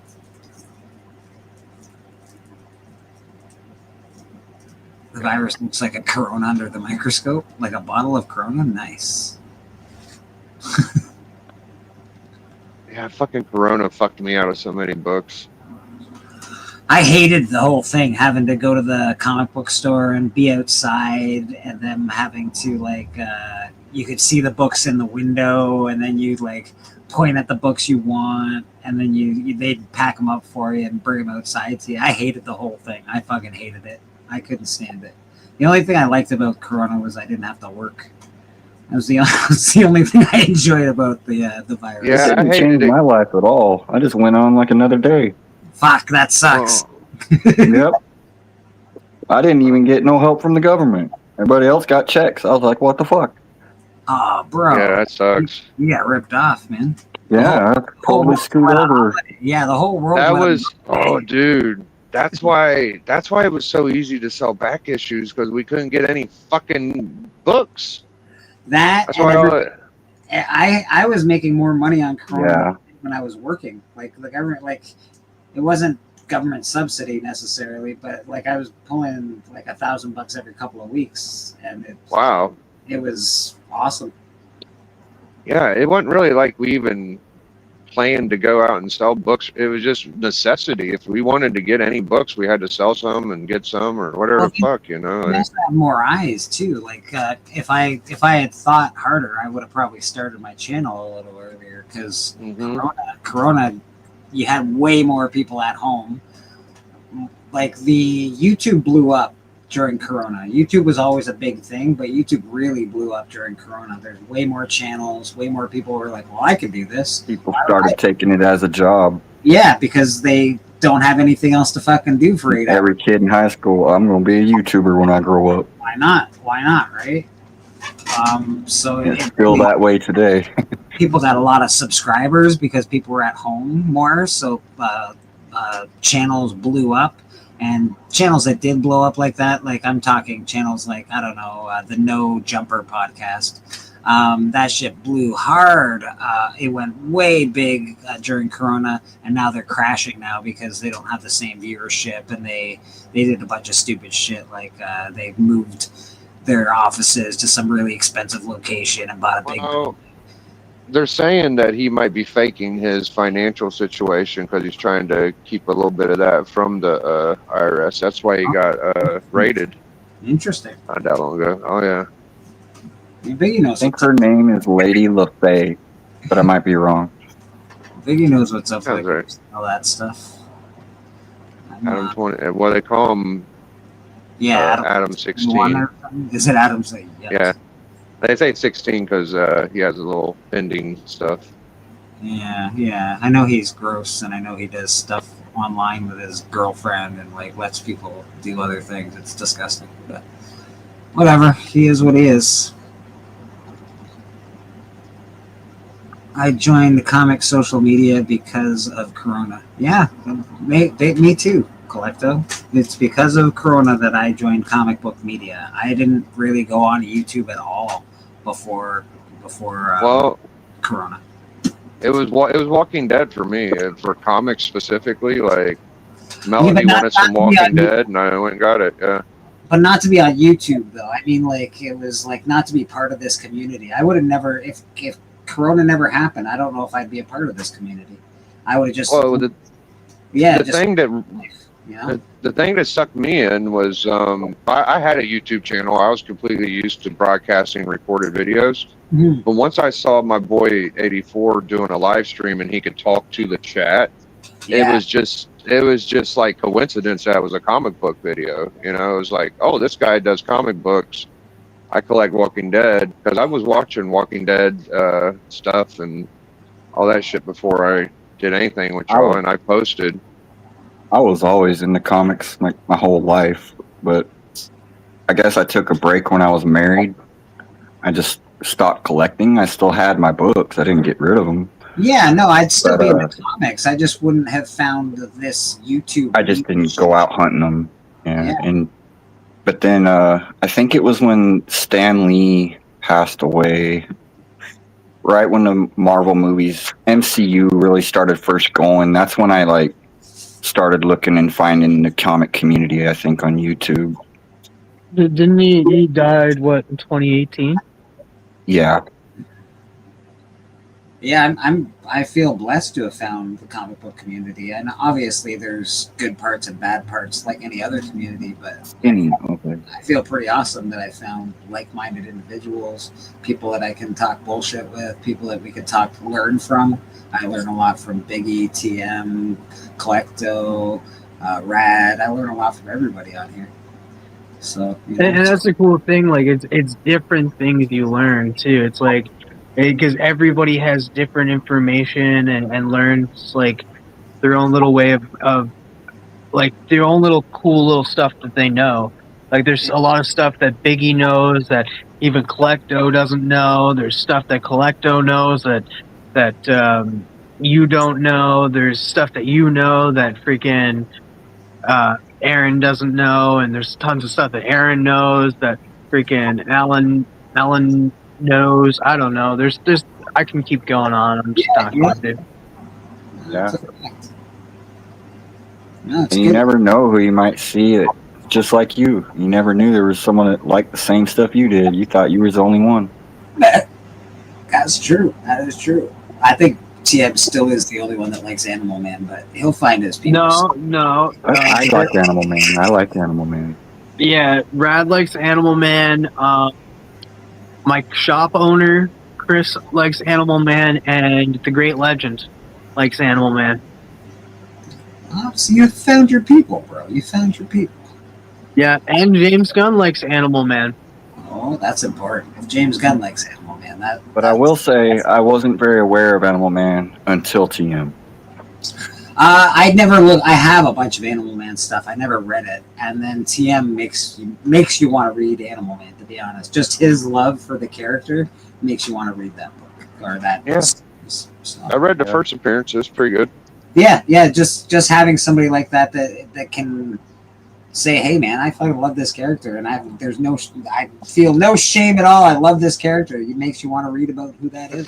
That's a fun thing about book club is you get like 4 or 5 people picking books. It's like Alan this week. He picked this fucking Golden Age JoJo book with like 100 pages. Golden Age. It's like I would never have looked at that book and been like, "Oh, I want to read that." But I mean, we've read a couple of his Good Girl art books, you know, and it was fun to review them. This one, we'll see how it goes and shit, you know. But Alan, you know, you're just open to learning shit. Alan's job I think he takes it as his job on the collector, not the collector club, the book club, that he wants to introduce you guys to all the Golden Age cool. Oh yeah. He stated that in the chat, and when I sat down with him, he's like, Yeah, I just want to continue bringing Golden Age books that I enjoy because the history in that, and I'm like, okay. Yeah, I did watch Yeah, that dude. episode, actually. It's I did watch And that. I will say the only book that I really despised that he brought That was that. fucking Adolf Hitler book, dude. Yeah, man, that one That fucker. sucked. I hated it so much. Was it well? What did you guys read? Handsy or whatever? Oh, that was It fucking was something too. It was Daredevil battles Hitler. Oh yes. Oh yeah, That one, I that forgot. motherfucker, bro. That was fucking something, dude. That was like reading a fucking novel. If you was to read like the shit in the side instead of like the word bubble, I'd still be reading that motherfucker, man. That thing was crazy. It's funny. Collecto says he hopes that Biggie gets Hall of Fame. Oh, thank you, Stepper. Biggie's got his work cut out for him, but I think he's got big shoulders and can carry that load, man. Yeah, and if I gotta lose, I gotta lose, dude. But if I win, I gotta win. You know, it's one of those deals. We got the rad dog. Look at this. Look at this cute, Oh, the boy. Oh, the. What are you doing? adorable. Oh, he's inside. Hey, Rad, I don't baby, know. dude. I don't know if you saw that Collecto did name that girl that you're drawing. Her name is Skinny, by the way. Yeah, I saw that. You found any more bomb covers, TM? Because I'm at like 5. Oh, dude, I gave up. Like, I went through, and I don't think I can come up with enough this week. I'm gonna I'll probably post what I can, but like, I don't think I can. I got 10. I got a Harbinger I'm going to use. That will make 6, I guess. But yeah, this is not. Unless you collect Atomic War or Bomb or shit like that, it's not easy. No, there are. Like, you gotta, I think you're probably good with Deadpool. You're probably good with the Punisher. Probably has some bombs going off on his covers. None of the Punisher covers I have any bombs. It sucks. Really? Oh my goodness. Yeah. Jesus Phoenix. I'm just going to count fire as a bomb. I don't care. Something that blows up is a bomb, right? Hotkeys, Yeah, dude. smoke diving, key updates. I want to go through, since we're talking about bombs, new updated categories, future keys, subscriber, top lists. Oh, let's do the top list. I think bomb covers are on this list. Silver keys, villains, iconic covers, 100 black superheroes, DC top villains, DC heroes. Top variants. No, so these are just those. Those are cool. What are you looking at? I'm looking at Key Collector. They have categories that are really cool, like 100%, 100 Copper Age keys, 100 Bronze Age keys, 100 Modern keys, 100 Golden keys. But I'm looking for the bomb covers because there is like actual covers, top lists. I am interested in that 100 top 100 black characters list.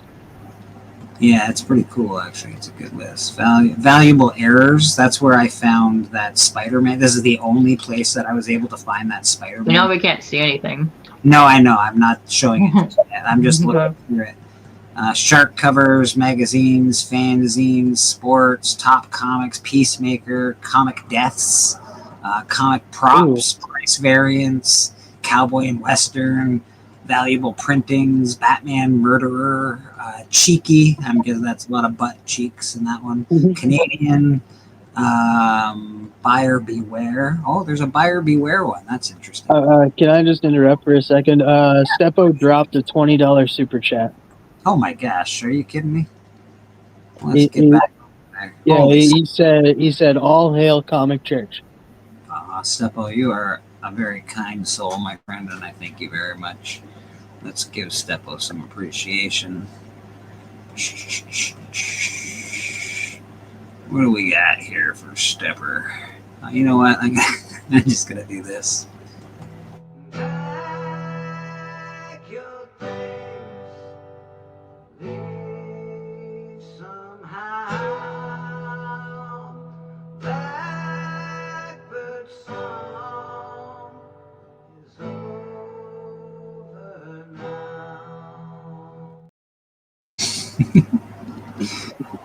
That's my face in all of those movies. It's amazing.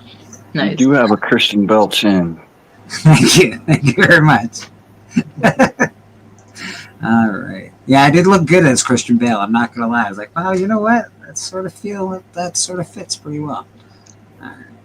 What do we got going on here? There we go. Where am I? I'm gonna try and find some cool stuff. Let's put it on stream, I guess. While we're looking. Hey, Pop, how you doing? Welcome back.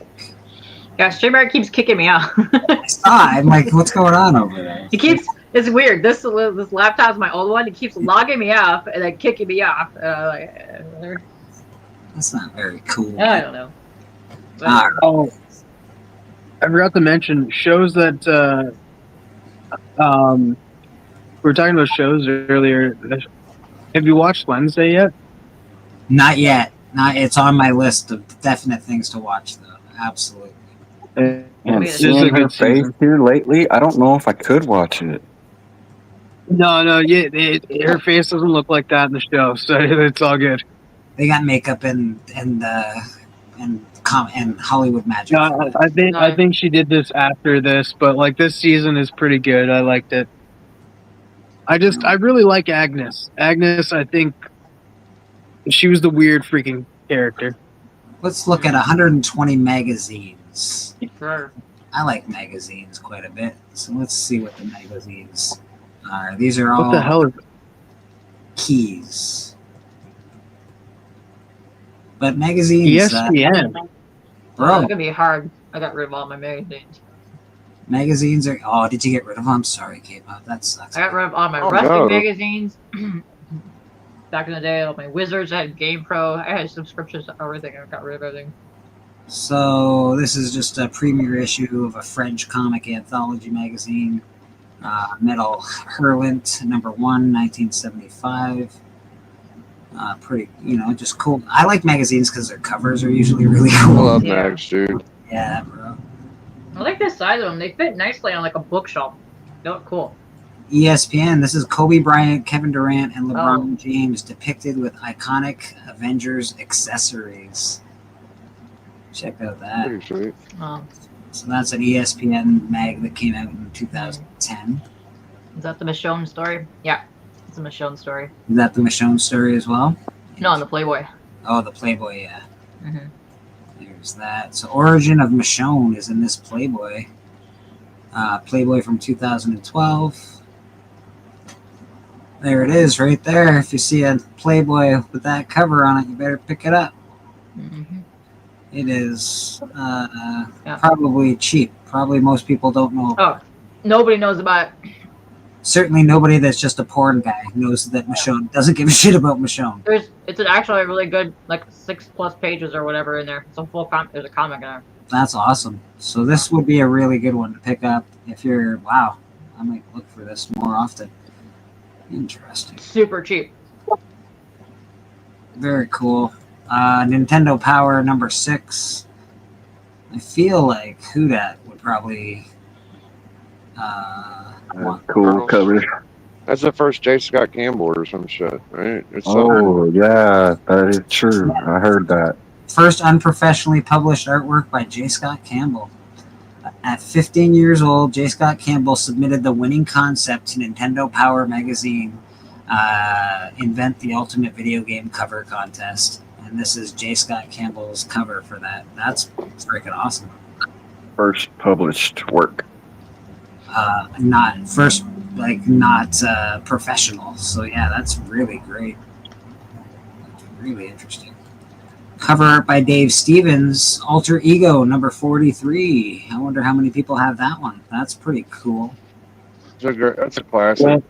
What is that Nintendo Power worth? About $100. This key collector is not very good on values. But if you go Okay. if you go to eBay, it's all very different. It says You might 40. be able to get one cheaper. Yeah. 45 50 high. bucks. It's said, Getting but those in high grade is really hard. I bet you any money this is closer to $80 to $100, like Biggie said. It's on eBay. This is usually about half, sometimes even less. This is what it should be. This Say is like 50 to 100. this is what it should be, but it's people people have very good aspirations of what their books sell for. I like this Santano book though. I like the luchadors and all that. I think it's cool. Got some wrestling on the front cover. Got a nice hot lady in the background. Pretty cool.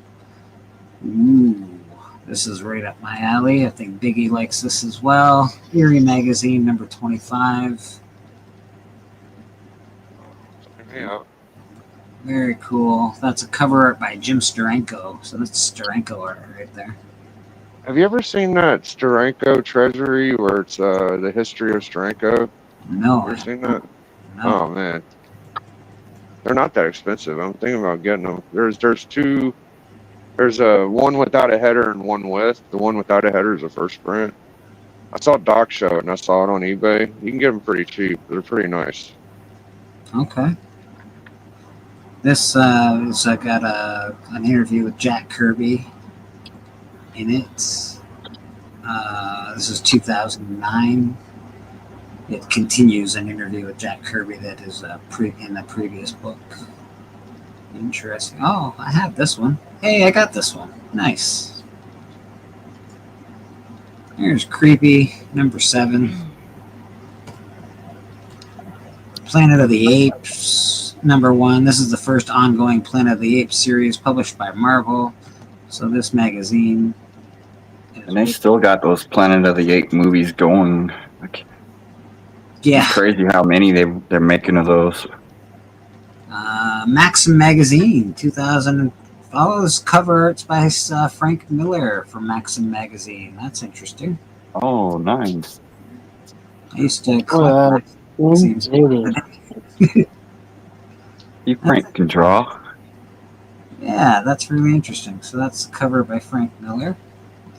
Heidi. Yeah, we got another super chat from Papa Wheelie, and then we got Kevin joining us as well. Entropy in Comics. Hey, I was able to see Entropy in Comics show earlier this week. Thanks, Papa. Yeah. You're a really sweet guy. You're wonderful. Watched Entropy show too.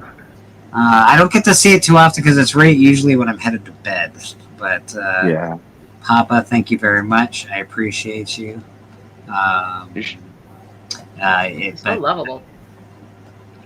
I would appreciate you more if you said on my channel vote for Bleecker, but you're right. K-pop is pretty awesome. You should probably vote for K-pop. What do we got for Papa Wheelie? I don't know what we got, Papa. Give me a second here. Hey, Papa, Cena's leaving pretty soon. Yeah, he'll be done in what, October? I think is his last show. It's like 4 or 5 away. There we go. Papa. Yeah, G Money knows something. You fucked up. You fucked up big time. You're incapable of running this shit. Sit your $5 ass down before I make change. Thank you very much, Bob. I appreciate you, buddy. Dude, I saw something on Google, and they said that, I don't know if this is true, but Floyd Mayweather and Mike Tyson's fighting next year. Really? I saw a bit of that. I don't know if that's true. That would be. I don't either. I can't imagine it being real. Floyd Mayweather is 2 pounds compared to Mike Tyson's a heavyweight. Yeah, last time we saw Tyson, he needed a defibrillator or whatever the fuck last time. He could barely. Yeah, Tyson's not in no shape. I can understand Floyd, but That'd not be against Tyson. the law. Like they won't legally allow it. He can barely walk up his knees and everything. I love Tyson, and I think if you got punched by Tyson, he would knock the shit out of you. But he's just leave him alone. Let him be old and be awesome from the past, and let him just live life and not have to fight anymore, man. It's true. It's true? Yeah. Damn. Yeah, you're right. It is true. It's going. I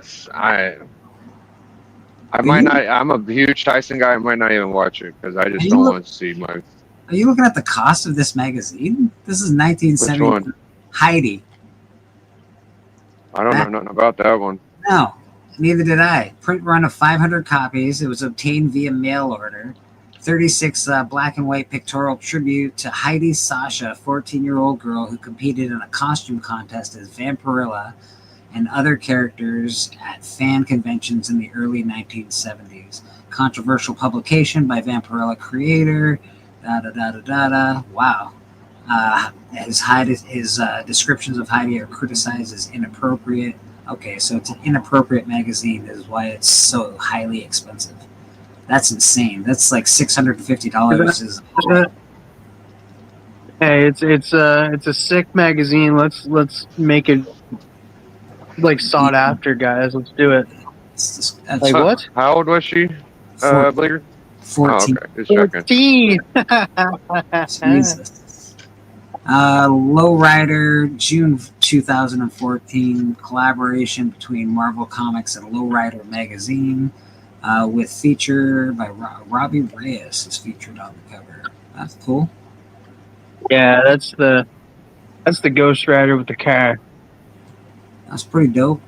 The same cover art was used for a 1 in 15 retailer incentive variant of All New Ghost Rider number 4, published June 25th. Okay, that's cool. Mad Magazine number 2, second issue. It's worth 1.2K. It's probably worth more, but in high, it's worth 1.2K. That is extraordinary. What a cool magazine. Disney Adventures magazine. So this is just all magazines. I don't know. We could keep going through all of these. Star Wars Insider, Razor Blades. Yeah, because these are like top 100, right? Yeah. Top 125, I think, for this one. Heavy Metal. Could you go to the black characters? I could, yeah, absolutely. We don't need to go. And Heavy Metal just came back, right? Yes, Heavy Metal. Yeah, I heard it's not good. So there's more. This is Heavy Metal from 2016. I'm guessing this is when the is that the newest? Like, is that the Kickstarter campaign one? Maybe. I don't know when the Kickstarter came out for Heavy Metal in 2000. Like, if there was one in 2016, I don't know. I guess that's just a cover book, not a reading book. That's got some cool covers. It used to be a reading book. A lot of Yeah. Hey guys, I'm gonna go eat my lunch. I'll pop back in later. All right, brother. All right, guys. Yeah, that's it. All right, Biggie. Have a good one. That one there, that one that you were like, that was kind of like the movie cover, wasn't it? Yes, yeah. That creepy there is my cover of my Frazetta art book. That's an awesome Frazetta cover. That weird magazine that we were looking at bugs me. I wish things like that weren't around. Oh well. Yeah, man. Creepy number 50. We got Marshall Warpath. Marshall, how you doing, brother? I love this. This is amazing. I need this book in my life. That's cool, man. Cover appearance, horror hosts, Cousin Eerie, Uncle Creepy, and Vampirilla. Yeah, that's a really cool cover. I love that. Reminds me of the what was it, Texas Chainsaw Massacre with Matthew McConaughey. Yeah. Weird ass family. Alright, so that's magazine covers. Let's see what we got as far as I think that was in new updated categories, I believe. Or was that top lists? It might be top lists. Hold on. I think it's top lists. They were cool magazines, but I think there were some cooler ones than that. Oh yeah, I think so too, to be honest. Oh, there it is. Top 100. Go back up. 100, go back up. I'm going. Top 100. 100 black superheroes. Alright. So, what do we got? We got new Comic Book Day 2012, New 52, number 1. Well, this is the second time Okay, I got that New 52. This is the second time I've seen Black Hammer pop up. Whoa, better watch it. Those Black Hammers, they'll pop up on you. Yeah. Black Hammer number 1. Jeff Lemire. It's a good book, man. I got a bunch Yeah, of them. it I don't is. have it all, but I have a good chunk of it. Black Panther number 50. Later becomes a white tiger. So there's Untamed, A Sinner's Prayer number 1. First appearance of Niobe, a young girl on a quest to save the fantasy world of Asundra. That's a good read. It sounds like it would be a really good read, actually. Yeah, Sebastian Jones. Yeah. Panther Comics. Give Me Liberty number 1. I think I have the Martha Washington ones. I don't have the Give Me Liberty ones. That's interesting. 9 Rings of Wu-Tang. I want this. Actually, I want this a lot.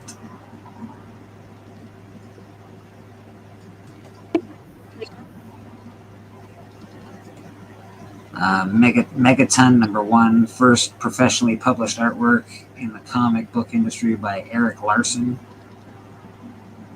Nice. Yeah, I think that's the first Dragon, Savage Dragon, or I guess it was a concept. Yeah, it might He be. looks like him, but it isn't really him or something. Yeah, that may be true. That's pretty cool. Pretty awesome looking. First appearance of Vanguard. First appearance of Berserker.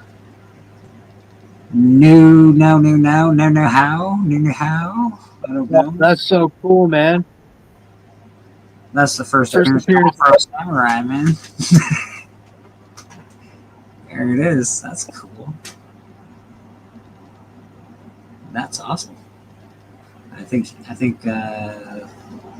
Tia Nerdy is gonna go find this book. I have a feeling. $5. Look at that. I can get it for nothing. Right? Brother Man number 1. First appearance of Brother Man, a hero committed to bringing justice to the big city. Oops. That's pretty cool. Black Dynamite number 1. That's awesome.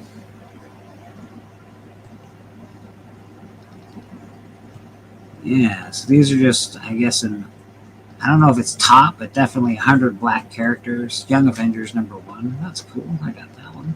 Ooh, Action Comics 806. Natasha Irons becomes Steel. I gotta. Action 806. Justice League America 77. First. Bloodwind. Yeah. Yeah, Bloodwind is Martian Manhunter. Spoilers, guys. Spoilers. I have this one. All New X-Men number 1. Yeah, I got that. I have Final Crisis number 7. Actually, I got like 7 X-Men number 1s. Nice. Amazing Spider-Man 344. That's the first appearance of Cletus Cassidy. Yeah. Okay, I'm I like guessing that the electric. Doctor. I always liked the electric guy on the cover. I'm sorry, TM. No worries.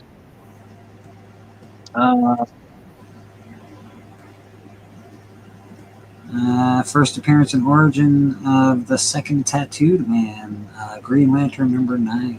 That's cool. Web of Spider-Man never gets enough love. All the other Spider-Man titles don't get enough love, to be honest, but that's okay. Batman Beyond, Domino, number 9. Batwing, I think I have that one. First appearance of Luke Fox. Yes, I definitely have that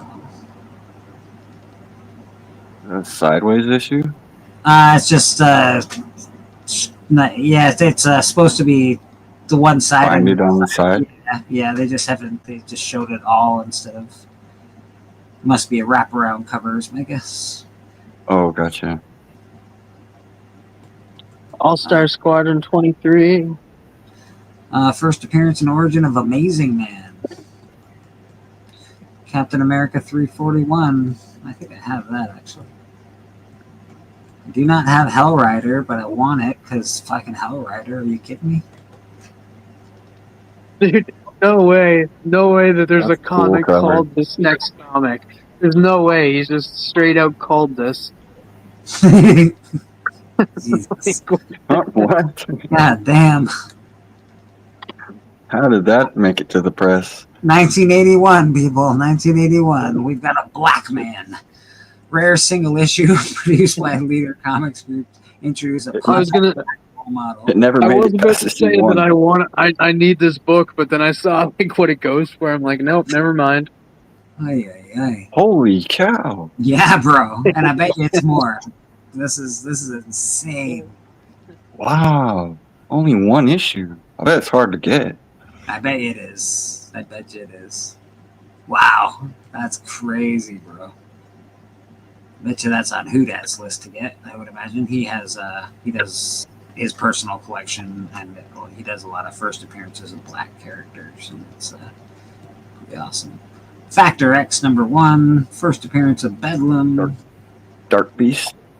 No, that's Dark Beast is Omega X Alpha and Omega, X-Men Alpha and Omega. That's the first. That's right. That's right.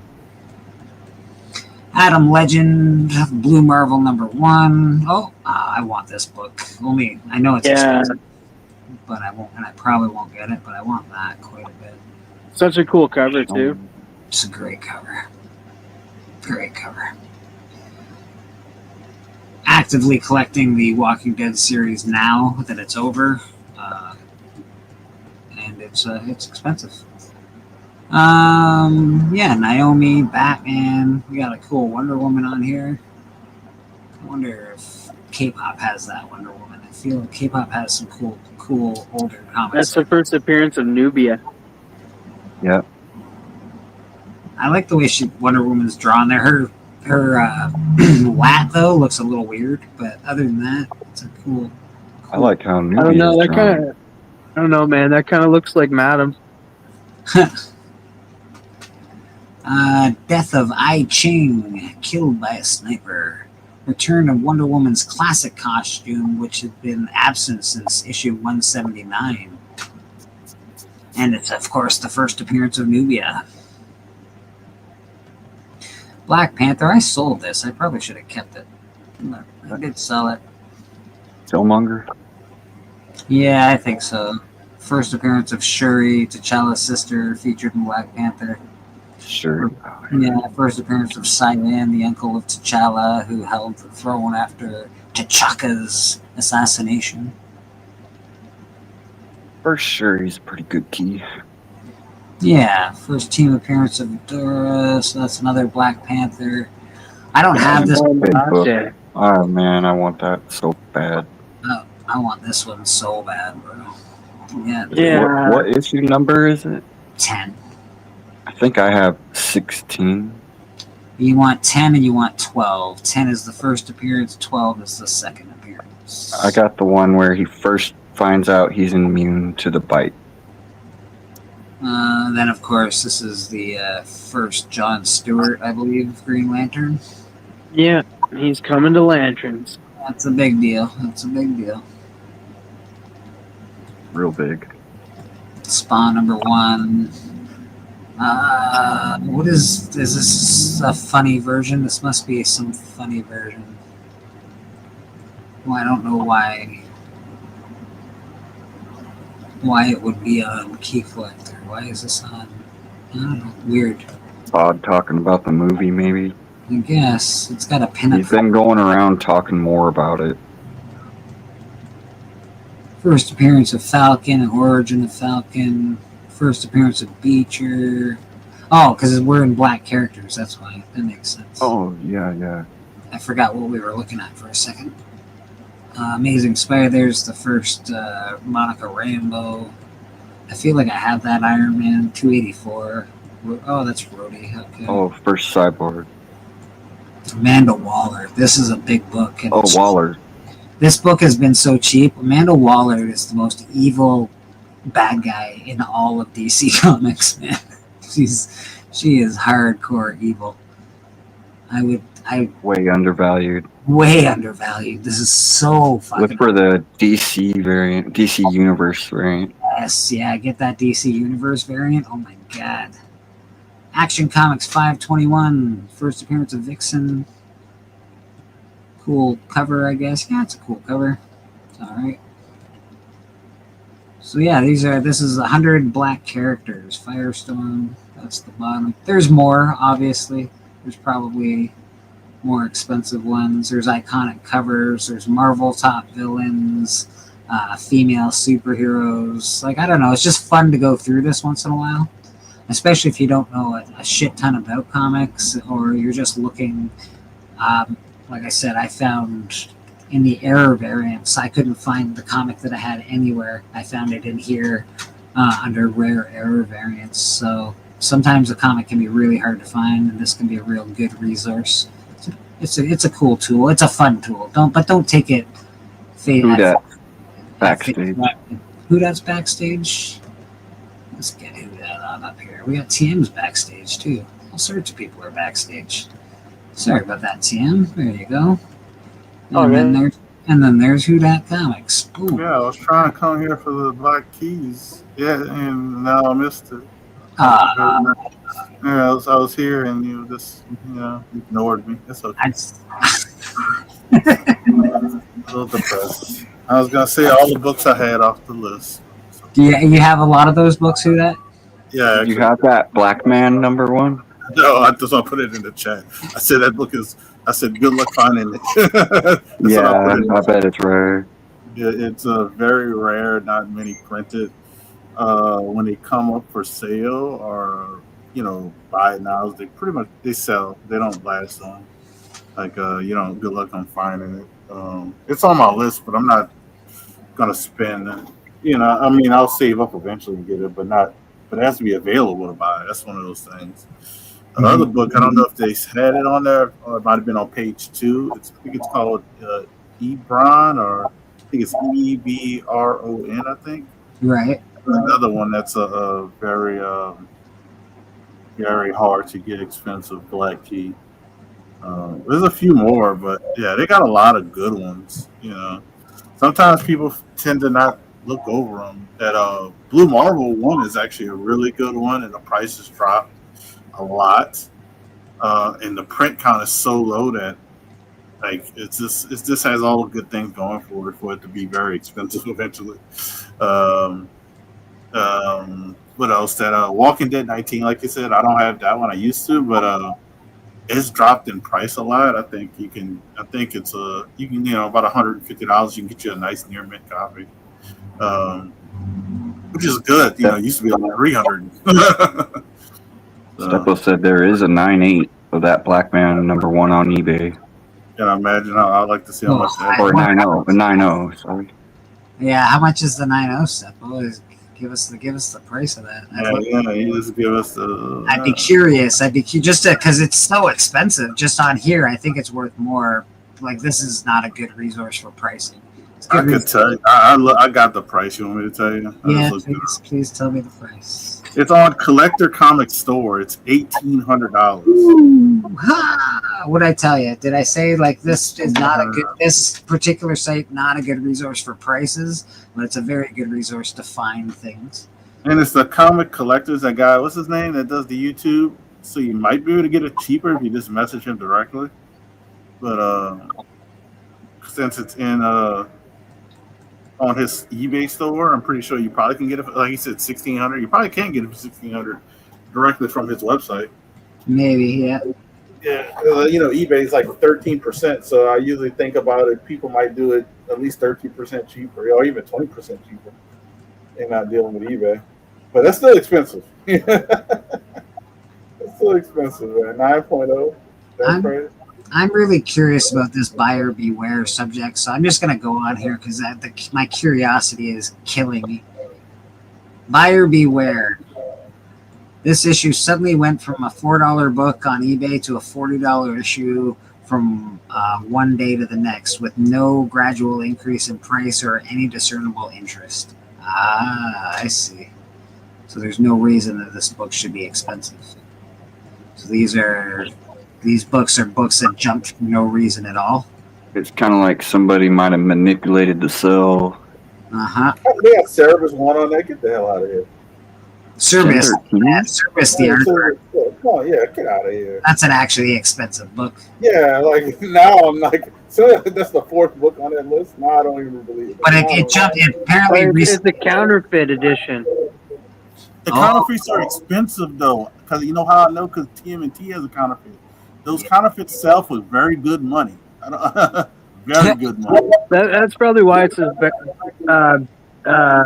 buyer beware, because it's counterfeit, right? But yeah, counterfeits are for those books like that are very. People like them, and they're not cheap.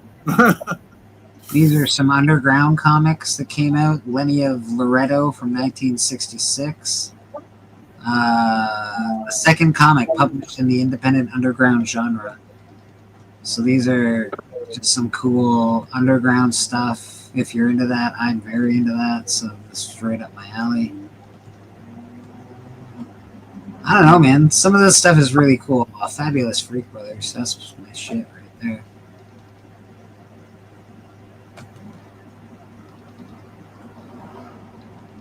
So yeah, if you're ever using Key Collector, it's got some real good resources, man. I think I dig it. Who dat? What do you got going on with yourself? I haven't been around in a bit. You doing anything fun? So you did some you did some unboxings and some auctions. We got an auction this evening. Is Spanish? Yeah. I got down on this evening and a whole bunch of signed stuff. I got an unboxing with CGC probably Monday or Tuesday. That's about it. Nothing else. Just chilling, relaxing. I just wanted to pop on because I saw y'all were talking about this. There's so many first or interesting black characters. Are you after all of them, or just a certain amount? Oh, yeah, eventually. I mean, I would say all of them, but you can't. I don't want to overwhelm myself. That's fair. So I would say yes and no. Yes meaning yeah I do, but no because I don't want to overwhelm myself. So I usually put a couple on the list. I think I actually have Black Man on the list, but that's one of those books that's on the list. Like I have a Hulk one on my list. I don't want to spend like $2,000 to get Black Man one. You know what I mean? So it's like I got that one, but I got a couple of smaller ones on my list. And then I had a couple of other ones that I saw y'all show that I love to get upgraded in grade wise. But yeah, it's kind of cool. Like those. There's a lot of those people don't overlook those books. I mean, I got a whole bunch of them sitting right in front of me. What I got? We got the Wonder Woman. This is actually her first cover appearance. Wonder Woman 206. Nubia's first cover appearance. We got that Vixen. You know what's funny about that Vixen? That Vixen is stupid expensive in a 9.8, but like in a 9.6, it's like $200. Yeah. Well, there are some books like that. It's crazy, and I'm always preaching if you can't get that 9.8, get that 9.6 for $400 or $500 cheaper. I don't know if it's gone up in price. I know when I bought it, it was around $300. Oh yeah, that book was on the list today. Yeah, I know it's around $300. It's a good book because Gary Connolly actually did the story. So, I like a lot of people like Gary Conway stuff. So, but it takes a crazy jump in a 9.8. And this one, I looked it over. I was thinking about getting it signed. It has one spine tick, and it's very small. And I was saying, I wonder if I got this signed by Jerry Conway, and it would come back a 9.8. So it's one of those things that if this came back a 9.8 with the one little issue it has, I wouldn't be mad because as I've been seeing people who are doing like pre-screen unboxings, they're getting 9.8s and stuff for like 2 spine ticks, and then stuff that's clean, they're not getting 9.8s, which is weird. Yeah, finding some grading is definitely weird these days, especially PSA grading. It's they grade very weird. It's like a minor key, but another black character cover. That's the Wedding of T'Challa and Storm. That's the key. This is the Michael Turner variant. So that's all sexy on the cover. That's the Michael Turner variant that A lot of people will say, "Oh, I can't find it," and then I'm like, "But you can get it on eBay for like 20, 30 bucks." This one wasn't on there, I don't think, but this is a pretty big like key character. It's a first appearance of Calvin. I would love to get like the next like 3 or 4 issues. Yeah, those are hard to find, just like his first appearance. that's actually a really cool looking book. I don't know what it is that I like about it so much, but I like the cover. It's very It probably reminds you of like the newspaper. Yeah, it's school. It gives me that school vibe, newspaper vibe. I don't know. It's good. It's a good cover, man. Yeah, so I got that one. I kind of won it on an auction on eBay that I actually bid on. This is another one. I didn't see it on there. This is the first. I forgot Joe Louis, the Brown Bomber, his first comic appearance. Oh, cool. Oh, very cool. So I see him down there. But this is even rarer, I think, because this is the Canadian edition. I've never seen any Canadian edition on there. So that's his first. They also have other stuff about the war, some war efforts and stuff like that. Because this is from 1941. So I got that one. That one sitting here. Marshall is jealous of your Walking Dead 19. I'm very jealous. He didn't tell you what year he bought that though. He's like $200. Oh, I like that. I'm just waiting for him to put the year. Probably about it yesterday. I'll be even more mad. No. Then I would be mad. But then I'm waiting for him to come back. Yeah, I got that in 2013. I'm like, oh. That makes sense. Yeah. So black character. This is another one that's kind of like good to get. It's like the movie. Is that like the movie cover variant kind of thing? Yeah, movie cover variant. Yeah, basically, this would be a grail to get its fine one. I know they probably got a couple of them signed by Chadwick Boseman, but that would be a grail for me to find one that's signed by him. Yeah, that would be amazing. If you found a book. If you find one signed by him, then you can work on everybody else because everybody else is still alive. You know? Yeah. I mean, that would be a killer piece to get everybody on there. I mean, I got 2 of the people that came to conventions, and I said if everybody else shows up, I'll eventually get it signed. Listen, man, Jim Shooter just recently, within the last few months, passed. Like all these people aren't going to be around forever, and if you want to get your stuff signed, man, it's a good idea to do it. Yeah, and like Jim Shooter was sick, but it felt like how it happened. It was quick. It was quick, yeah. Yeah, because like he was sick, and then all of a sudden he was like, oh, but I'm still going to convention. Yeah, but I suspect he's an old guy, and he's been sick for a while, and he didn't tell people, and then he finally just started opening up about it. That's what I suspect when it comes to Jim Shooter. But oh, this was on that list. I forgot the key of it, but I had this book, and I ended up getting a triple sign. I was on that list. You got Therion. Got Al Milgrom, Ron French, and Tom DeFalco. Nice. Look at that hand. Look at this. Yeah, it's got to be. Who's the guy that draws the big hands? It's got to be that guy. Well, no, it's actually this. It's a Kirby, yes, but it's Al Milgrom and Ron French. So, okay. Yep.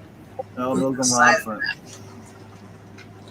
So and this is probably. I looked it over and I said need to be pressed, but it's probably like a 9.4. Nice. Which is pretty good for a triple signed book. I found this book really. First appearance of Gravedigger. Oh, very cool. Dude, Gravedigger, dude. That's such a badass character. That's like a 9.4. Then I got this. Found this. World's Finest. I just like it because you got Joker and Lex Luthor on the cover. After Batman. You got pulling up some fucking Silver Age goodness over here. This one was on the list, but I have a 9.8 of it. But I got a raw copy. I know someone else who has that book and is very happy he's got that book. Yeah, I am very happy to have that book. I know you are. You bragged about it for a while. Like, Black Lightning, I got it. I finally got it. Oh, that's nice. Michael Turner signed by Michael Turner. This girl. Beautiful. She needs to eat a sandwich or something, but she's all right. Michael This is Turner is my favorite artist. signed by Campbell. This is Campbell. This is like 4 times signed, but Campbell's the big name. Danger Girl. This is when they were doing a promotion tour for Danger Girl. Yeah, it's Vampirella. That one's hard to see. There it is. That's better. I know, I'm trying to get this so bright. Yeah. But Amanda Conner, Palmiotti, and Casada on that. That has a COA. Then we got some more. There you go. Some hot man. There you go. Blue cosplay Vampirella. She lives. Triple sign. I thought this one was cool because Amanda Conner did like a little remark around her name. Oh yeah. So she did a little heart with an arrow. I like it. It looks like a tattoo. I think it's pretty. Yeah. So you got that one. That'll be available for sale. Now I got a whole bunch of Luke Cage stuff that's sitting in the box. Crazy. Luke Cage 3. I got my Hero for Hire #1. That makes me happy. Yeah, I got a 1, but I got like 1 through 13 or 1 through whatever it is. 12. They're all like. They sold it as a 6. It's probably closer to a 6, 5, 7. It's got a real bad spine, like a real bad roll though. Like it's not really a roll; it's just a missed. Yeah, I got 1 through 16, so that's the rest of them. 1 through 16, and I think I have 18 as well. So I got a good little bit of stuff, but it'll be a nice little sale this evening on Astonishing. I'm sending in a big boy book to get Marko Durtovic. I said his name correctly. To sign. I already did the paperwork for it. I'll show it right now. So if you know what he did, he worked on, and he doesn't really do any signings. So you get sending this in. Oh, let me get you. Oh yeah, that's your. I know what you're up to. Yeah. It's your first Miles Morales. 1 in 20. Is that a 1 in 25? Is that what? Yeah, 1 in 25. Miles Morales. It's signed by Bendis, Crane, Sarah Pacelli, and Shamik Moore does the voice. And I'm gonna get Marko Durtovic because he did the cover. Yeah, I'm gonna send it in because he doesn't do conventions. He doesn't do. I think he kind of stopped doing comic stuff because he started a business and like they talk about it on CGC. Right. So and you could tell because of the price he's charging for a signature, he must know people are gonna send in that book and some other stuff that are rare because he did a lot of variants and stuff. So it's $160 for a signature. So. K-pop, are you kicking beside me right now? We're gonna go around the horn. We're gonna see what everybody's up to this week. See what they're doing. We might as well start with Hugat. He was just chatting. He was just showing you some awesome books. I'm sure some of those are gonna be for sale on his auctions. Yeah, that'll be for some of those will be for sale on the auctions. I have other stuff too. I got Mark Jewelers. This is actually I showed you this one, Blake, real quick. No, you never showed that. All right, let me show you this one because I've never seen this before, and I've asked a few people, and nobody really knows the answer. I even asked somebody who knows a lot about Mark Jewelers, and he didn't say anything. So I got a whole bunch. I ended up buying some Mark Jeweler stuff, and this one came back. So it says you see it's that color, right? Yeah. But it's purple. Yeah. I've never seen one like that. Yeah, that's fine. Oh, no, it's nothing wrong with it. I'm just saying I've never seen it. Ah, that's fair. Yeah, I've never seen it. I've always seen one solid color. No, that's pretty cool. So, and I've asked a few people, and nobody was like, "Oh, I don't know. I've never seen that before." And I'm like, "Okay." I mean, it's not done. I'm just saying it's probably rare, but it is what it is. So what you got yourself, Mr. I'll be on Astonishing Auctions probably this evening. I think they start at 7:30. I think I have to recheck, but I'll be there on there this evening. I did some unboxing, so you can check out those videos, show off some books. Also, what I'm doing on my channel, Yeah, I'm doing so every time I go live, I try to give away a book. If somebody does a $10 super chat or more, this is the book I'm going to be giving away for $10. Basically, how that happens is like Steppo's won them like 4 times in a row. Not in a row, but 4 times. Usually, nobody else gives you competition if you do a super chat. So when I go live and you do a $10 super chat, most likely you're going to win this book for free. Well, you know, I mean, not for free, but for $10 and free shipping. So if you guys send me $10, whoever sends me $10 will get that book for free. Who that'll send it out to them, no problem. It's great. Yeah, on my live. Yeah, on my live. But this is my channel member giveaway. We got first appearance of Spider-Woman, first appearance of She-Hulk, and a new fan. I'm so close to 20 members, but I don't think I'm going to keep 20 members throughout the month of September because I said I got 18 members currently. 20 members. If we end with 20 members at the month of month of September, which is this month, I can't get somebody for $2 to win some books. If you don't know the odds to that, you got a 1 in 20 chance at that point to win those amazing books. That's pretty good. That's pretty good. I'll sign up. So yeah, you got. I don't usually go for giveaways. Yeah, but you do go for channel membership. So become a channel member, and you might make yourself happy, not somebody else. Amen. You need to make yourself happy. That's the deal. But I said I just gave you 20. Gave you 20. Yeah, I think he's saying. Oh. Yeah. Oh, he's talking about you. He's like, yeah. Well, you know what I could do? But Laker had to send me the 20, and I could slip it in his box back here, and eventually you get. Yeah, I got. But no. But I appreciate everybody, man. I don't want to stop in because y'all talk about some Black Heat characters, and sub everybody up. Check everybody out for voting. I do appreciate. That's why I try to drop a lot of haul videos and a lot of unboxings and try to show you guys what I've been picking up and kind of upgrades and how my process of stuff has been going. And I do have some big key books that I will be revealing within the next, I would say, 30 days.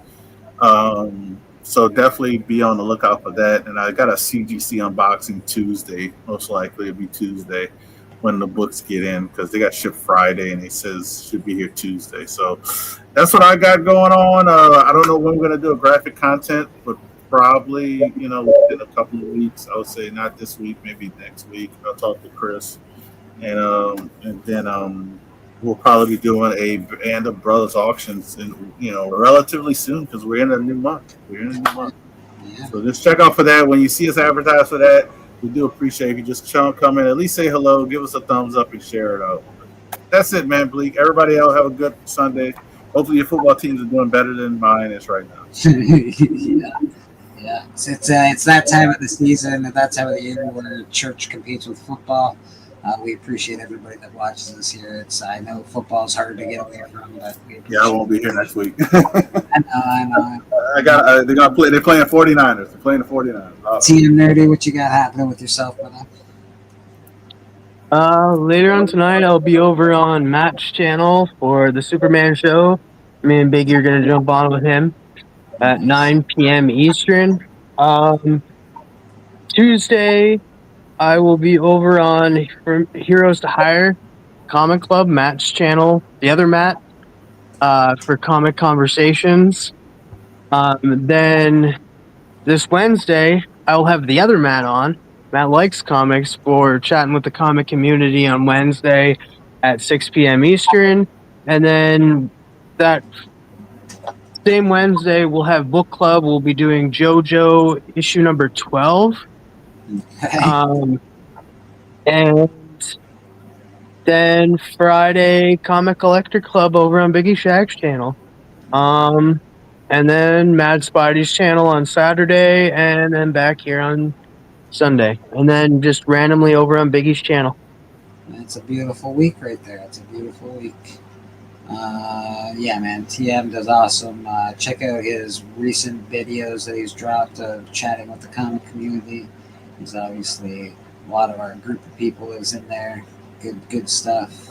And Alan was the last one, I think. But yeah, good shit. Rad Art and Comics, man. What do you got going on with yourself, brother? Oh, same old, just drawing. You can find me on Instagram if you want to get a commission, and you can find me here if you want to watch me draw. Yeah, man. We appreciate it, Rad. I really love it. I'm really happy that you're here drawing. It makes me feel good about this whole thing. I enjoy it quite a bit, so thank you. Hey, thank you, man. I love having a place to come to and share my work. That's good shit, man. K-Pop Junkie, you there, my dear?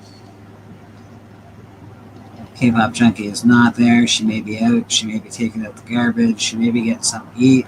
She may be dealing with her mom. She may be dealing with other things. But she usually has a show every Sunday night.